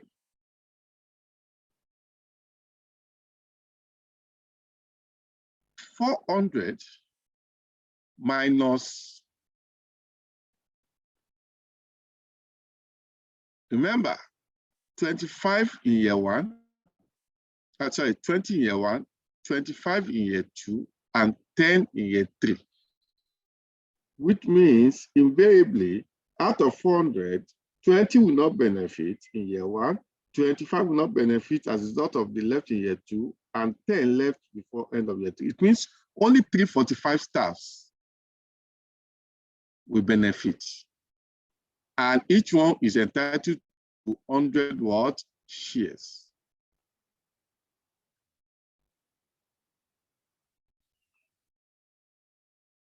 Each one is entitled to 100 shares at a fair value of what? $20. Now, we are now in year 3, which means the all of the cost should have been recognized. That is what it means by 3/3. Which means 3/3 is 1. Which means all of it should have been recognized up to date.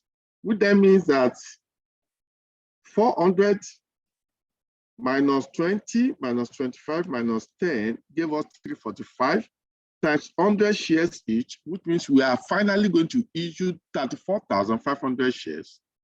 And each one costs the organization at $20, which means it's $690.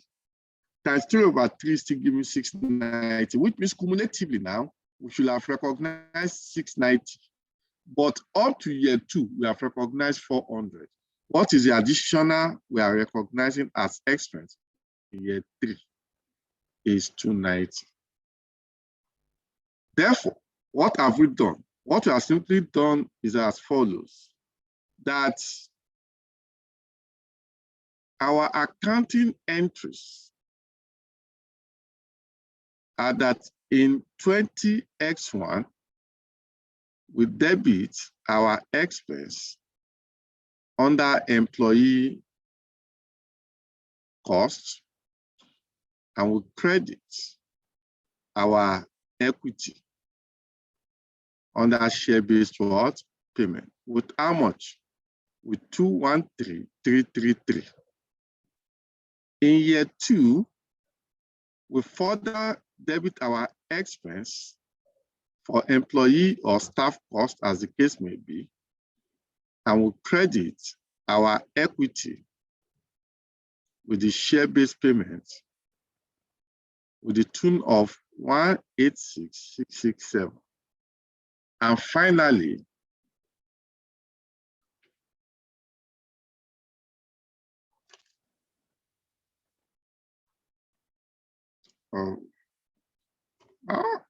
how come I didn't save it?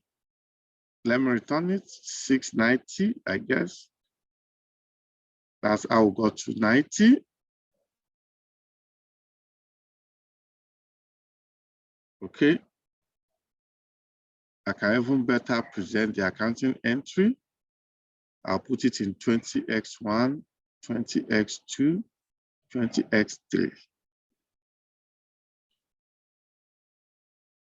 Debit expense, which is staff cost or employee cost, and credit equity with share-based payments.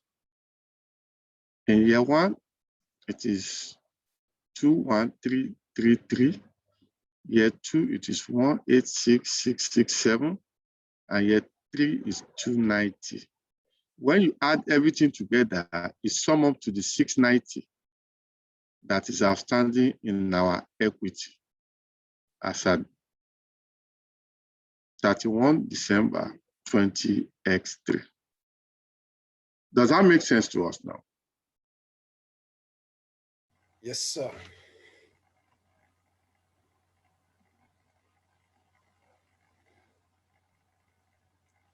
Does that make sense to us? Yes, please. I just have a quick question, but it's just like a little bit of a digression. Like if you are trying to calculate the diluted earnings per share, or why valuing a business, you are trying to get the enterprise value. So is it the in the morning option that we must consider? Yes. Well, I think I've given you the pre-recorded video I did for earnings per share. Yes, I have looked at it. Yeah, you will see that it's when it's in the morning. That is when it is dilutive. But once it is out of the money, it's anti-dilutive and it's not taken into consideration because it won't be exercised. Okay. Now, when we finish this, the other one that affects what's it called, earnings per share under ISS 3, you will now have better understanding to that. Yes, sir. Okay. Any question? This is the suggested solution to that. Any question? Now, I'll give you guys, I'll give you guys this short question to answer. And I'll see whether I can do that in 5 minutes.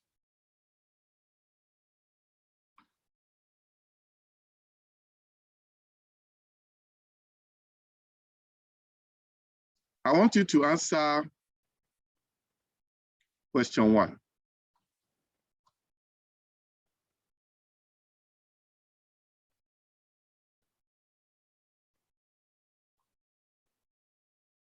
Can you answer question 1?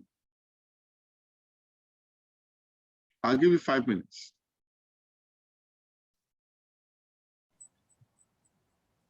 Okay, welcome back. Welcome back. Let's now look at it together. I've given you opportunity to attempt it. And I want Anne to read the question once again and let us interpret it and try to prepare solutions. Over to you. Okay. Question 1. In 2010 and 2011, EVA PLC estimates the number of options expected to vest and bases the amount that it recognizes for the year on this estimate. In 2012, it recognizes an amount based on the number of options that actually vest. A total of 220 employees left during the 3-year period, and therefore others vested to the tune of 160,000 options. That is 1,600 employees minus 220 employees that left times 100 share options. Required. Determine the amount that should be recognized as share-based payment for each of the 3 years, assuming the fair value of the option at grant date to be 5 naira. Thank you very much. Thank you very much. Now, I had you guys discussing, and one thing that is dicey, which I think you guys were able to reach a compromise, is that they only gave you information about number of people that left. Okay, let me read it again. In 2010 and 2011, AVA estimated the number of options expected to vest and based this amount that it recognized for the year on this estimate. In 2012, it recognizes an amount based on number of options that actually vest. A total 20 employees left during the 3-year period, and therefore other vest to the tune of 160,000 options, which means 1,600 employees minus 220 employees that left is what gave up this. Because now, one thing we need to understand is that the total number that vests is 1,600. Okay, 1,600 is 1,600 employees times 100 share options that vest, which means what they are telling us is very simple, that in arriving at this amount, they've already considered 220 that has left. Okay, which then means that from day one, we would have assumed that 220 has left to have 1,600 employees left in the organization. Now, what they are trying to tell us is that all through the 3 years, we have estimated 220 will leave, and actually 220 left. And in that case, we'll see how that affects our computation, which means invariably, the number of employees that were in the scheme was 1,820 employees. That's what they are trying to communicate to us. And out of this 1,820 employees, 220 has left at a time, of which only 1,600 enjoys these 100 share options. Now, I've extracted information. This is a share-based payment transaction, which is equity settled. The grant date is the date 1st of January when it was granted, okay, when the award was given, which is coincidentally the same as the measurement date. The fair value as measured was said to be 5 naira, which is also relevant for the measurement date because it's for employees. Now, the fair value, that's the fair value. The vesting condition is service condition. The vesting period is 3 years, as the case is in this case, which they also emphasized here. Okay, and the vesting date will be as at end of 2012, when it's expected to vest. Okay, and what is the number of shares? Number of shares to be granted, or share options. To simplify it, the number of share options is 100. Number of employees initially in the scheme, according to what I've shown you here, it is 16 plus 220, which is 1820. Okay. What else? Now, number that vest was 1,600. Or because number that left the entity was said to be 220. Therefore, we'll make use of all of this information to get what we need to do. Now, the best estimate is what we use. Since they didn't give us specifically what we had in year 1 and year 2, we will presume that what we have in year 3 is what has been emphasized starting from year 1. That is the most reliable basis to which you can estimate. And in that case, we say 1820 minus 220 is what we have estimated as the number of staff that is expected to benefit. Now, this number, let me enlarge it.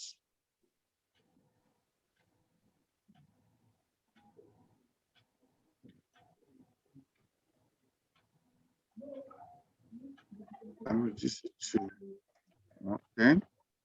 Okay, this number is estimated to be entitled to 100 shares each,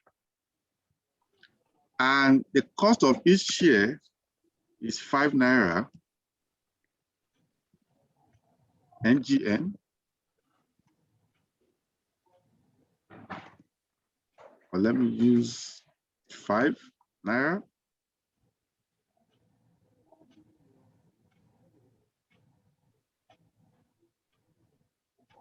Multiply by 1/3 because we are in the first year. Okay. Remember this. Remember we derived this also. And that is that. Now, given that we have this, let us now commute it to what we need to do. Products. We have 1820 minus 220. That is what gives us the 16. Multiplied by 100 shares, multiplied by 5 naira, and multiplied by 1/3, 1 divided by the vesting period. Okay, and that gives me this amount.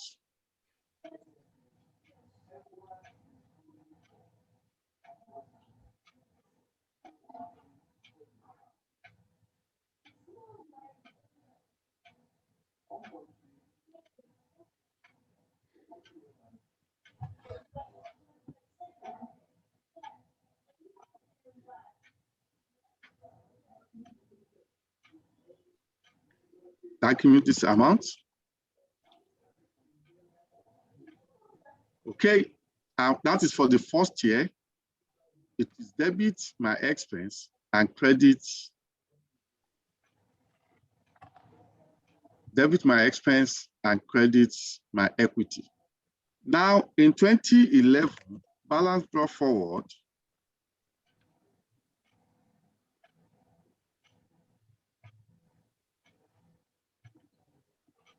is this amount. And I'll compare it with what I've done in 2011, as at the end of the year in 2011, year end, it's when I carry out this analysis. Now, as at this year end, this basis of true up has not changed, okay? But what has changed is that we are in the second year, which is 2. And I'll put that in red also. Cumulatively, what should we have recognized? 533. I'll bring it here, multiply everything. The only difference is 2 years. Yes. Therefore, given that this is what we'll have gotten in year 2, and what is the movement? The movement is the difference between the cumulative amount you have recognized in year 2 and the cumulative in year 1. And that gives me 266. Okay, in year 3, I bring my balance down also. And I'm in the 3rd year, given that the estimate has not changed, other than cumulatively, I'm accounting for the up-to-date information. And therefore, I bring this down also. My balance brought forward is from last year. And cumulatively this year, what is my value? I will adjust for recognizing everything in full, 800,000. And this 800,000, the movement in it is what I need to recognize for the final year. That's why when you sum up all of these, you find out that it's 800,000, because you are simply spread all of the costs that you are going to actually deliver by way of equity over the period to which you have enjoyed the services from the employee. And that's what we're saying. And invariably, what are we going to do here is to debit at each year end our expense, which is employee costs,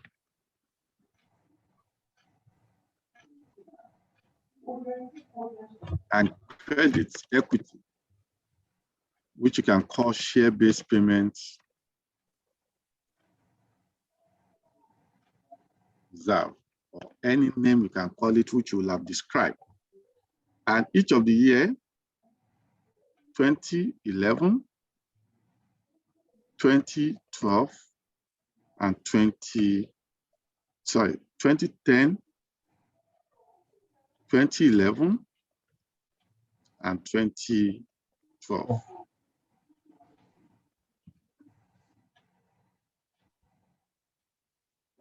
Okay. In that regards,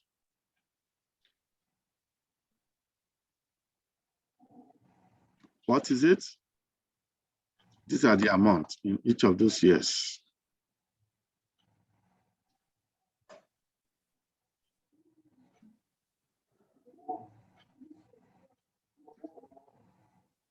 I believe you got this right.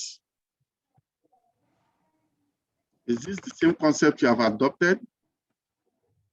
We got it, although we we actually assumed that 0 left. We now adopted 1,600 straight away. Okay, that is that. What other information? Nothing.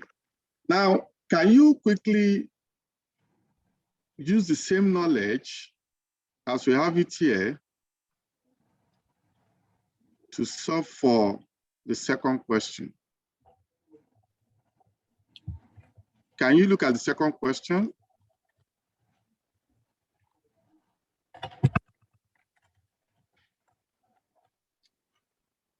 Can somebody read the second question?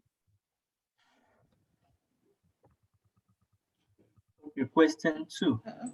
On 1st April 2011, Ever PLC grants 500 shares option to each of its 1,000 employees. The only condition attached to the grant is that the employee should continue to work for the entity until 31st March 2015. During the year to 31st March 2012, 50 employees left the entity. The market price of each option was 4 Naira at 1 March 2011 and 4 Naira 50 kobo at 31st March 2012. Required. Show how this transaction will be reflected in the financial statements for the year ended 31st March 2012. Okay, I'll give you 5 minutes again. I think this is even more cheaper. Okay.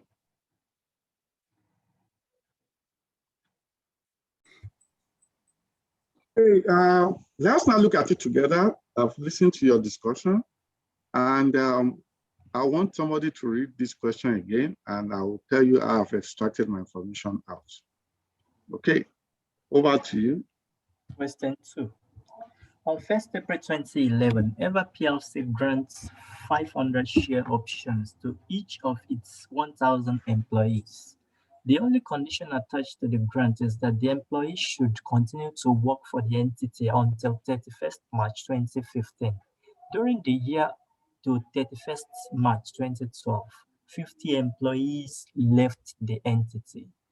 The market price of each option was 4 Naira at 31st March 2011 and 4 Naira 50 kobo at 31st March 2012.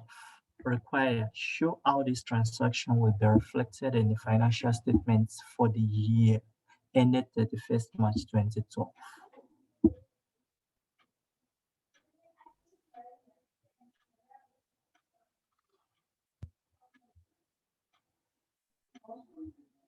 Hello? Yeah, we are together.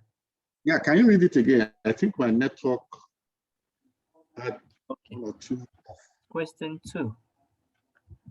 On 1st April 2011, Ever PLC grants 500 share options to each of its 1,000 employees.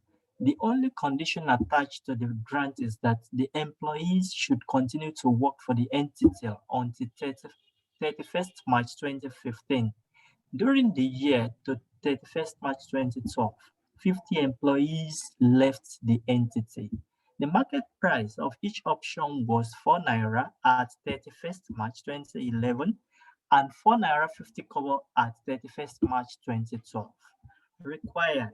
Show how this transaction will be reflected in the financial statements for the year ended 31st March 2012.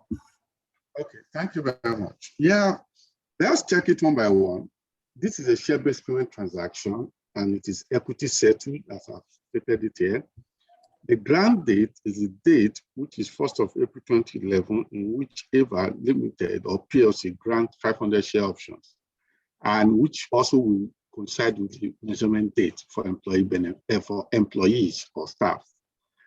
The fair value is now between 4 naira or 4 naira 50 kobo. Who can tell me what the fair value should be? Is it 4 naira or 4 naira 50 kobo? And why?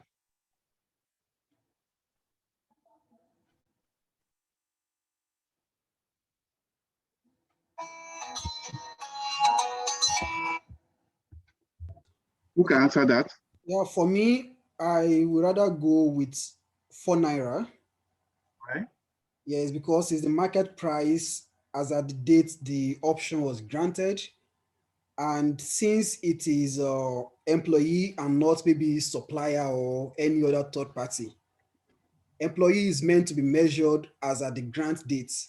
It's only suppliers or any other third party that will be measured at the reporting date and as at when it was finally extinguished. So I'll go with 4 naira of 31st March 2011. I have the same view with respect to the fair value that we are expected to adopt. 4 naira. What is your own position?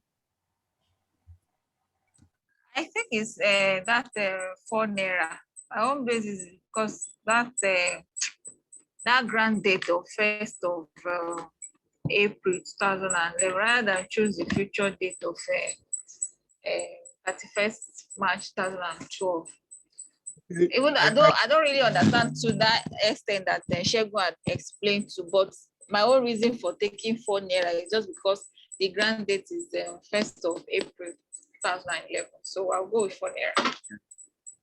Okay, the grant date and measurement date are the same, and because it is equity, equity is only measured once and it's measured at the initiation.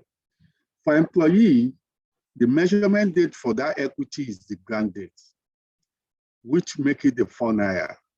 For third parties other than employee, the measurement date will be the date in which they've delivered the goods and in which the company has received the goods, or they've rendered the service in which the company has enjoyed that service.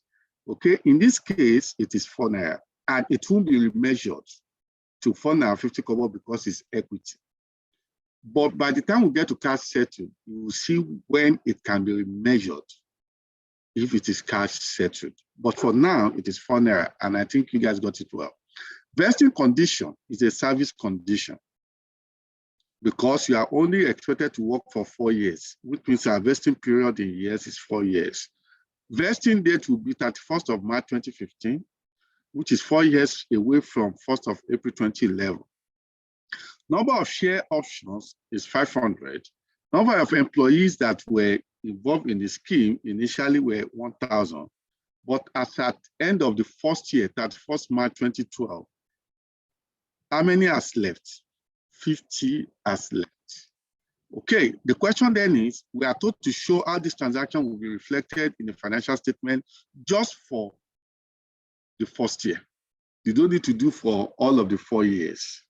What the question requested from you is just for the first year. And for the first year, which is from 1st of April 2011 to 31st of March 2012. The question then is, of the 1,000 employees, 50 left in year 1. How many do you believe will have left in 4 years?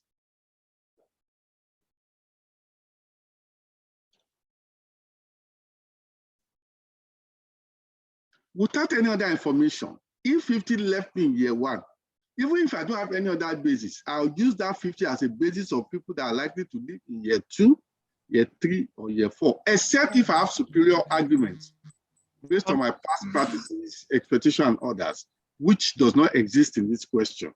It then means that you can't assume that after 50 living in year 1, nobody will live again. That 50 has even given you a clue of at least another set of 50 will live in year 2, another set of 50 will live in year 3, another set of 50 will live in year 4, which means invariably 50 will live in year 1, and on average, except otherwise stated, another 50 will live over the remaining years, which means over the 4-year period, 50 will have left equally to the tune of 200. That means 200 is expected to have left in year 1. And out of that 200, if 200 have left in year 1 out of 1,000, it means 800 staff are left. And that is that. Is that what you guys did? No. No. Remember, best available estimate. Best available what? Estimate. It won't be reasonable to say nobody will leave again. And it won't be reasonable to say double will leave when you don't have such evidence. The first evidence you have on ground is the actual number of people that left in year 1. As time goes on, you develop on your data and you have better information towards estimating. Now, 500 each in form of shares. What is our fair value? 4 naira. And this is just the first year out of the 4 years.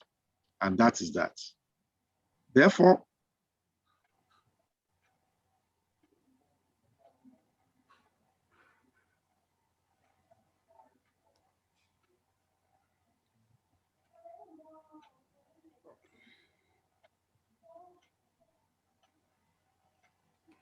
Excuse me, sir. yes, sir. I think in year 1, probably it should just be 50 employees that actually left instead of having 50 times 4. No, have you forgotten what we did? Go back to this. Your estimation is that you are trying to estimate what will be the final number of people that would benefit when it vests, not as at year 1. Okay, I understand, sir.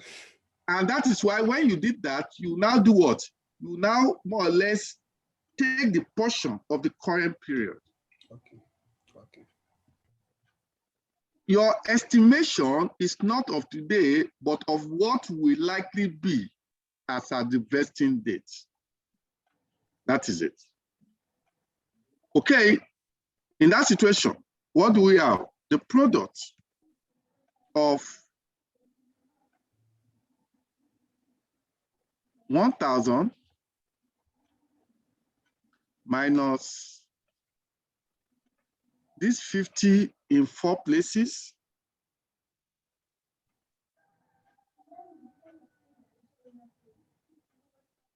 We'll close that. Multiply by 500 shares. Multiply by the market price. Market price is same thing as fair value for the option. It's not market price for the shares. It's the market price for the option. Take note. Because examiner can give you 2 market prices, one for shares, one for option. Remember, we've shown you how to determine the fair value or market price for an option. Do you get what I'm saying now? Looking at the actual price of the stock and everything, you know, examiner, that's why I took it through that understanding of the instruments before coming to this level. Please take note. Okay. Next is, I'm taking 1/4. 1/4 is simply taking 1/4 of it cost. Now, which is 100,000 is what you are going to report as an expense for the current year. And this is just the answer you need in the examination. They didn't tell us to do for the whole year, but we can more or less do for the whole year. If we have to do for the whole periods, I can extend it further. Okay. This is our answer, but I can extend it further for the whole year. Let me pick all of this.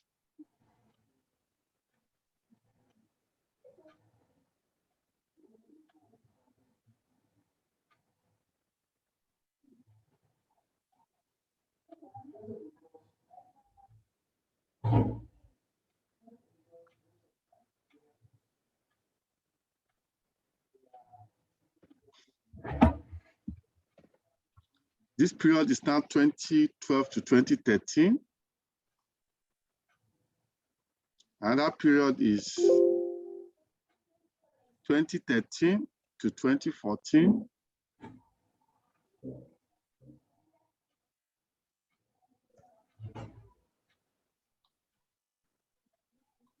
And the final one is 2014 to 2015.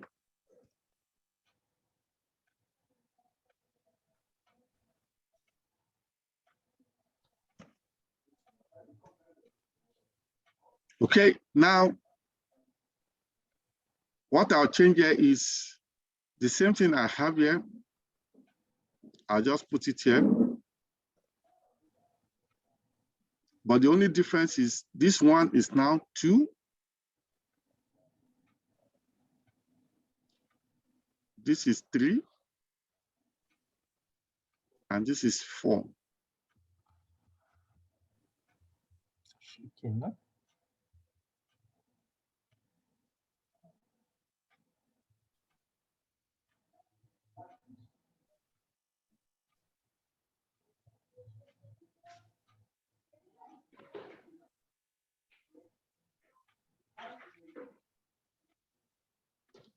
Now, therefore, let me check my formula. I'll just copy all my formulas I have here. I'll change it.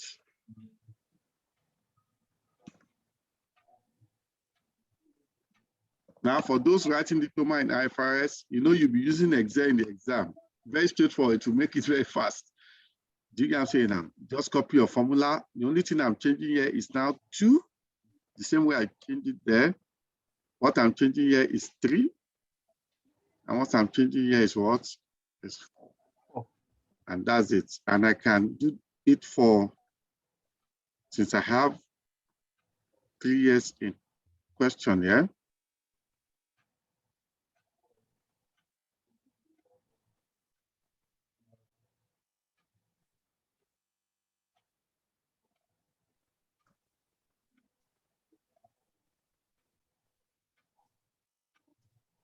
This 2013.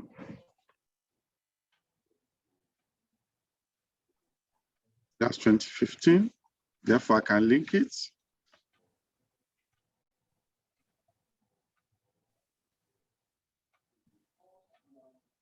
And what we are trying to do here is that we have a benefit of hindsight that 200 left over 4 years. And it means it's only 800 we compensated, and the cost was spread over 4 years. That's what it means. That's what we have successfully done. But what is required of us in examination is just this. Let me highlight it in yellow so that you won't be wasting your time in the examination.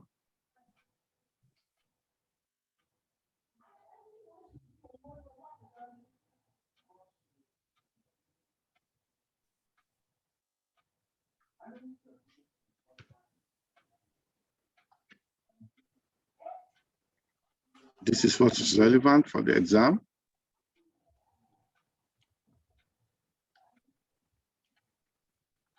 I believe it's making more sense now. Yes. Okay. Now, let's go back.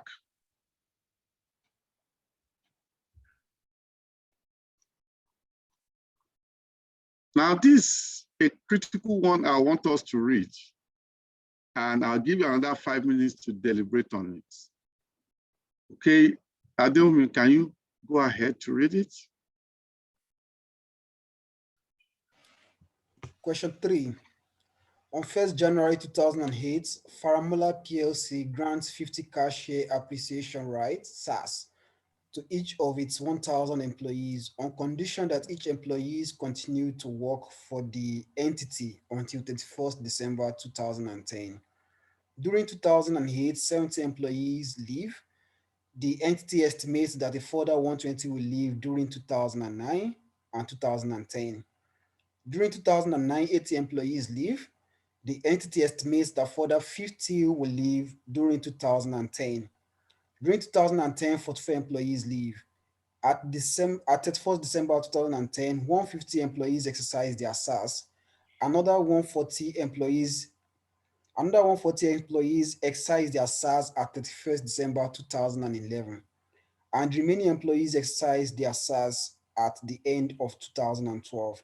The fair value of the SAS for each year is in which the SAS exists as shown below, together with the intrinsic value at the dates of exercise.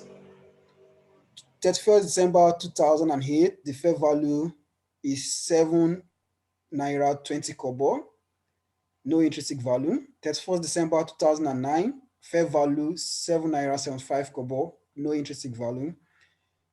31st December 2010, 9 naira 10 kobo, and the intrinsic value is 7.50.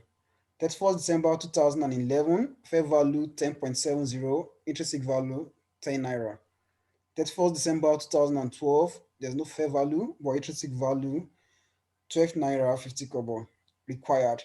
Calculate the amount to be recognized in the profit or loss for each of the 5 years ended 31st December 2012, and the corresponding liability or equity to be recognized in the statement of financial position at 31st December for each of the 5 years.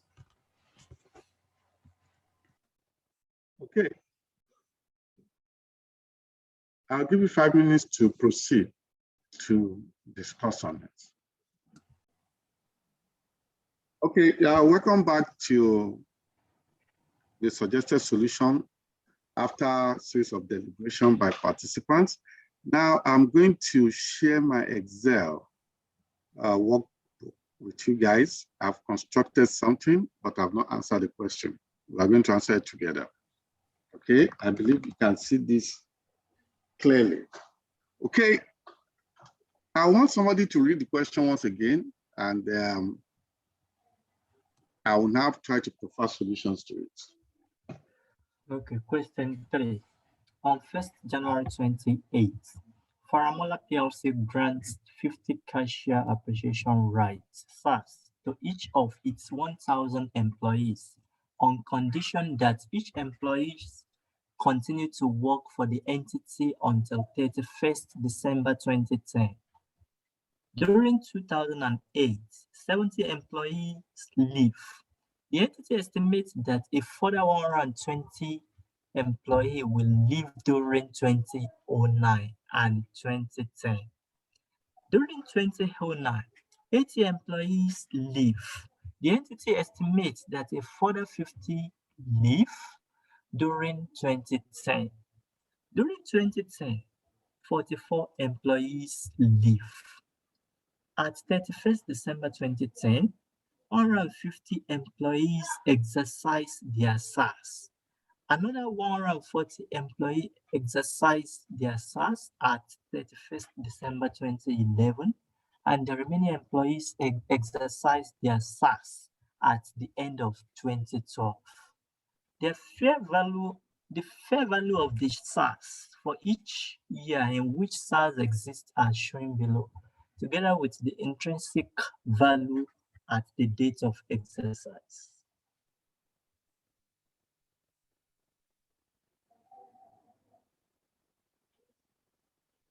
Continue. Okay. The fair value, intrinsic value. 31st December 2008. Fair value 7 naira 20 kobo. 31st December 29. Fair value 7 naira 75 kobo. 31st December 2010. Fair value 9 naira 10 kobo. an intrinsic value 7 naira 50 kobo. 31st December 2011, fair value 10 naira 70 kobo, and intrinsic value 10 naira. 31st December 2012, we have an intrinsic value of 12 naira 50 kobo. Required, calculate the amount to be recognized in the profit or loss for each of the 5 years ended 31st December 2012, and the corresponding liability or equity to be recognized in the statement of financial position at 31st December for each of the 5 years. Thank you very much. Thank you very much. This question is very interesting, and I've more or less created the template. It's for us to solve it. Now, the first thing we ask ourselves is that, is this a share-based payment transaction in line with IFRS 2? Or cash. Is it a share-based payment transaction? Yes. Why? The share-based payment transaction because it involves the exercising of share appreciation rights by the employee. What type of share-based payment transaction is it? This is cash settled share-based payments. When is the grant date? The grant date, yeah? Grant date is 1st January 2008. Okay, and that's for an employee coincide with the measurement date. Okay, and of which fair value was obtained at how much? The fair value at grant date, was it given to us? Yes. Okay, no. It wasn't given. Why is it not given to us? And what should we do in that regard?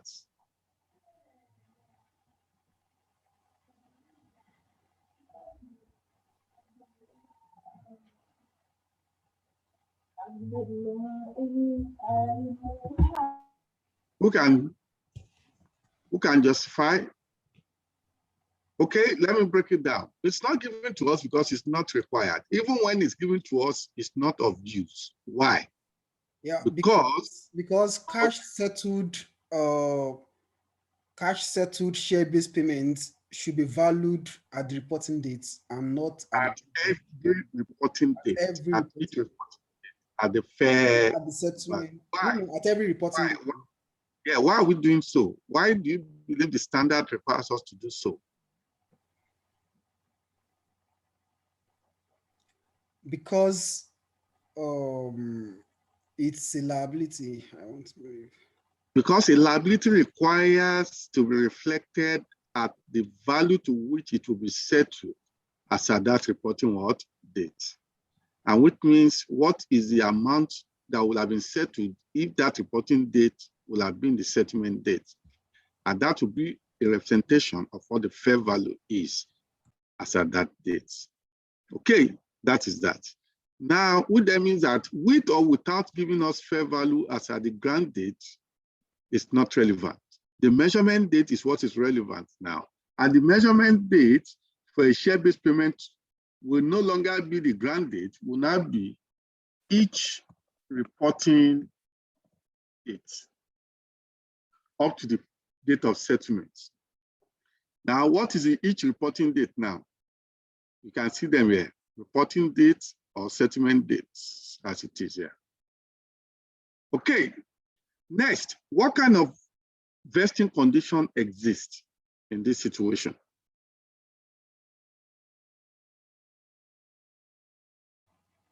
It is service condition. Service condition for them to have worked for 3 years. Okay, vesting period is 3 years. When is the vesting date? The vesting date is 31st December 2012. No, is that correct? What is the vesting date? It is the date that the employee, in this case, will have been deemed to have met all conditions that will make them entitled to receiving the share appreciation rights. And what is that date? The date should have been 31st December 2000. Thank you, Anne. 2010.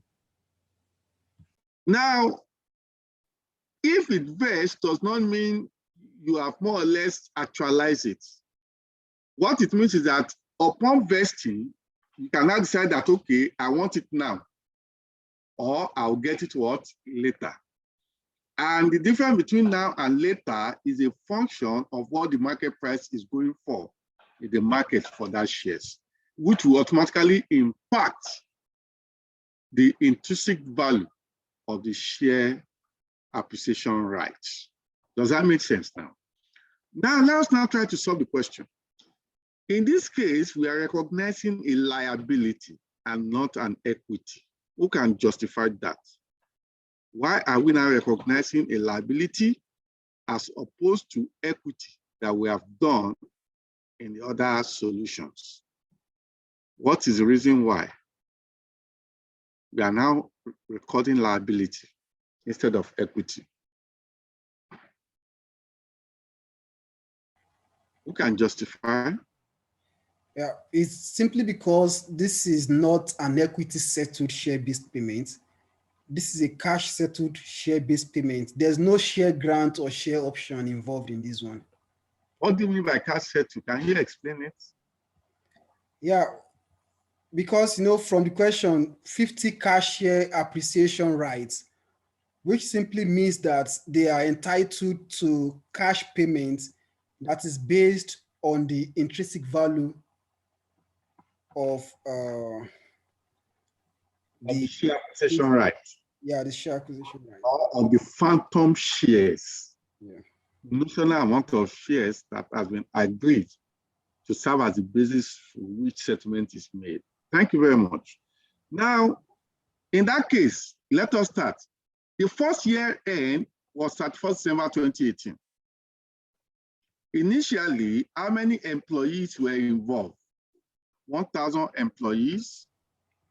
Now, as at 2008, 70 employees leave. And on that premise, we are told by the HR that the entity estimates that a further 120 will leave in 2009 and 2010. Who can interpret what that statement means? How many employees do you believe will have left over a 3-year period based on this information?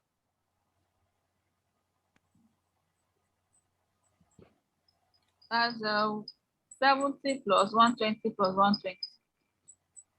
70 plus what? 120 plus 120. Okay, 70 is the number that have left in the current year. 120, yes. The first 120 is for 2009. And where are you getting the third?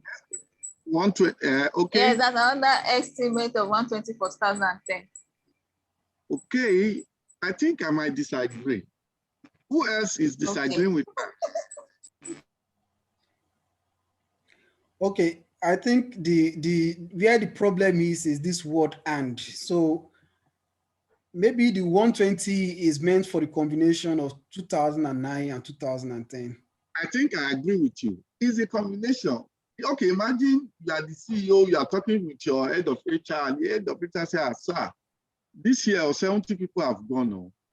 And from our projection, we expect additional, further means additional, 120 to leave in 2019 and in 2009 and 2010. What it means is that collectively, people that would leave in the next 2 years, in addition to those that have left this year, will be 120. And does that answer the gray area? Yes, I agree. That's 2009 plus 2010. That's what it means. So what make up that one? Yeah, that the 120 is for 2009 plus 2010. I agree. Yes. Okay, thank you. What that means that 70 has gone. In addition, 120 will go. In this case, they didn't estimate totality. They estimate incrementally, unlike those ones we've done before. Okay, which that means that invariably, 190 is expected to have left over 3 years. out of 1,000. We'll be left with 810. Thank you. Now the next one is each person will be entitled to 50 SARS.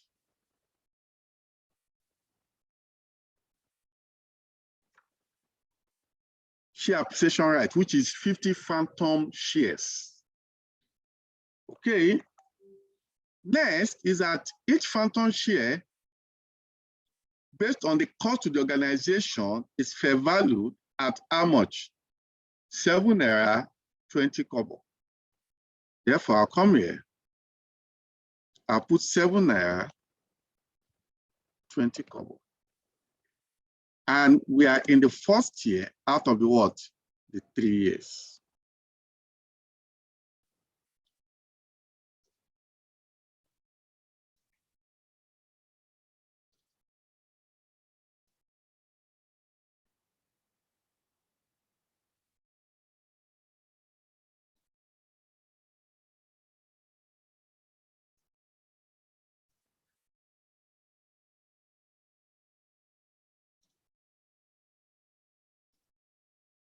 On that premise,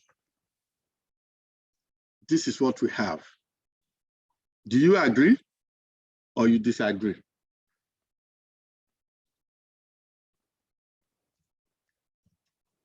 Do you agree or you disagree? I agree. Okay, which means 1,000 minus the sum of 70 that left in year 1 plus 120 that is leaving. Okay, let me put that like a model. Employees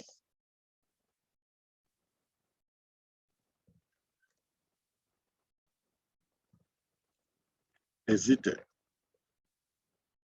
Okay.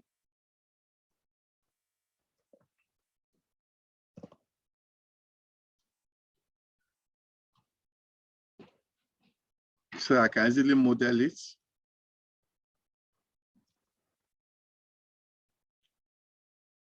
Um, 70 in year 1. How many left in year 2? 80. And finally 44. Okay. This is actual.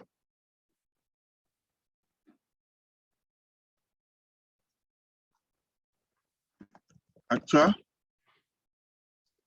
Additional. Expected.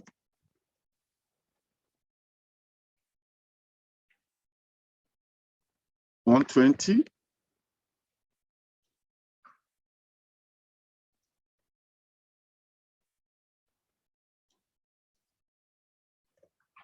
Additional in year 2. 50. This additional is for 2009 and 2010, while this additional is for 2010 only, as at that date. Okay.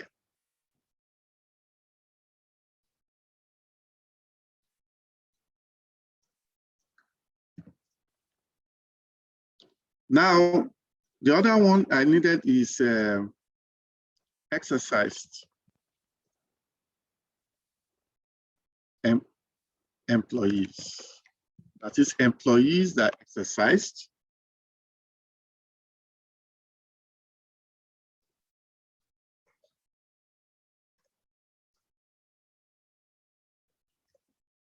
I hope you guys are learning how you can model it in examination under current dispensation of not doing paper-based exam. Okay, the actual number of people that exercise. In 2010, 150 exercised immediately. A year after, in 2011, 140 exercised. And in the final year, the remaining exercise. That remaining, we don't know. I'll put question mark. Later, we'll determine that. Unknown yet. We'll determine that as time goes on. I'll put it in red. Okay, now let's come back here. My products. Product means multiplication. Now, the first thing I have here is 1,000. Therefore, where do I have my 1,000? It is here. Minus the 70. Where do I get 70 from? It's here. Plus the 120. All of it are subtracted from 1,000. Multiplied by 50. Where do I get 50 from? I put 500 instead of 50. I'll change that. This is 50. Okay, let me go back. That is, I've done 50. Now what is left is 7. Where do I get 720 cover? The fair value at the reporting date. Multiply by 1 divided by 3. Where do I get my 3? Yeah. And I'm able to get that, which is this. And in exam, I'll just copy the formula and only change the variable as the case may be. Now, this is this, and this is the first entry we pass. Okay, that's 7,700. Forget about all this, okay, because I only linked it. Now, that 7,200 is debit to my expense as staff cost and credit to my liability. Okay, now, as at the end of the year, this is my year-end analysis. Let me emphasize it. Year-end estimation. I'll copy it and bring it down to the second year. In the second year, 80 left again, which means in the second year, by actual performance, 70 in year 1 and 80 in year 2, plus estimate that how many will live in year 3? 50. Therefore, I'll add the 50 estimate here, which is a further 50. The SAS is still 50 SAS. Now the fair value has changed because it's a liability. It's no longer 720, it is 775. And you already know why fair value will change. Because 1, the stock price is changing. 2, there's a time value to it, which we've done earlier. Therefore, it is 775, not 720. And we are in the second year out of the third year. Those are the variables that have changed. Therefore, by the time I copy this, I'll change those variables also. Now, how do I change the variables? I come here.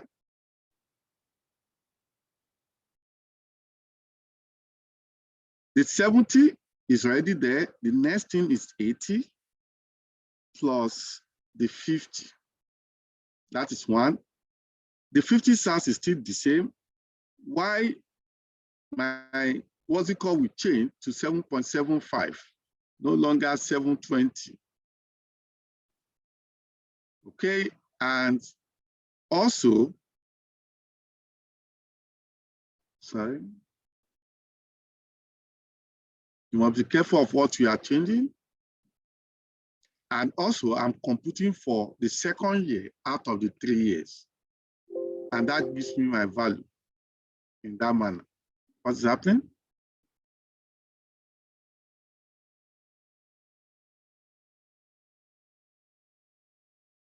Okay.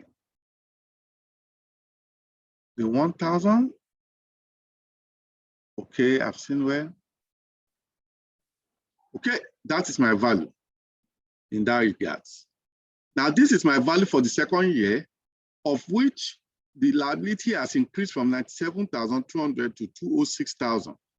And the increase is an expense, which you can now see as an expense that I'm to recognize for the second year. Okay.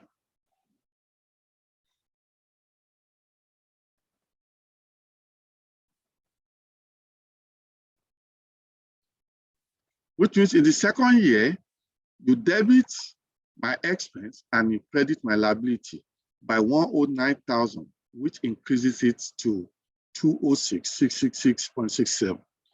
That is that. Now, in my third year, immediately I'm to measure it at the settlement date. Already, it has vested for the remaining staff, and immediately 150 exercised.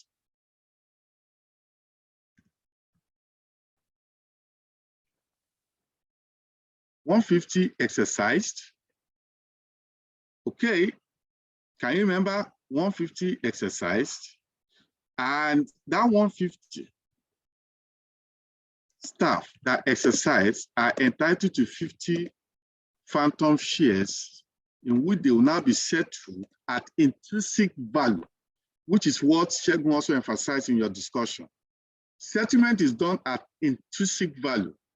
And the intrinsic value is the difference between the actual share price and the exercise price, which is the benefit you have as an employee, which is a cost to the employer. And that is how much, in this case, 7.50 kobo. And you put it there, 7.50. And that is that. Okay, and we'll put that there. And that automatically goes into your expense. Okay, and in this case, I'll put product. 150 as exercise as at end of year one, as at 2010. And each person is entitled to 50 SARS. And each one, as at the time we exercise, is 750 kobo benefit to them. And that gives me this cost. Now, I'm now responsible to value for those that are yet to exercise. This is the value for those that exercise. Let me put it in green.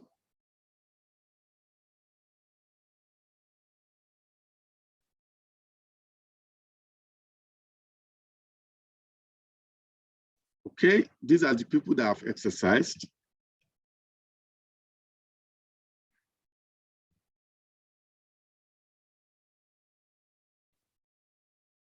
Okay. Because this is changing, I'll put it in blue so that you know that it will be changing from period to period because of it is a liability that have to be measured at what is probable to be outflow of cash at every reporting date. Now, as at year end,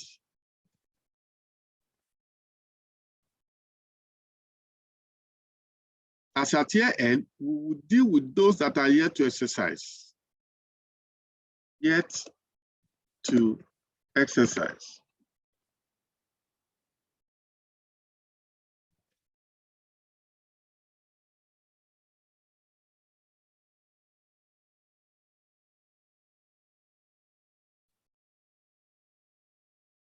Now, yet to exercise are the ones that we are going to fair value as at the year end.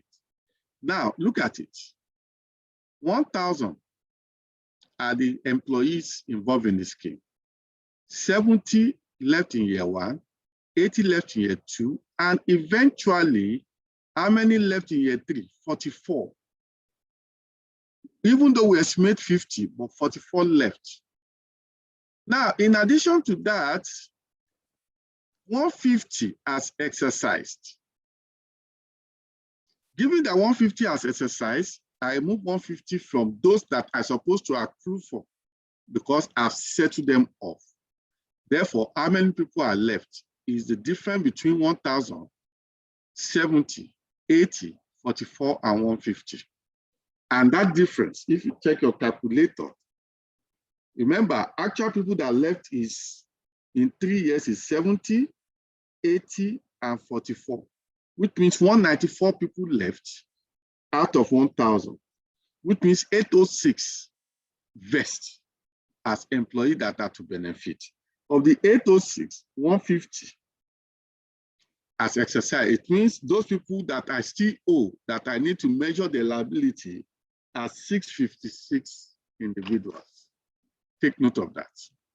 And in that case, I'm doing for the third year, it will be 3/3. Take note of that.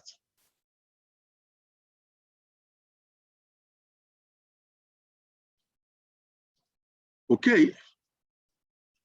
Now, given that, I copy my formula again. Now, what am I changing? Now, I'm no longer going to deduct 50, I'm deducting 44. Therefore, my cell J19 will be replaced to cell I20, which is where the 44 is. And in addition to that 44, I'm still going to deduct those that exercise, which is cell I23, the 150 that exercise.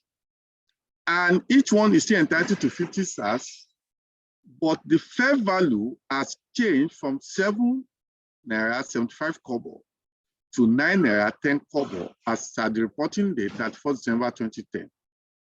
And I'm now in the third year where all of the conditions is considered to have been met, which means the whole of the liability have to have been accrued cumulatively, which is 3/3. And on that basis, this shows me my liability as at the end of the year. But when you check it, my liability increased from 206 to 298. The reason being that I've already settled some people off. And those people have settled off, that liability has been extinguished in line with the requirements of IFRS, especially when you make reference to the provision of IFRS 9. And in that case, what portion is left? The portion left that I have to recognize as an expense is this amount.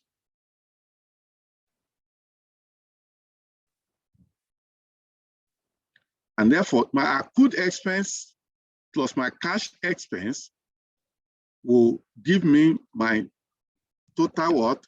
Expense that goes into my profit or loss. Now, what this signifies is this. Check it. What this signifies is that immediately I paid, let me put this in green so that I can see that it relates to the green item. And let me put this in red. It relates to the red item. The green item is the cash expenses upon settlement. The red item is the accrued expenses. Now, immediately I pay 56,250. What I do is to debit my liability and credit my bank in order to extinguish some of the liability. And you could see that my liability at the end of the day increases marginally by just 91.8.3, which is going forward, my liability only increase by this amount. Now, as I increase my liability by 148, I reduce it by 56. Net is 91,813 that impact my liability. And this is what we have done as at that date.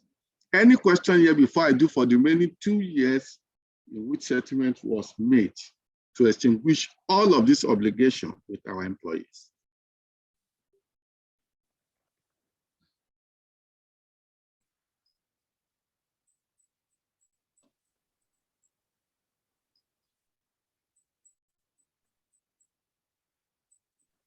Any question? Hello, sir. Yes, No, I've not question. I observed something. Under the year to exercise, in the year end, that explanation, if you go after 50 SARS multiplied by 7.75, I think it's 9.10 because in the equation there, we use 9.10. So I don't understand why this one is 7.5 and the other is. Yeah. No, sorry, I didn't change it. It's 9.10. Even in the solution, it's 9.10. Sorry. 9.10. Take notes.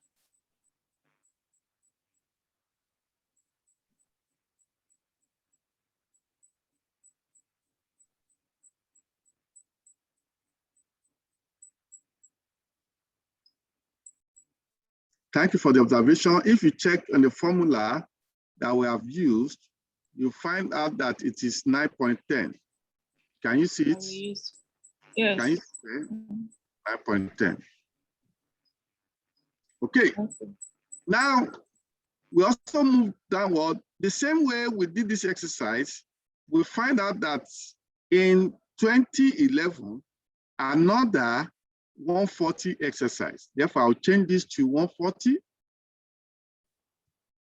And the exercise when the intrinsic value is 10 naira. Therefore, I'll change this to 10.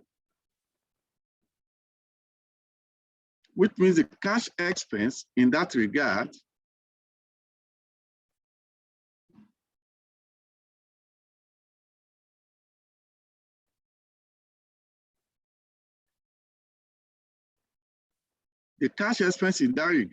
is what? Is 140 multiplied by 50 SARS multiplied by the 10 naira. And that's how we got this. Okay, what error do we have?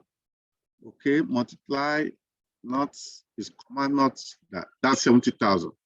You find out that we have our 70,000, which we are going to use to reduce our liability as you see it here.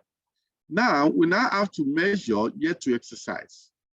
Year to exercise is what we have here. The actual people that have left, 70, 80, 44. The ones that have exercised earlier, which is 150 in 2010, and additional 140 that have now exercised in 2011. I have to back it out. Minus 140. Okay. Minus 140, which means what is left? It means if you remember, out of 1,000, 70 left in year 1, 80 left in year 2, 44 left in year 3, which make us to have 8 OCs that vest. Out of the 8 OCs that vest, in 2010, 150 exercise, reducing it to 656 of those we are owing. Now, in this current year, 2011, another 140 will settle them off because they have exercised. It means what is left is 516.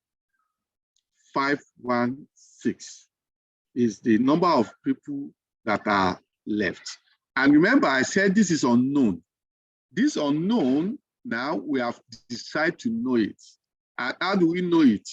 Remember, out of 1,000 that started the scheme, 70 left in year 1, 80 left in year 2, 44 left in year 3, 150 exercised in 2010, 140 exercised in 2011. Means 516 are left in this case. Does that make sense? Let me put it in yellow.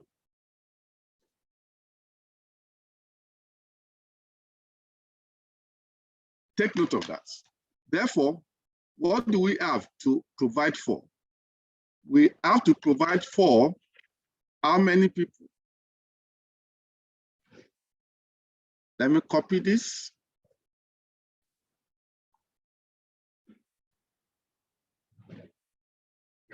In addition to 140 that left, 150 that left, I'm taking out another 140, which is what we've done here, multiplied by 50 SARS, but the fair value has reduced to 10.7, okay, which I have to change. And it is already 3/3. There's no other condition to be met. Therefore, it is 0.1. There's no need to change that. It's either you leave it at 3/3 or you take it out, which is still going to give you the same result as 1. And that will give me my position, which means here, you don't need to show 4/3 because it has already vested. No other condition is required. And this is my 10 naira. Okay, and that is that. And that is how we arrive at this. And take note again, what is the difference here? The difference in my liability is that my liability has started to reduce. Why has it started to reduce? Because I've been paying more people out of the scheme than what I'm providing in addition. And that is that, which means effectively my expense is just increment arising from change in intrinsic value. And that is that. And that's what we've done here, which you find out here, as you have seen it here. Now, in the final year,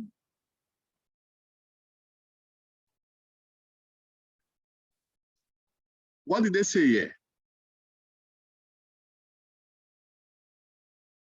They said, as at 31st December 2010, 150 employees exercised their SAS. Another 140 employees exercised their SAS as at 31st December 2011, and the remaining employee exercised their SAS at the end of 2012. What are the remaining employees? 516. Now, the 516 exercised. 516. How do I know that it's 516? It is 1,000. Okay, let me just put 516. You know how we got the 516? I'll put asterisk on it so that we can refer to this place, how we got the 516. The 516 is simply in brackets 1,000 minus the 70, the 80, the 44, minus the 150 that exercised first, and the 140 that exercised next. And that is how we are able to arrive at this unknown figure.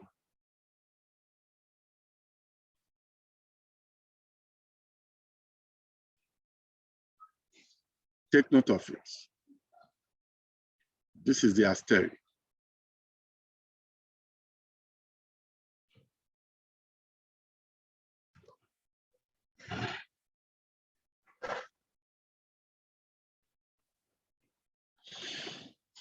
Okay, now on that premise, we know how we got this. Automatically, what is the value? What was settled? What was settled is the 516 multiplied by 50 SAS that each one is entitled to, multiplied by the final intrinsic value. And that gives us this amount.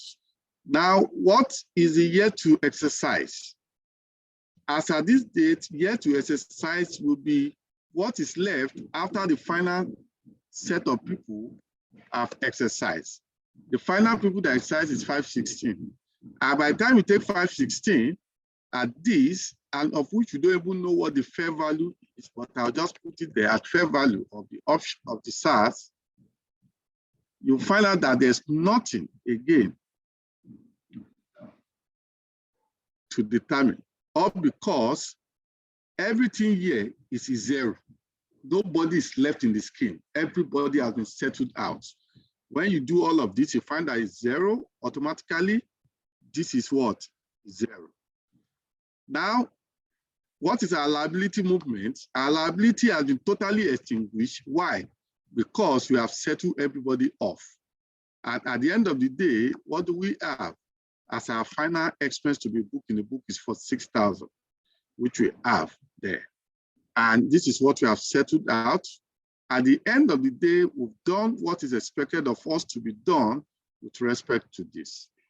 Any question on that? Any question? I have a question. Yes. Okay, my question is all these costs that we are apportioning, is it to the estimated number of staff that will be left at the end of the year that we are trying to estimate. Yes, God bless each you. year. That's what we are trying to do each year. Now, that is what I want to show you here. Let us look at what is the total accrual we have made against total amount of cash we have paid, whether they are the same or not. Do you get what I'm saying now? That is what I want to do here now. Now look at it.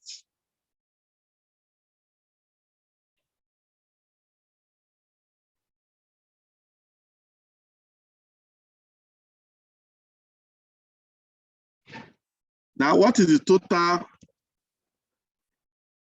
accrual we have made over 5 years? It's 448,750. How much have we paid over the 3 years in which everybody that vests has exercised their right? Does it make sense now? What we are saying is that instead of you to wait until you pay, I am not expensing that as a payment. Rather, we are estimating what it is and we are adjusting as to get updated information up to the final settlement, which more or less support accrual and matching principle. Because most of the employees has rendered service to which the company has generated income before now, and therefore you should have matched them appropriately with those income. Does that make sense? Yes, that is what we're trying to do. Yeah. Okay, I have another question. The second question is the exercise value. Is it the same thing as time value? No, the exercise value is the fixed price they are going to pay for taking the shares, which means share that cost 20 naira. Your company say you as a staff buy it at 5 naira. That 5 naira you pay the company to get a share of 20 naira is the exercise value. And if you watch the video, I believe you are not there where we discuss it extensively. You see there. Okay, it's because from the I think it should be a second video. There was this video that I was opportune to join that explained that actual option price minus intrinsic value equals time value. So yes. Now if you should flip it the other way around, we can as well. Huh? Continue. Okay, if you flip it the other way around, we can as well say that intrinsic value is actual minus the time value. What? So that's why I'm not asking when we are not using that exercise if they are the same or not. I get what you're trying to say. Now, let me show you something. You were not, I think you were not in the class when we did this. Let me show you.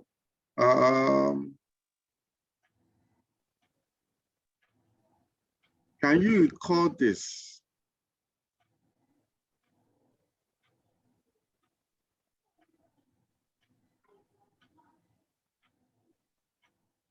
Can you recall this?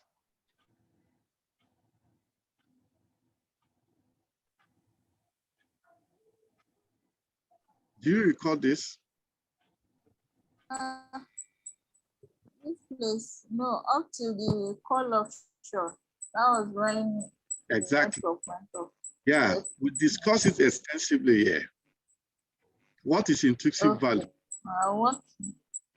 What is the time value? And exercise price is just an input in all of this. Therefore, you can't say exercise price is intrinsic value. No. Because intrinsic value is the difference between the stock price, or what we call the actual price of the shares, and the exercise price of the shares.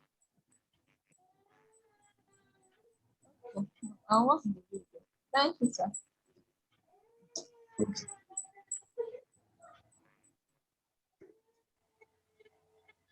Okay, any question on this? Okay, I just have a little comment. Yeah, based on the video we watched and the lecture, I can say the reason why we didn't have fair value for December 2012 is because the fair value will actually be the same as the intrinsic value. because because the there's time no value time is value to be discounted. error. Yeah, 100% right. Remember, I also told you when we were doing employee benefit, there's what we call convergence. There's always going to be convergence between the future and the present. Yes. Where the time value will be of no value, which will be true. This is the same thing that happens here. We did that also under financial instruments, edge. Now, I think you guys are more than an accountant now. You are now investment and derivative valuation experts. Yes. Who will be? By As God's confirmed by Amen. Amen. Okay. Amen. Now let me give you this exercise to check, and that is going to lead us to another discussion.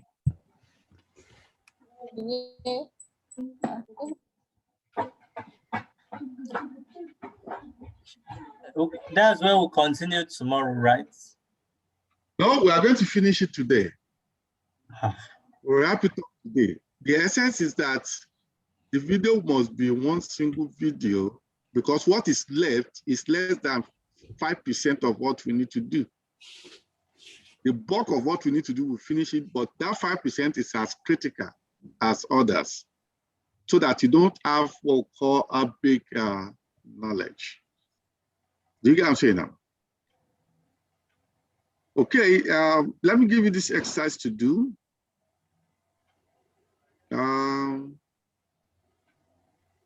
Okay, you know what's going to happen? Because of what we've said, let me give you all of this as an assignment so that we can continue from there tomorrow. Okay? I'll give you question 4, question 5, and question 6 as an assignment. We'll continue from there tomorrow. But before then, I'll introduce you to some basic things. Okay. Now, but then let me copy these questions into our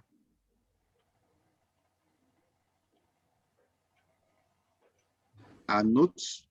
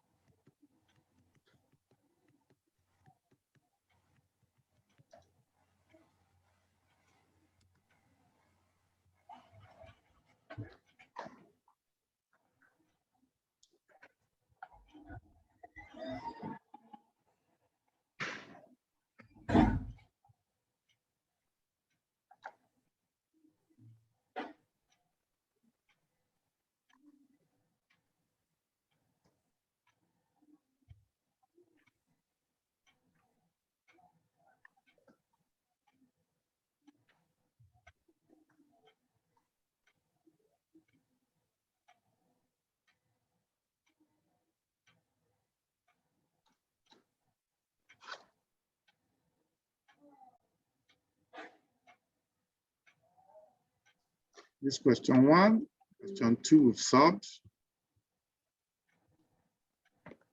Question 3.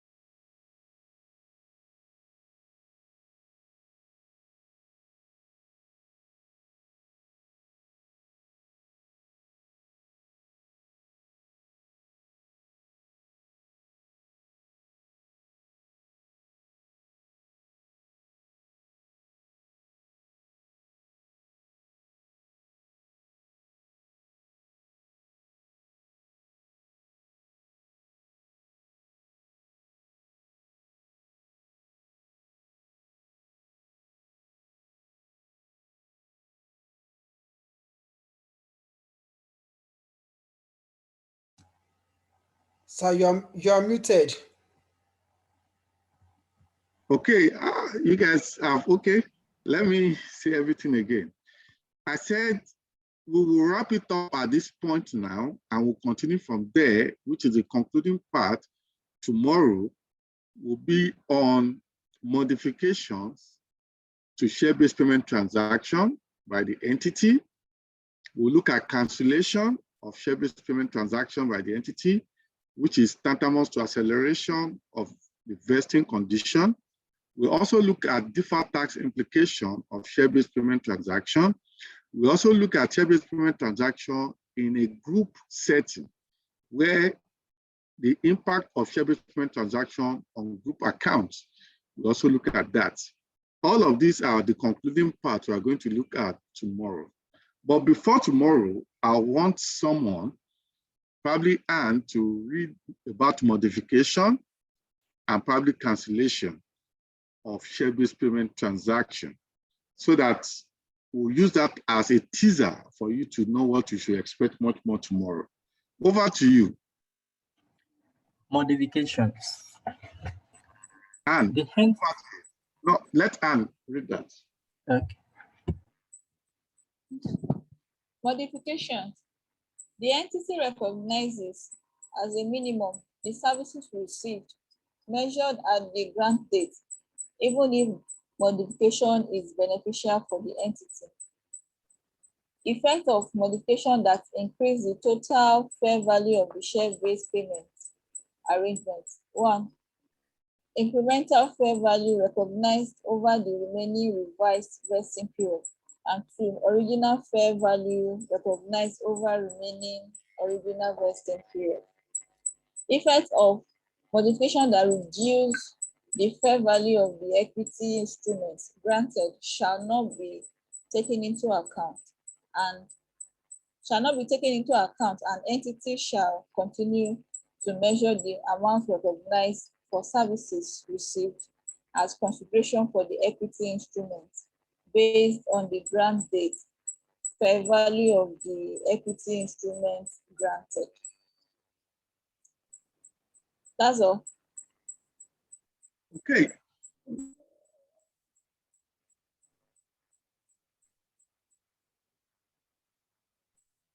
Also look at the cancellation.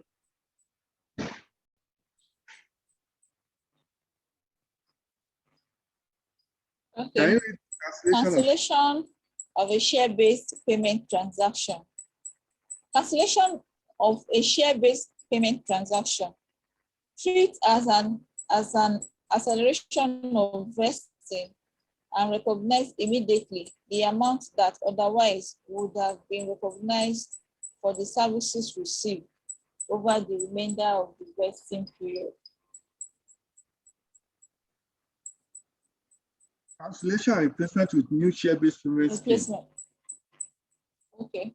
Cancellation and replacement with a new share-based payment scheme. Where new instruments are granted, first, treat as a modification of the original grant or as a cancellation with an issuance of new instruments, depending on the facts and circumstances. Two, if the grant of a new instrument are treated as replacement awards, are treated as replacement the incremental fair value granted is the difference between the fair value of the replacement instrument and of the old instrument, which is both measured at the date of the replacement. Fair value measurement. IFRS 8 scope of IFRS 2 share-based payment provides guidance on the accounting share-based payment transactions when the fair value of the identifiable goods or services received by an entity is less than the fair value of the share-based payment. Such circumstances may arise when, for example, an entity provides share to a charity as a donation. No identifiable goods or services are received by the entity. Instead, the entity may simply improve its corporate image as a result of the transaction. In such circumstances, the fair value of the non-identifiable goods or services is measured as being the difference between the fair value of the share-based payment and any identifiable goods and services received as part of the transaction. Okay, thank you very much. Yeah, thank you very much. We will be looking at this tomorrow, and thereafter, we'll look at special purpose entity, we'll look at group and treasury share transactions, and we'll wrap it up with disclosure requirement and deferred tax implication of share-based payments. Any other question before we call it a day?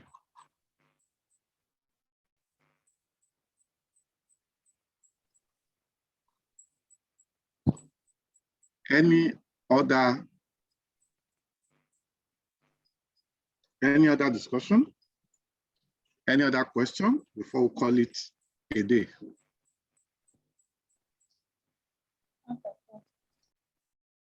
Okay, in the absence of none, thank you very much and God bless you as we await the final or the concluding part of the discussion. Goodbye.